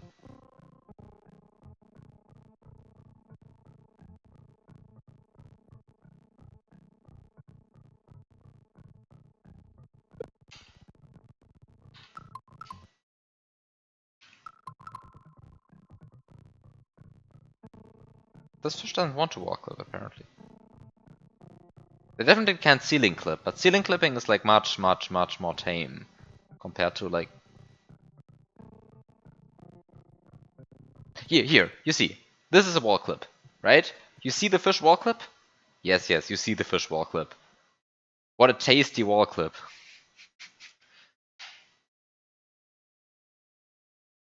You see the tasty wall clip? And if you just pause, you can make the fish... Why is the fish not swimming?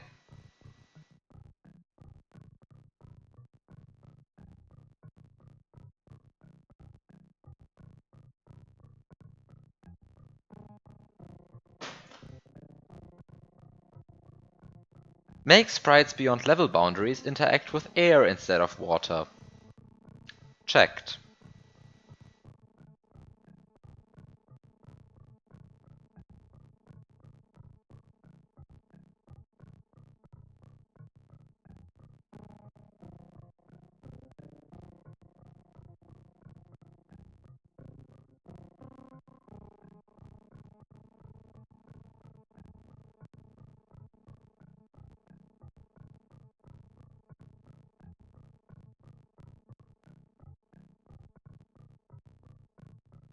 I made a fish wall clip and didn't get rewarded for it.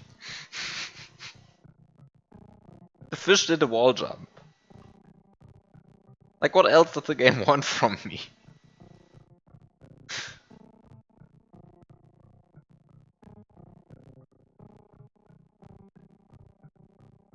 We're all proud of the fish. Yeah, the fish learned to wall jump and it broke out of the level boundaries, and now it's flopping around on top of the level, but it's not swimming! I wanted the fish to swim. Swim!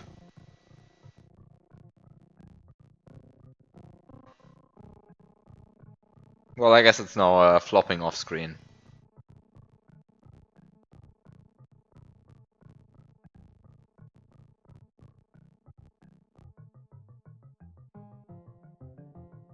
Goodbye, fish. It flopped out of existence. Well, okay, it doesn't swim, that's very sad. Time to try another thing, which is... This doesn't set the stun timer. Yeah, this doesn't set the stun timer. I expected that. Ugh. But then there's no water in this level, right?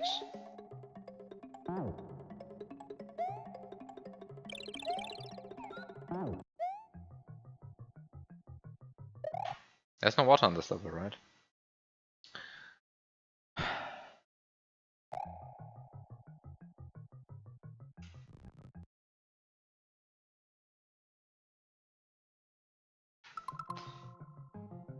There's no water on this level. I have to spot the water.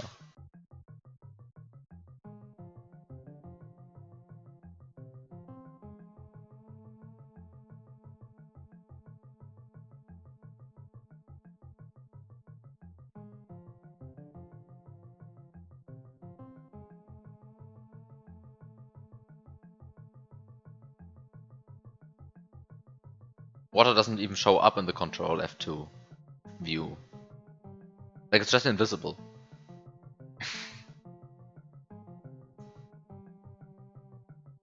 The Control F2 doesn't display water. So pressing this doesn't help. Well, I guess everywhere where I see something is not water. I think there's just no water in this.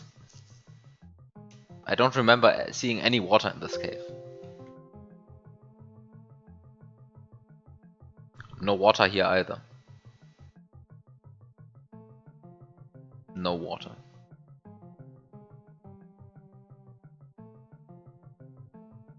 Actually, this room has sprite buoyancy set and makes sprites beyond level boundaries interact with air instead of water. Not set. So in this room, you actually can do the standard way of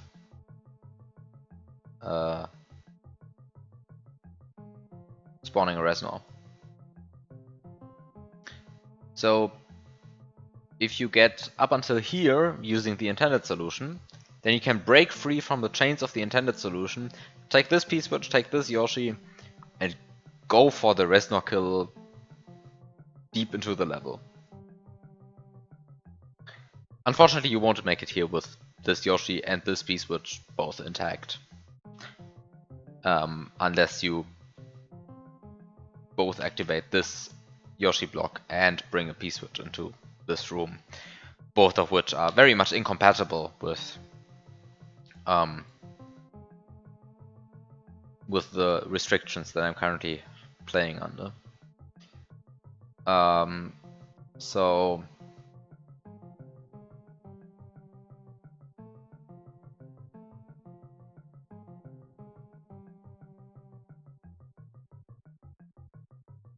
So,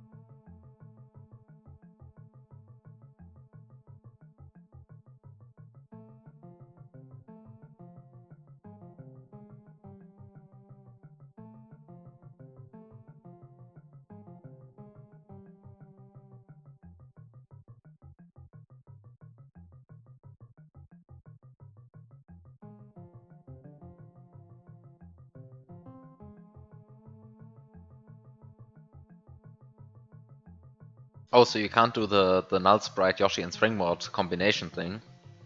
And because you can't do that, you can't actually get the Scrap P-Switch. Oh, this is devious.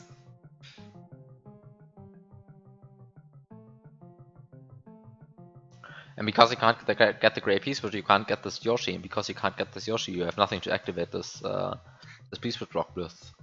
Because like if you could activate this P-Switch block, then you could actually make progress, right? Because then you can escape through here. And alright, this platform actually misses this line. Without activating the on-off switch first. And you can't activate the on-off switch because there's kind of something in the way between you and the on-off switch.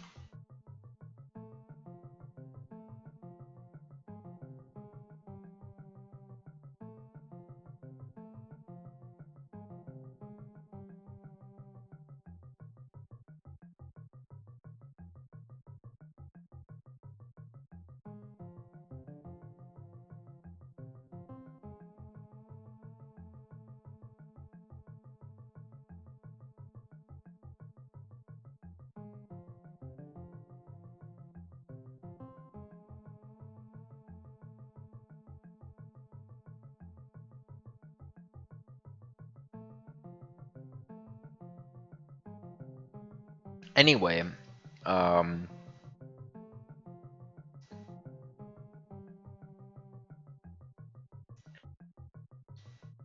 guess the lack of ponds for my fish to swim in mean, well, this lack of ponds for my fish to swim in means that I have to kill the fish to set its stun timer.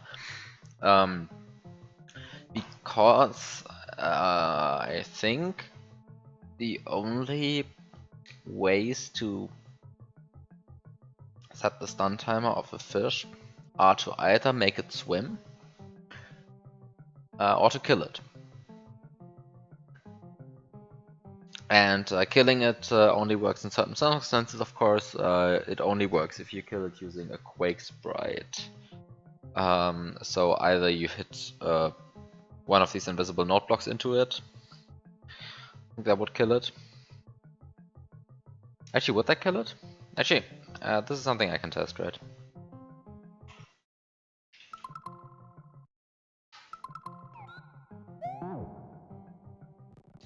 Please, fish, come over here. Please... Sorry. Fish, come over here. I know we're also proud of the fish for like wall clipping, but no, I really need the fish over here for an experiment. Because I want to set its stun timer. Oh yeah, this actually kills it. And you can see this sets its stun timer. Whoop, whoop, whoop, whoop, whoop, stun timer set. Oh! Oh, but it doesn't despawn. Wait, why doesn't it despawn? Oh, because it landed in lava. Oh, so I don't have to revive it. I can just Okay, so normally the problem with the strategy is that usually the fish is off screen way before the stun timer reaches any okay, okay. Resno science. So right. I mean, how do you spawn a Resno? You stun a fish and set its stun timer. There are only two ways of setting the stun timer, either killing it using a Quake Sprite or a Cape Spin, or letting it swim. We can't let it swim here because there's no water. So you have to kill it using a bounce sprite from a block, for example. And as you can see, this sets the stun timer. Stun timer is now nice and set. However, it sets it to a very big value. So if you don't pay attention, if I would spit out the fish now, like, okay, if I had it in my mouth to begin with, if I would spit it out now, then it would have a stun time of 165. And would fall down 164, would fall down 163, it would fall down 162. I mean, I guess it would fall down like 150 here because it takes a bunch of frames, but like, sure, like it falls down, stun time is 150. And then there is special code in the game at, where is it? So at 019581, which I'm now going to look up in the disassembly and just going to show on stream because it's so ridiculous, honestly.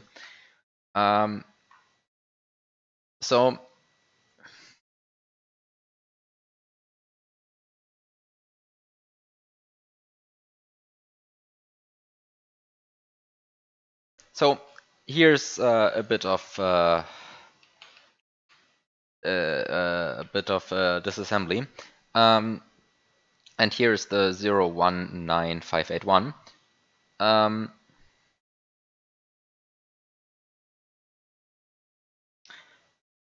This is the code for dropping, or this is the code in which carryable items are handled. And you see all kinds of carryable items that you are used to. For example, the Yoshi egg, okay, the springboard, and the pea balloon. And then you have the code where a carryable sprite interacts with the ground. And then you have special casing here for carryable fish.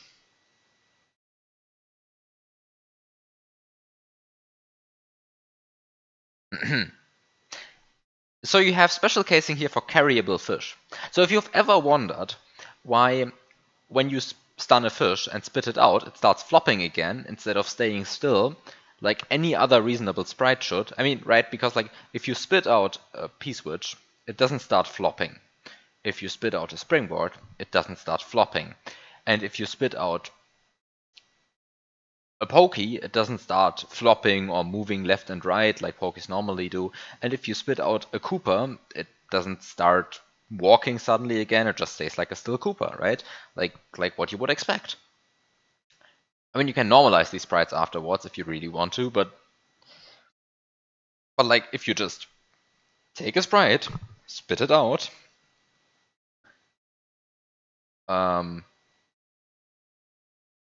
it hits the ground, it should just stay there. But not so if you spit out a fish. If you spit out a fish and it hits the ground, the moment it hits the ground, it starts flopping again. And why is that? Because there is special casing here in case for carryable fish, which is something that never normally happens during the game, of course. Because when are you trying to carry a fish in vanilla SMW? Have you ever tried to do so? I mean, very few people try.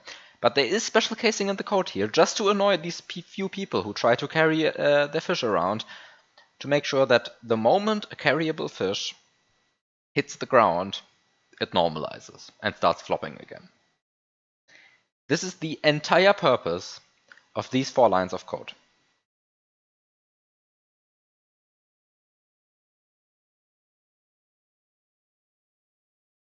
This is the entire reason for these lines of code here is to make sure that carryable fish start flopping again once they hit the ground.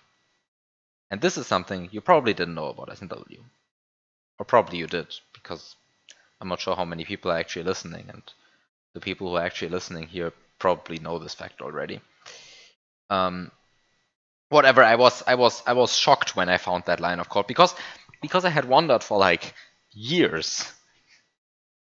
Like for years, I had like stunned, like spawned Resnors and stunned fish and blah blah blah. And I'd always wondered, like every other sprite, if you spit it out, it just stops working. But fish, the moment they hit the ground, they start working again. and that. And I just randomly stumbled upon this. I randomly stumbled upon this because I wanted to know how. Actually, why would I stumble upon this? Um, um, because I wanted to try and figure out why springboard duplications work. Like if you throw away a springboard under the level, but re-grab it on the frame it despawns, then it both is in your hand and respawns. Right? You've maybe seen that glitch before, for example, in a video of Dartsin playing this level. And I was trying to figure out why that works, and I figured it out. But upon that, but during that, I read the entirety of the carryable sprite code. Before I realized that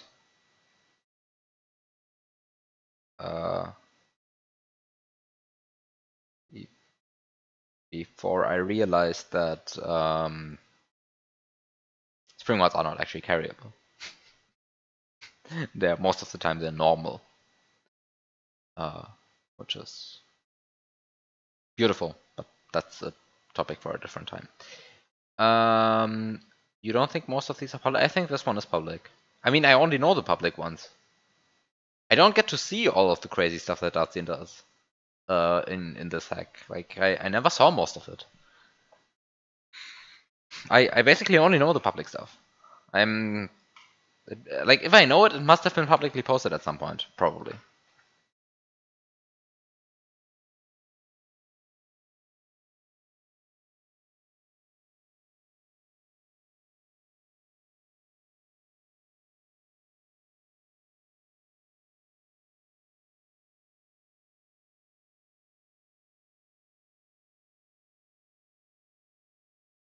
Anyway, so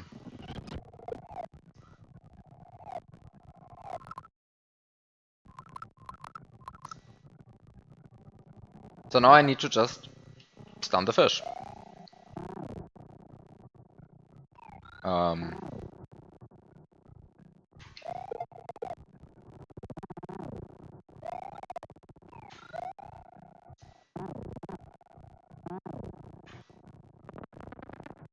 I think this is I think this is the time I'm thinking of when you released this hack for C3 at some point, like some past C3, of course, not the last one. I mean, the last one was also a C3 when you released this, but it's not the one I'm talking about.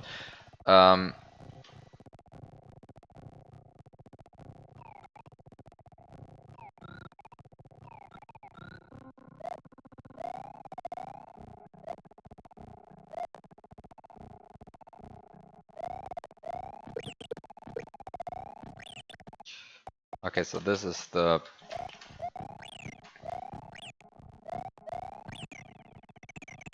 it has the so this is the frame perfect eat cancel that I got here. The frame perfect eat cancel. The one that you need, because otherwise the fish stops interacting with bounce sprites. Okay, and now I really, really, really quickly need to make sure that the fish flops over here. So the question is, how quickly can I make it flop over here? And the answer is this is already quite slow.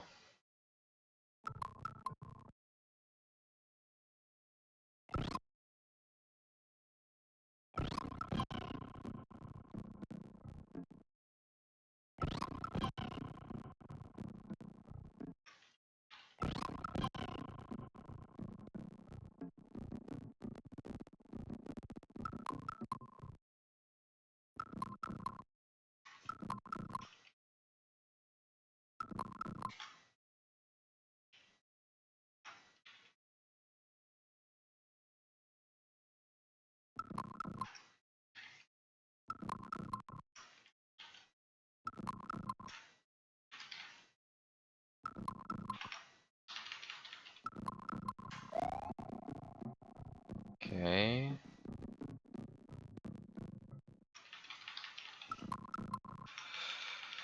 Come on, fish. Flop over here. I mean, there are 8 times that you can unpause, and you get different results for every single one.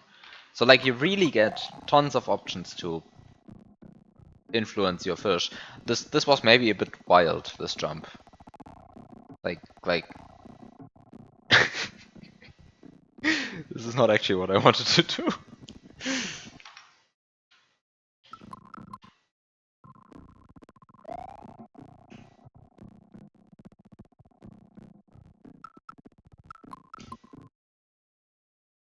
Yeah, I mean, it is a very cool jump, like, honestly. The fish was going crazy.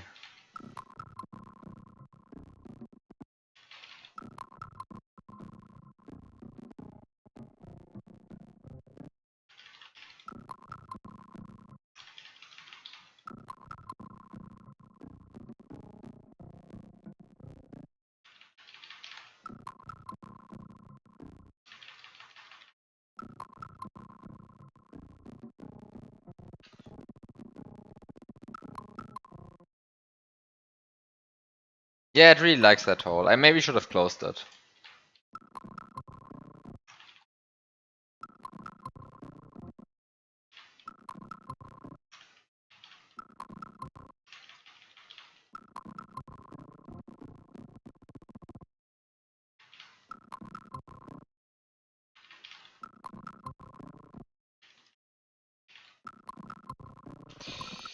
Uh, uh, uh.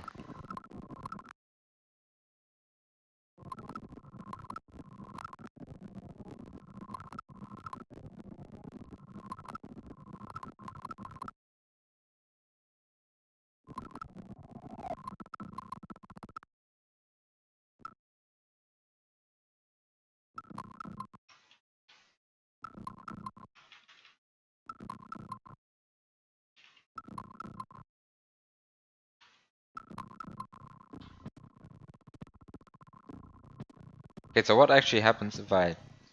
Wait, why doesn't it react to that? Okay, it reacts to that. So yeah, that's kind of not what I want, right?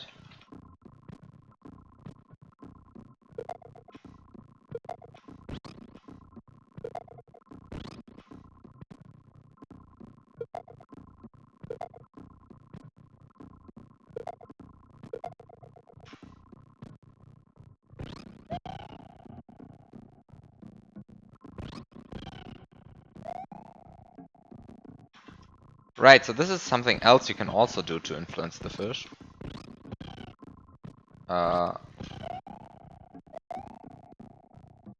It behaves differently depending on where you stand, I think, in the level.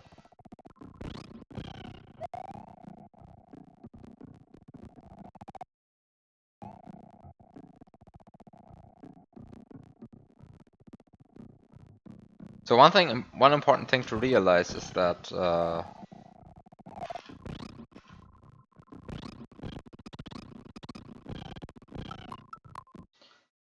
the height of the fish bounces never changes. Like, pausing doesn't actually influence how high the next fish bounce is. It's only the horizontal distance that you can influence by pausing. So if the fish has decided to do a low flop, then it will always do a low flop. I mean, I guess from the point of view of the fish, it's going to decide to do a low flop because it calls RNG every time to figure out what it should do.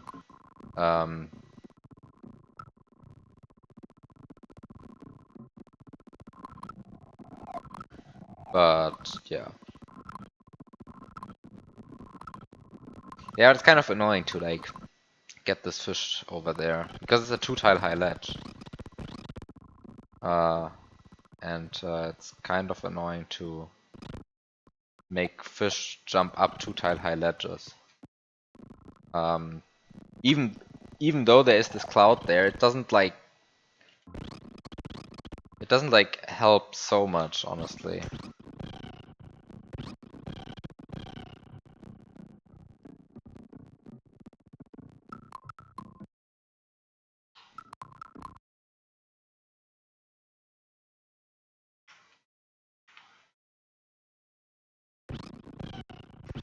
I'm just going to commit to this one though.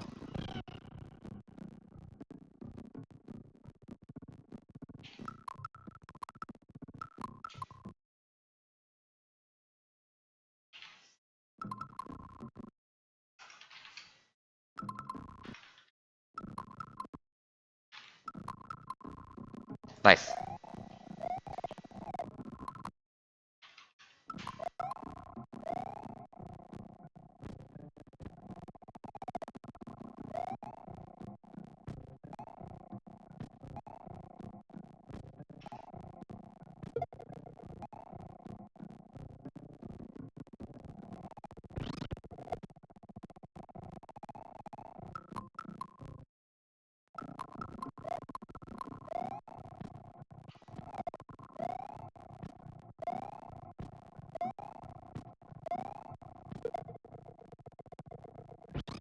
Okay.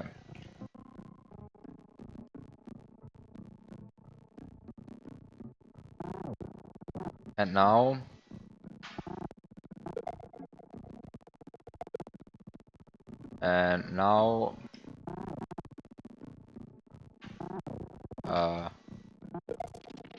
Resno and 9.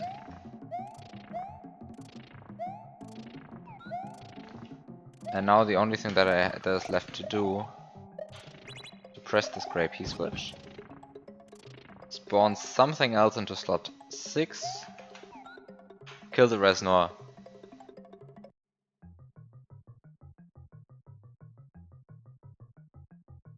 and I go here. Of course I go here.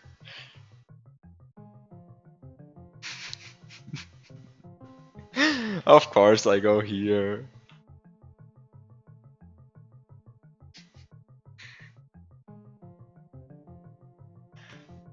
Fuck off.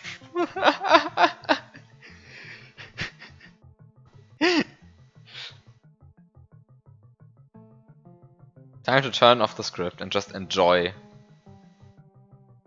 the fish.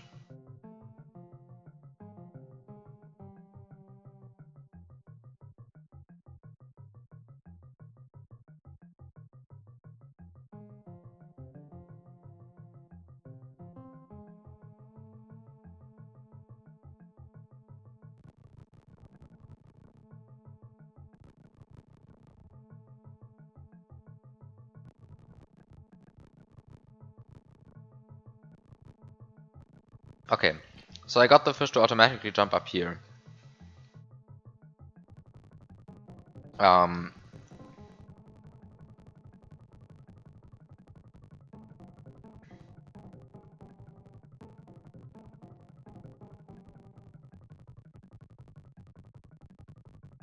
you actually like fast forwarded extremely long ones just to see what actually happens?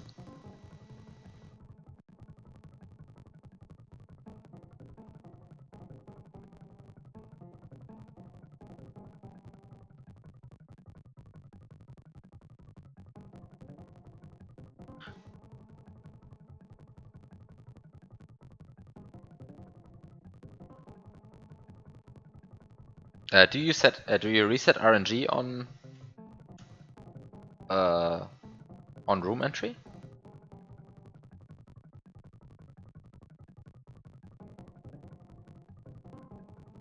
Because if not, there are... Okay, you do reset RNG, but not the frame counter. Okay. But yeah, okay, if you reset RNG, then there are only 8 possible seats.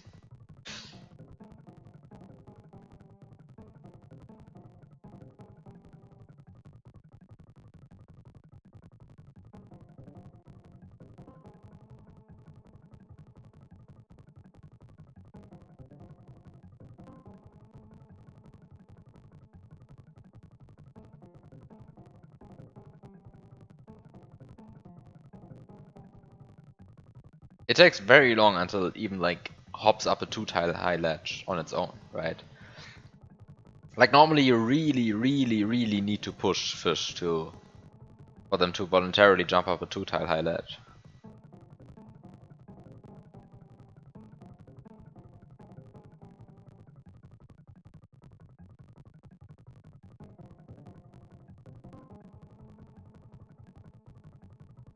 Oh wow, it just did it twice in a row. You saw that. How exciting.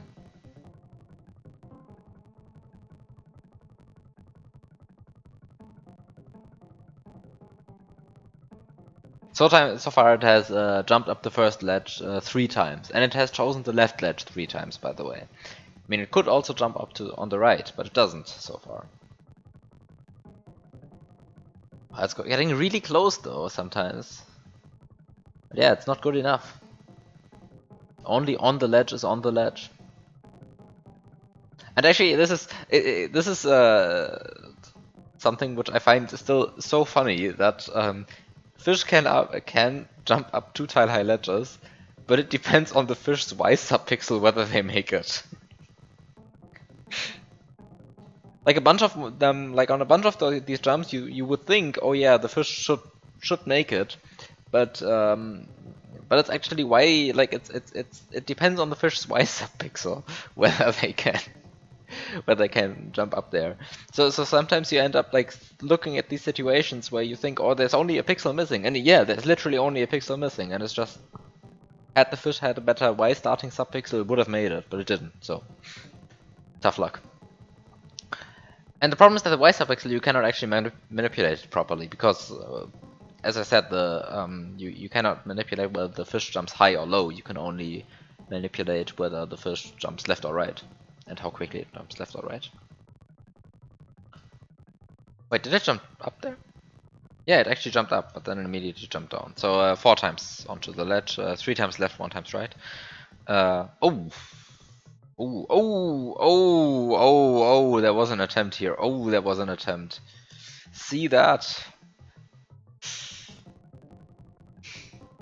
See that? 5 ledge jumps so far. Um,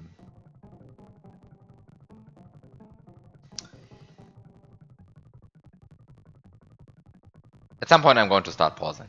Don't worry. I think it's so obnoxious to pause this fish too.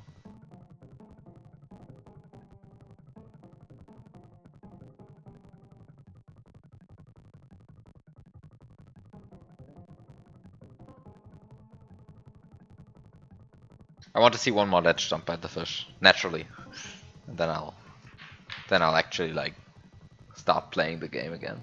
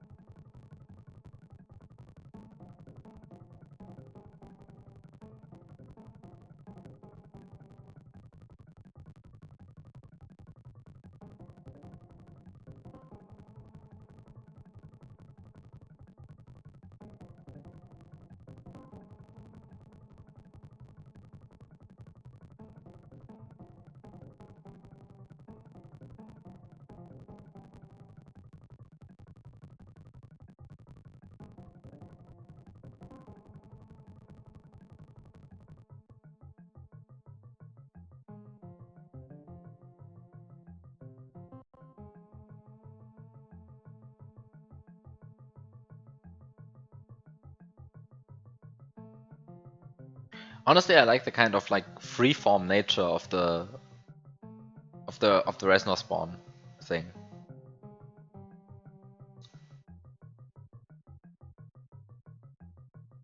Like it really has this feeling of you're not doing what the level was meant to be, but like you're not doing a strat with which the level was designed for, but it just works.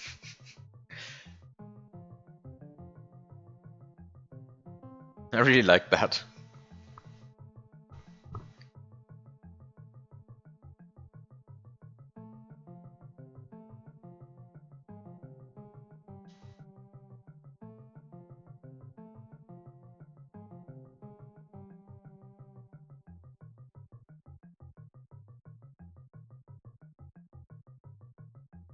Okay, I think it's going to take a while before the fish jumps up onto the ledge. Another time.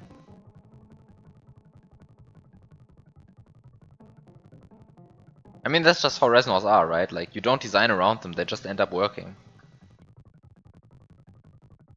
I think, I mean, Koela 2 has like 5 levels with 2 exits, I think. And for 4 of them, it's just spawn a Resnor. It's just, I mean, the secret exit was originally intended, and then the normal exit just ended up being possible via Resnor. Well, and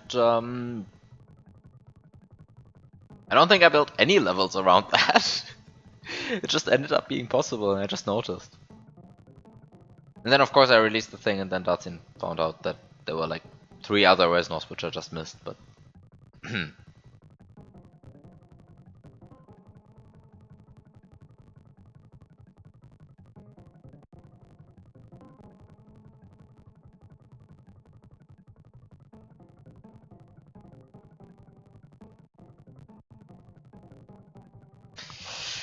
Yeah, that does tend to happen.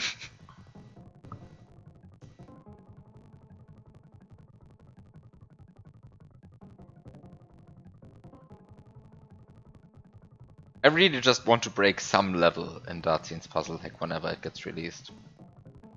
By spawning some obnoxiously weird Resnor.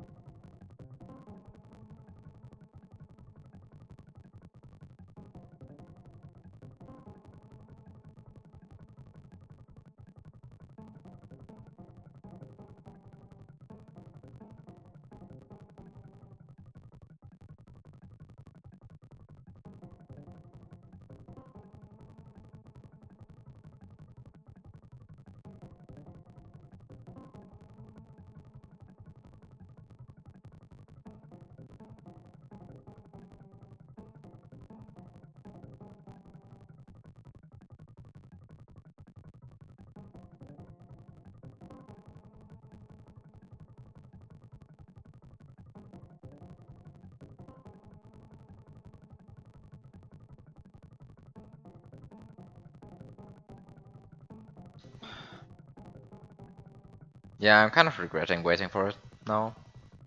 I've been waiting for like a couple of minutes at this point for the next fish jump onto a 2-tile high ledge. Okay, sure. Actually.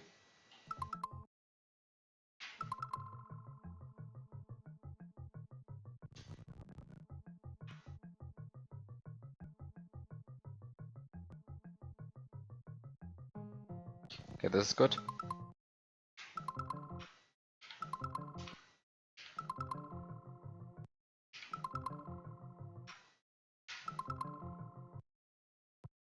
Wow.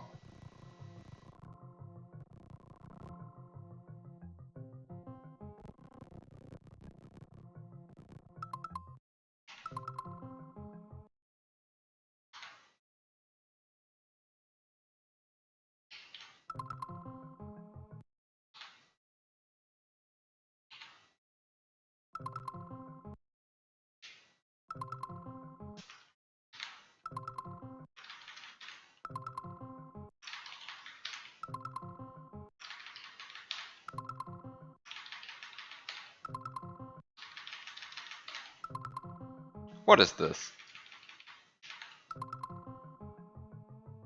Did I really just get screwed this badly?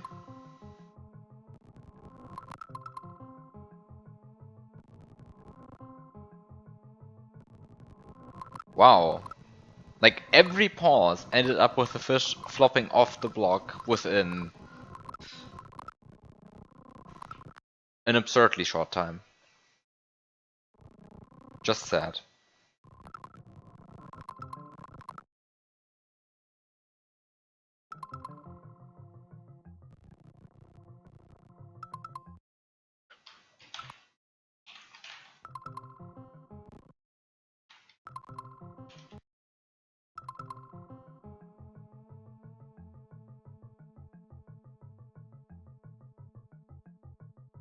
Yes, actually short enough to be unable to do something about it with pausing. It's like it's ridiculous.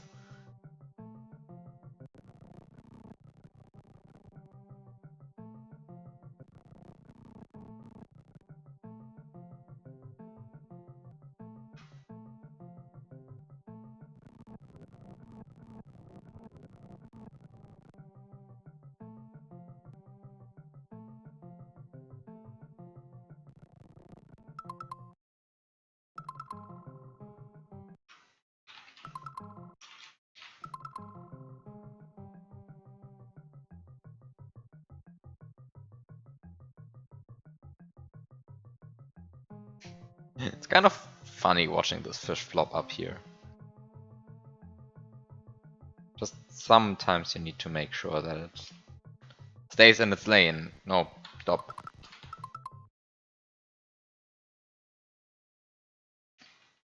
Stop. You stay up. You stay up here.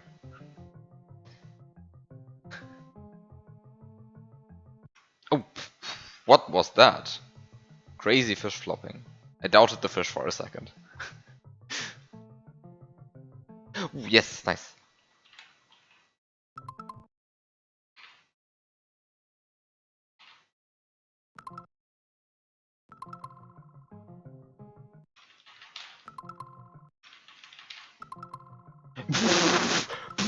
It actually made it! I was doubting if the fish could make that jump. But like it can actually do it! Wait a second.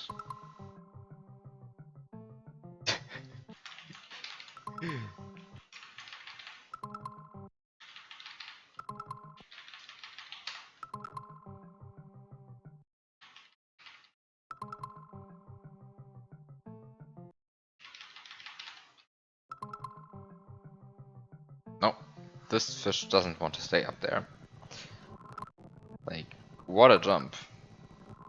I think I should go back to...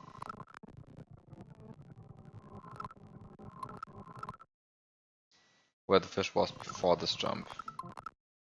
Which is...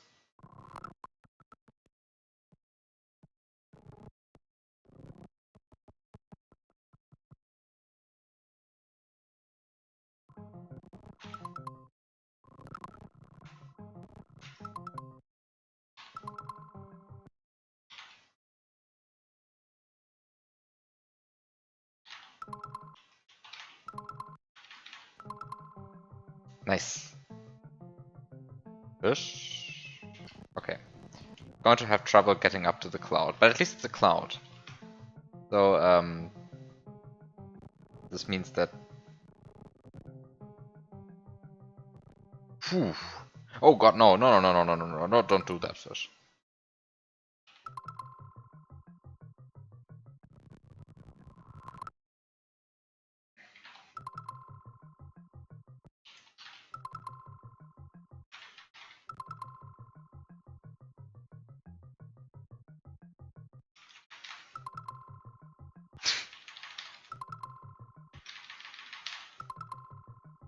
Fish?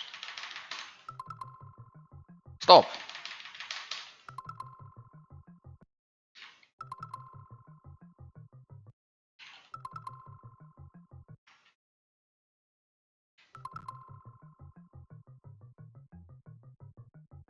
Yeah, this is kind of the longest flopping session it does up here.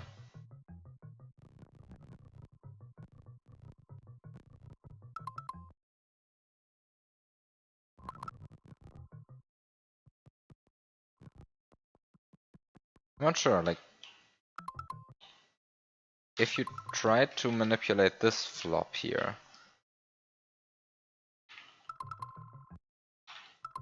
No, then that's one with a bad subpixel. You see, like this is one with a bad Y subpixel. It's a high flop, but it's one with a bad Y subpixel. So this is why you shouldn't... Yeah, and then it's worthless manipulating it. Because like even if it goes up there, like even if it tries to jump onto the cloud, it cannot. Just because it's Y subpixel is not good enough. And then these are just...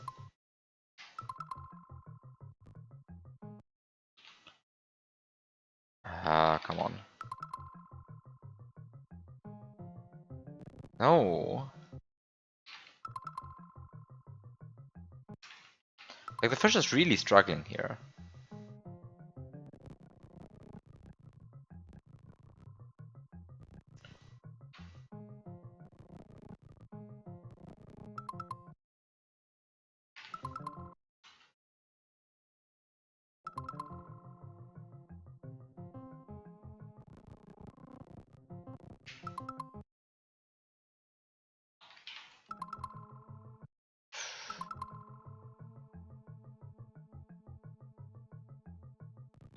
Come on.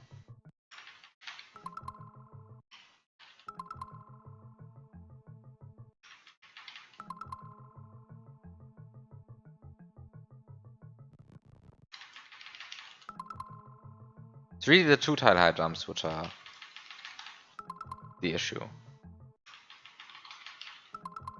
Like, fish are not made to flop so high. It's kind of like it's really a miracle that they can even sometimes do it. Like, they were never meant to flop onto a 2-tile high ledge.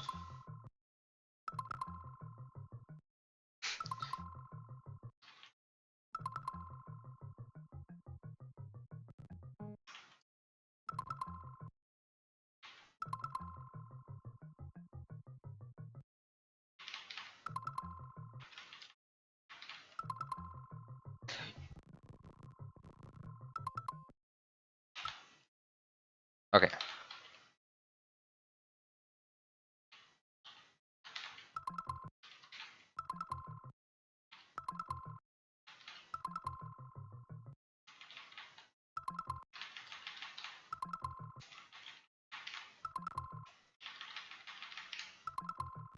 Okay, I still have a plan, which is, yeah, so you scroll. Fuck. Scrolling doesn't work. We have to pause.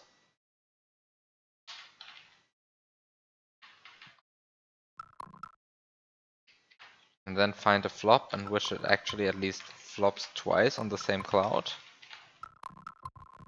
Which does exist. And then immediately scroll. And just hope it works.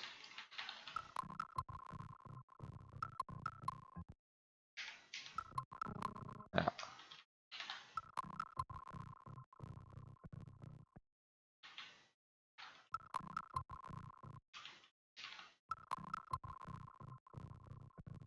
But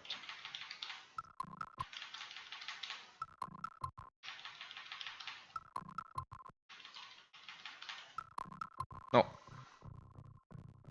No. I'm just screwed here on that one.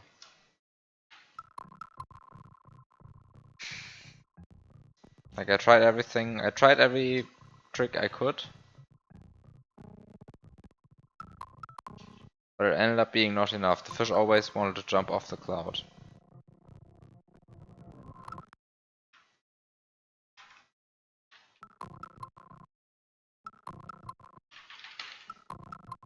And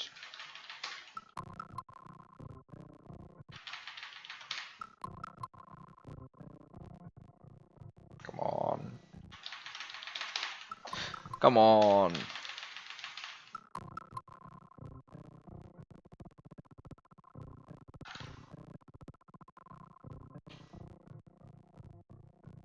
Well, at least I managed to keep the fish from suiciding.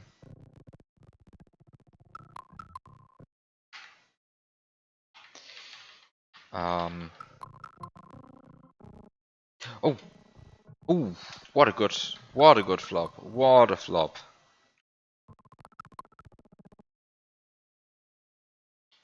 First of all, how does it naturally jump? Of course it jumps immediately the other direction. So this is always like some reason what these fish like to do. So what happens if I try to scroll right? Nothing. What happens if I try to scroll left? Ah, also bad. Actually, what happens, I think I can.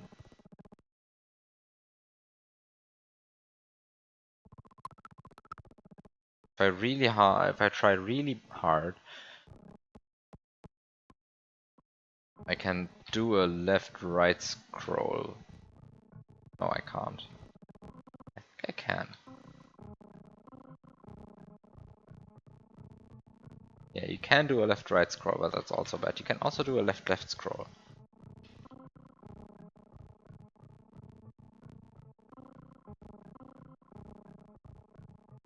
But that's probably more of a gimmick. Okay, then let's see.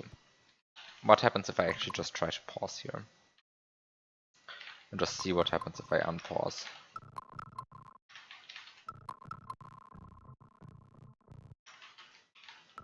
Okay, so waiting 2 frames is good because it allows me to at least work with a bunch of more flops.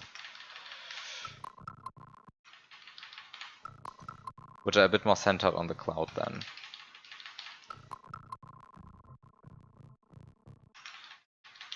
And waiting 2 frames is also good. Waiting 2 and 6 frames is both good. Okay, so let's wait 2 frames. Let's put a save state here and try to scroll.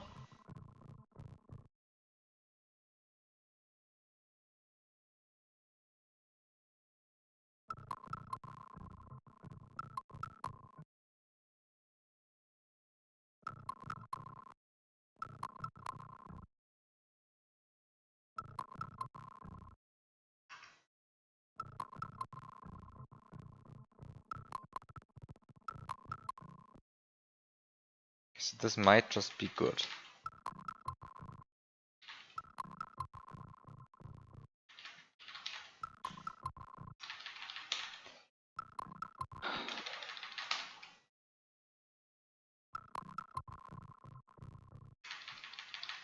The problem is I'm not getting any high flops here as well.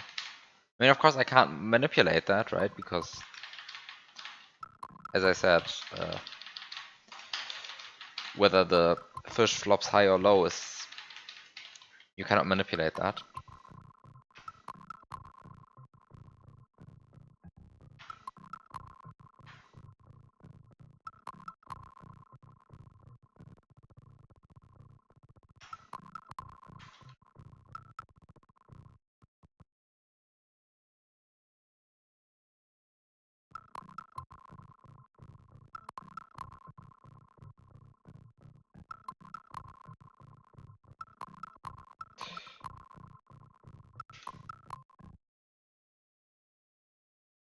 I mean, I just need like a reasonably high flop, right?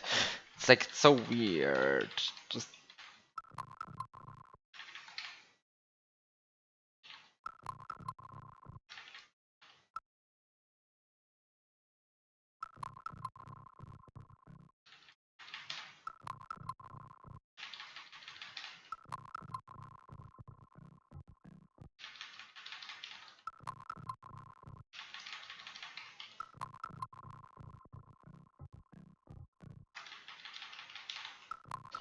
for some reason though, scrolling actually influences whether you get a... Wait, scrolling does influence whether you get your high or low. It's just pausing which doesn't.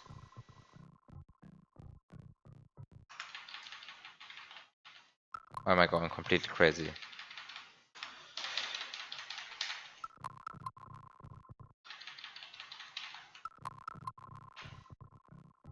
No, these are the same height. No, these are the same height. Oh, the gold sphere sparkles.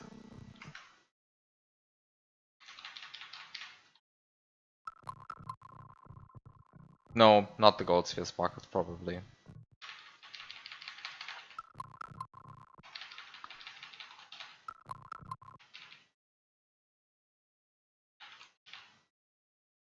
Though maybe.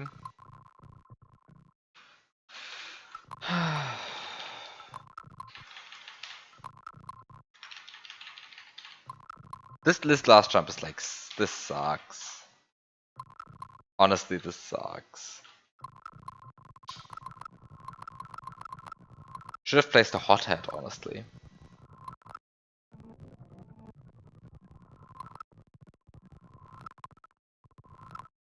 Actually, Magic Cooper Magic calls how often? I forgot. I think hotheads call every frame. I don't actually know how hotheads work. Because I mean, the mean thing about the mean thing would be really not if something that calls RNG often, but rather something which calls RNG also when scrolling. Or I guess not a mean thing, like actually a friendly thing would be that. Because it gives you more control then. More control is like kind of what you need in this situation.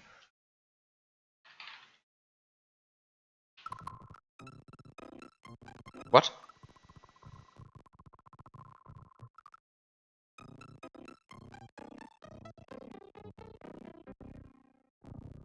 Excuse me?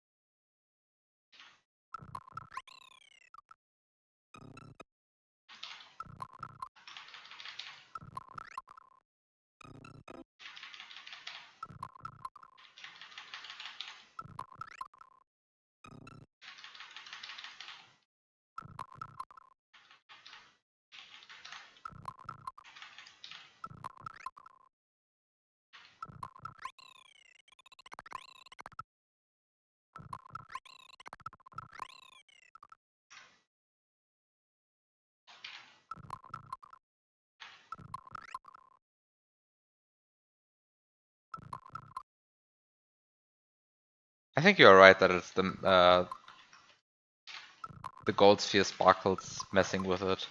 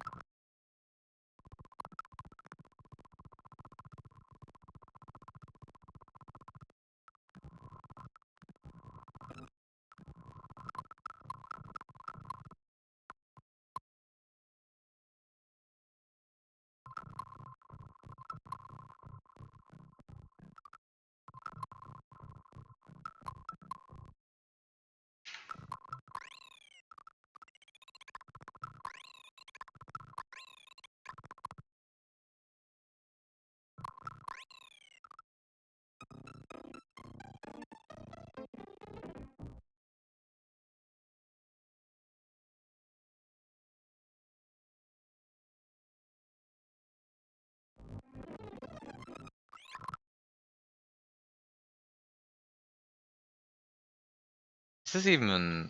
Can you see this in Lunar Magic, this room? Probably you can't, right? You probably hit this.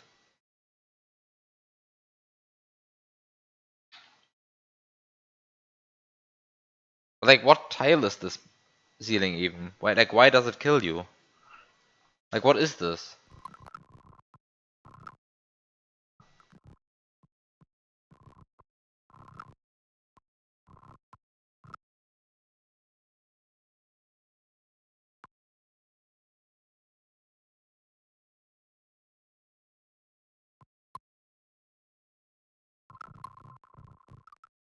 But like, what tile is this? But why does it kill you then? Like, if it's just...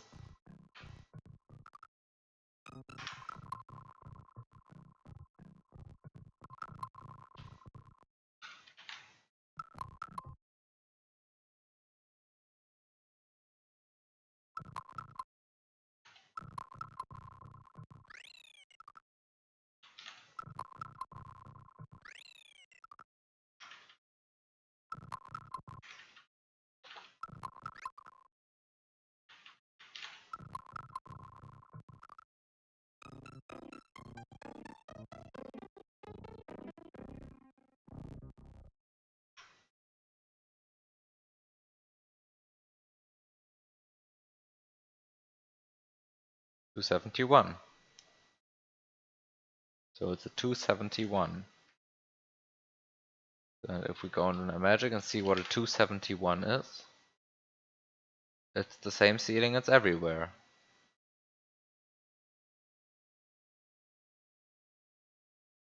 But why does that kill you? Why does touching cement kill you?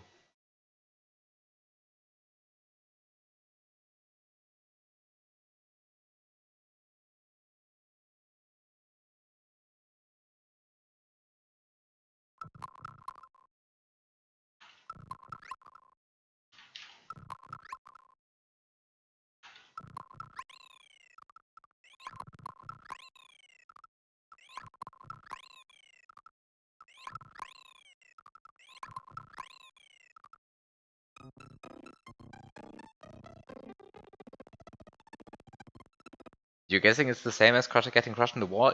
I think I'm sorry, I think you just messed up your something here. like like what is even setting the center point interaction point here? Because like if you just look at the script,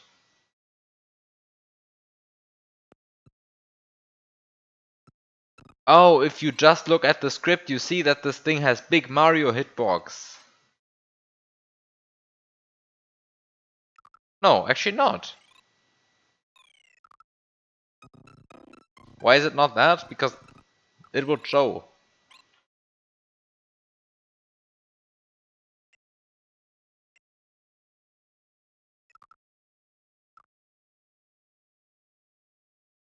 The reason why it's happening is because you do not set the high byte of...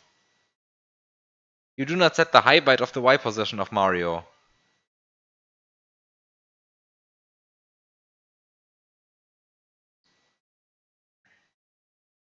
Yeah, you do not set the high byte of the Y position of Mario. So when the fish flops up here, Mario gets warped below the screen. Like you see that position, Y position is 255.6.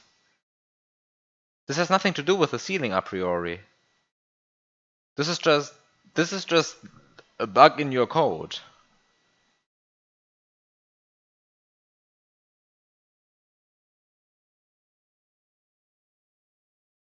You see what's happening here, right? Like you see the position 255.6 and you don't see Mario's hitbox anymore. Why? Because it's way down here and he dies below the camera.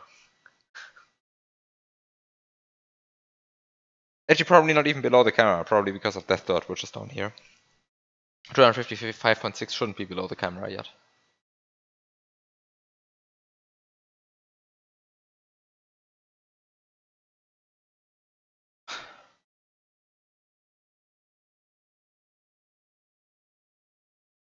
Well, you set it on entry to 0 and then you never set it again.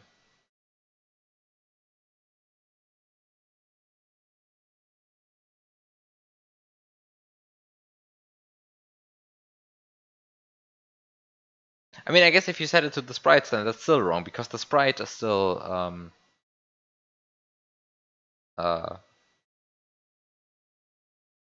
because the sprite is still in.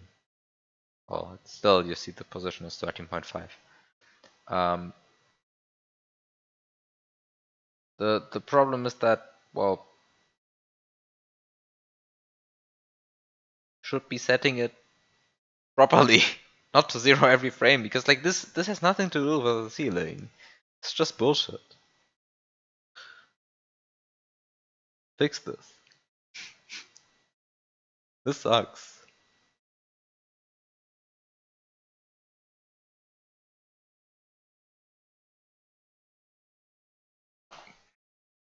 Well, thank you for telling me to look at my script. Time to reject it so that rejection reason, fish minigame doesn't work properly. When you jump too high into the gold sphere, you just die.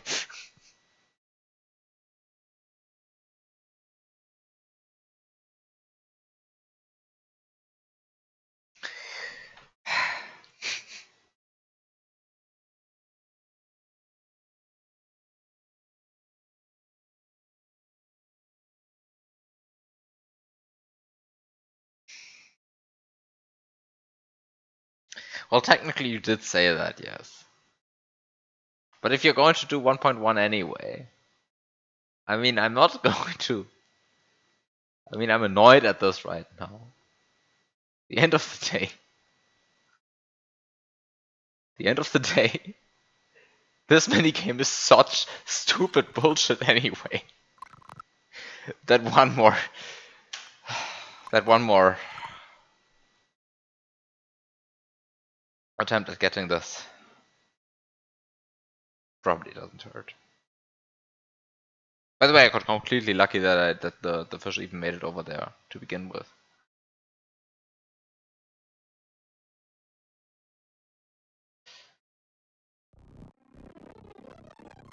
Yeah, but this is kind of this is a bit unfortunate. This makes me unhappy.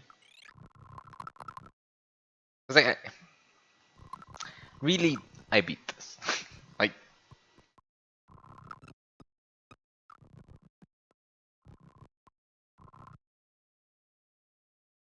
there's also the cheap way of fixing this, which is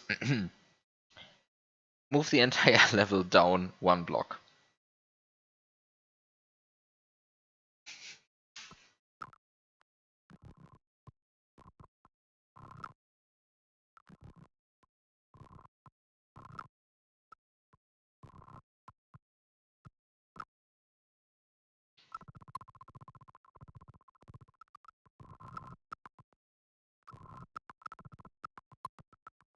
That's effort. You have to get new object data for that. I guess so.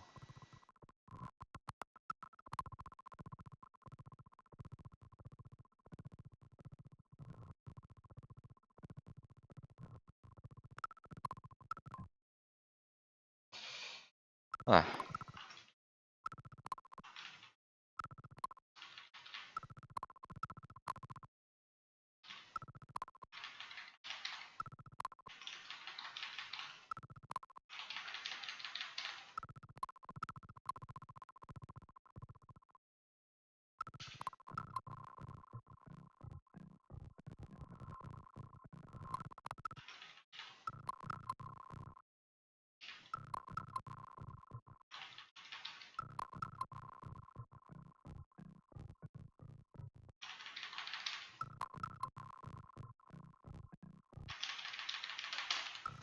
What is this?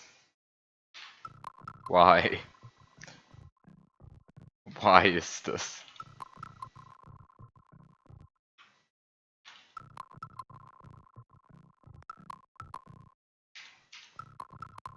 Ah.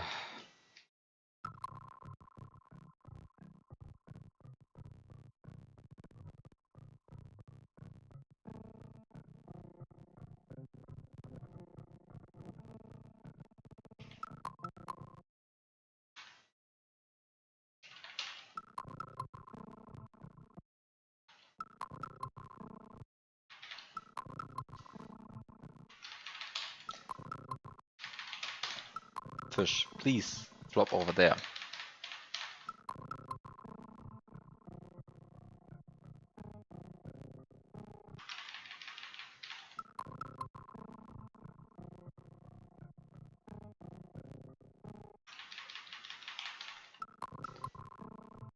Really doesn't want to flop over there.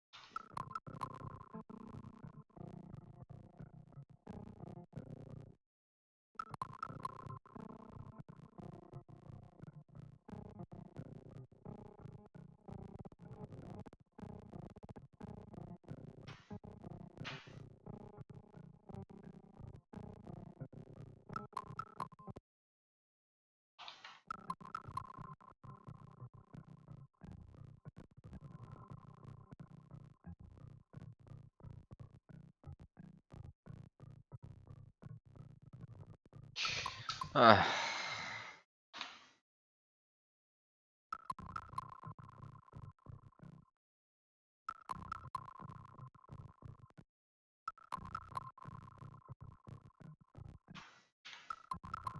These last jumps are honestly like the worst.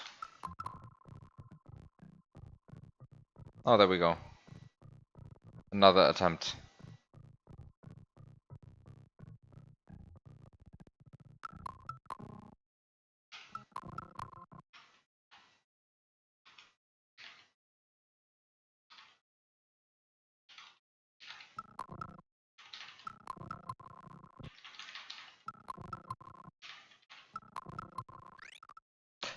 Fuck off.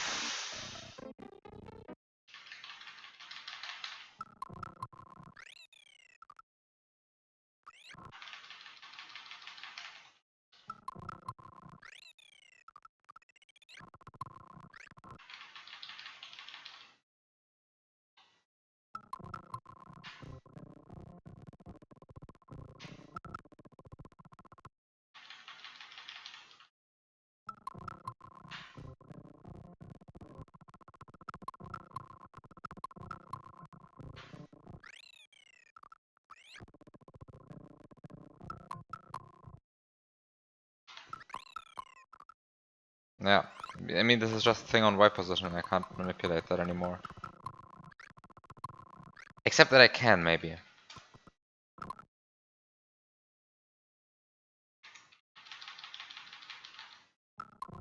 Cause...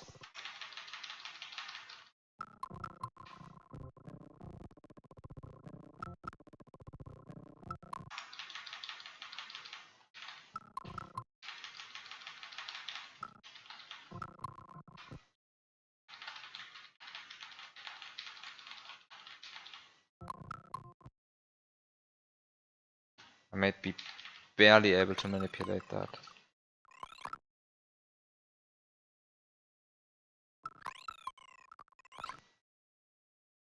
If I somehow get like a sparkle to show up.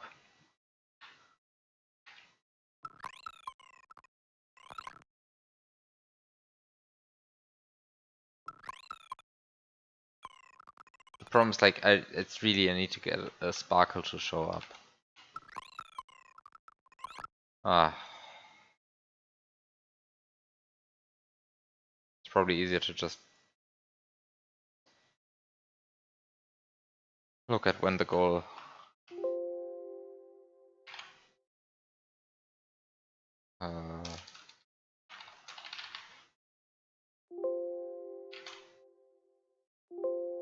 How is this thing called in the disassembly? Gold sphere. Okay, gold sphere. I was looking for orb, I was looking for question sphere, and that's just gold sphere. Okay. LDI 13. Should probably disable the draw erase tiles because it's just drawing garbage again. Okay, so I want are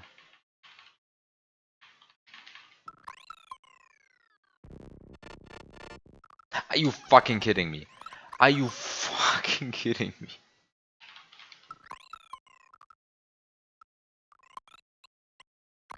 This is...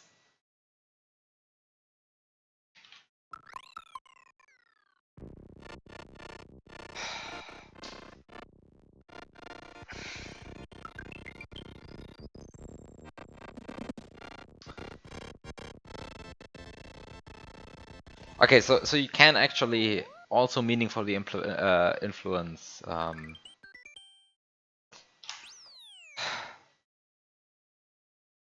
you can also meaningfully influence the height of the bounces by making sure that the goal question sphere calls RNG on the correct frames. Anyway, I think I'm done. This is everything the hack has, right? I didn't miss anything anymore.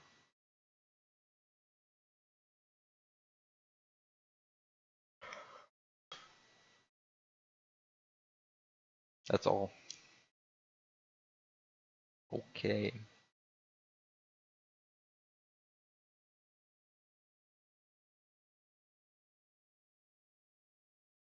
Oh yeah, I didn't see the 3 double star. There's a 3 double star. I have the 3 double star.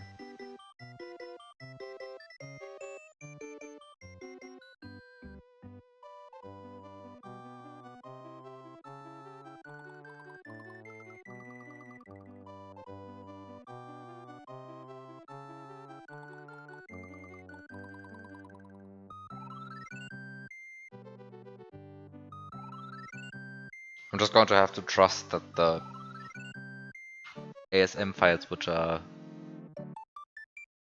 listed in the zip file are actually exhaustive, I guess. So, what are these patches?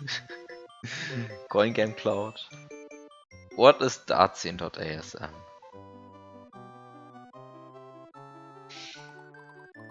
What is dartscene.asm?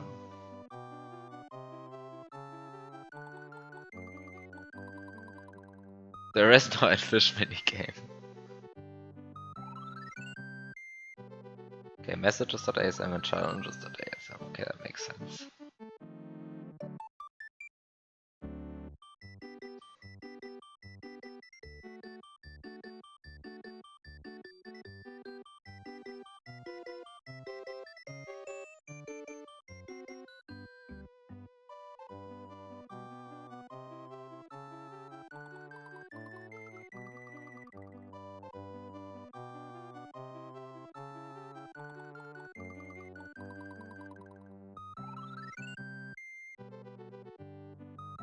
Well,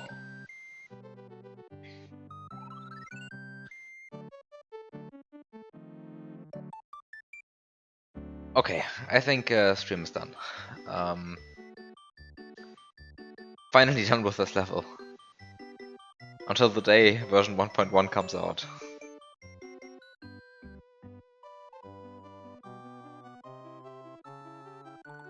But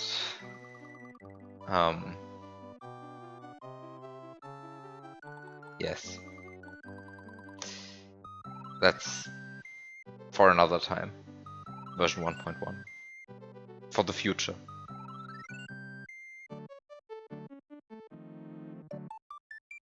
I guess first we have to actually wait for someone to clear the first 2 rooms even. I wonder when that's going to happen. I wonder how long that's going to take. Until someone actually clears the second room.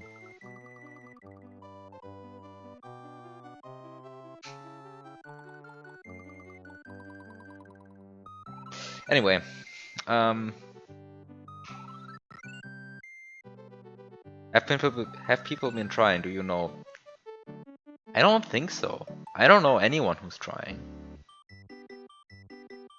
I honestly don't know anyone who's trying. But like, I also don't know so many people who could actually play something like this.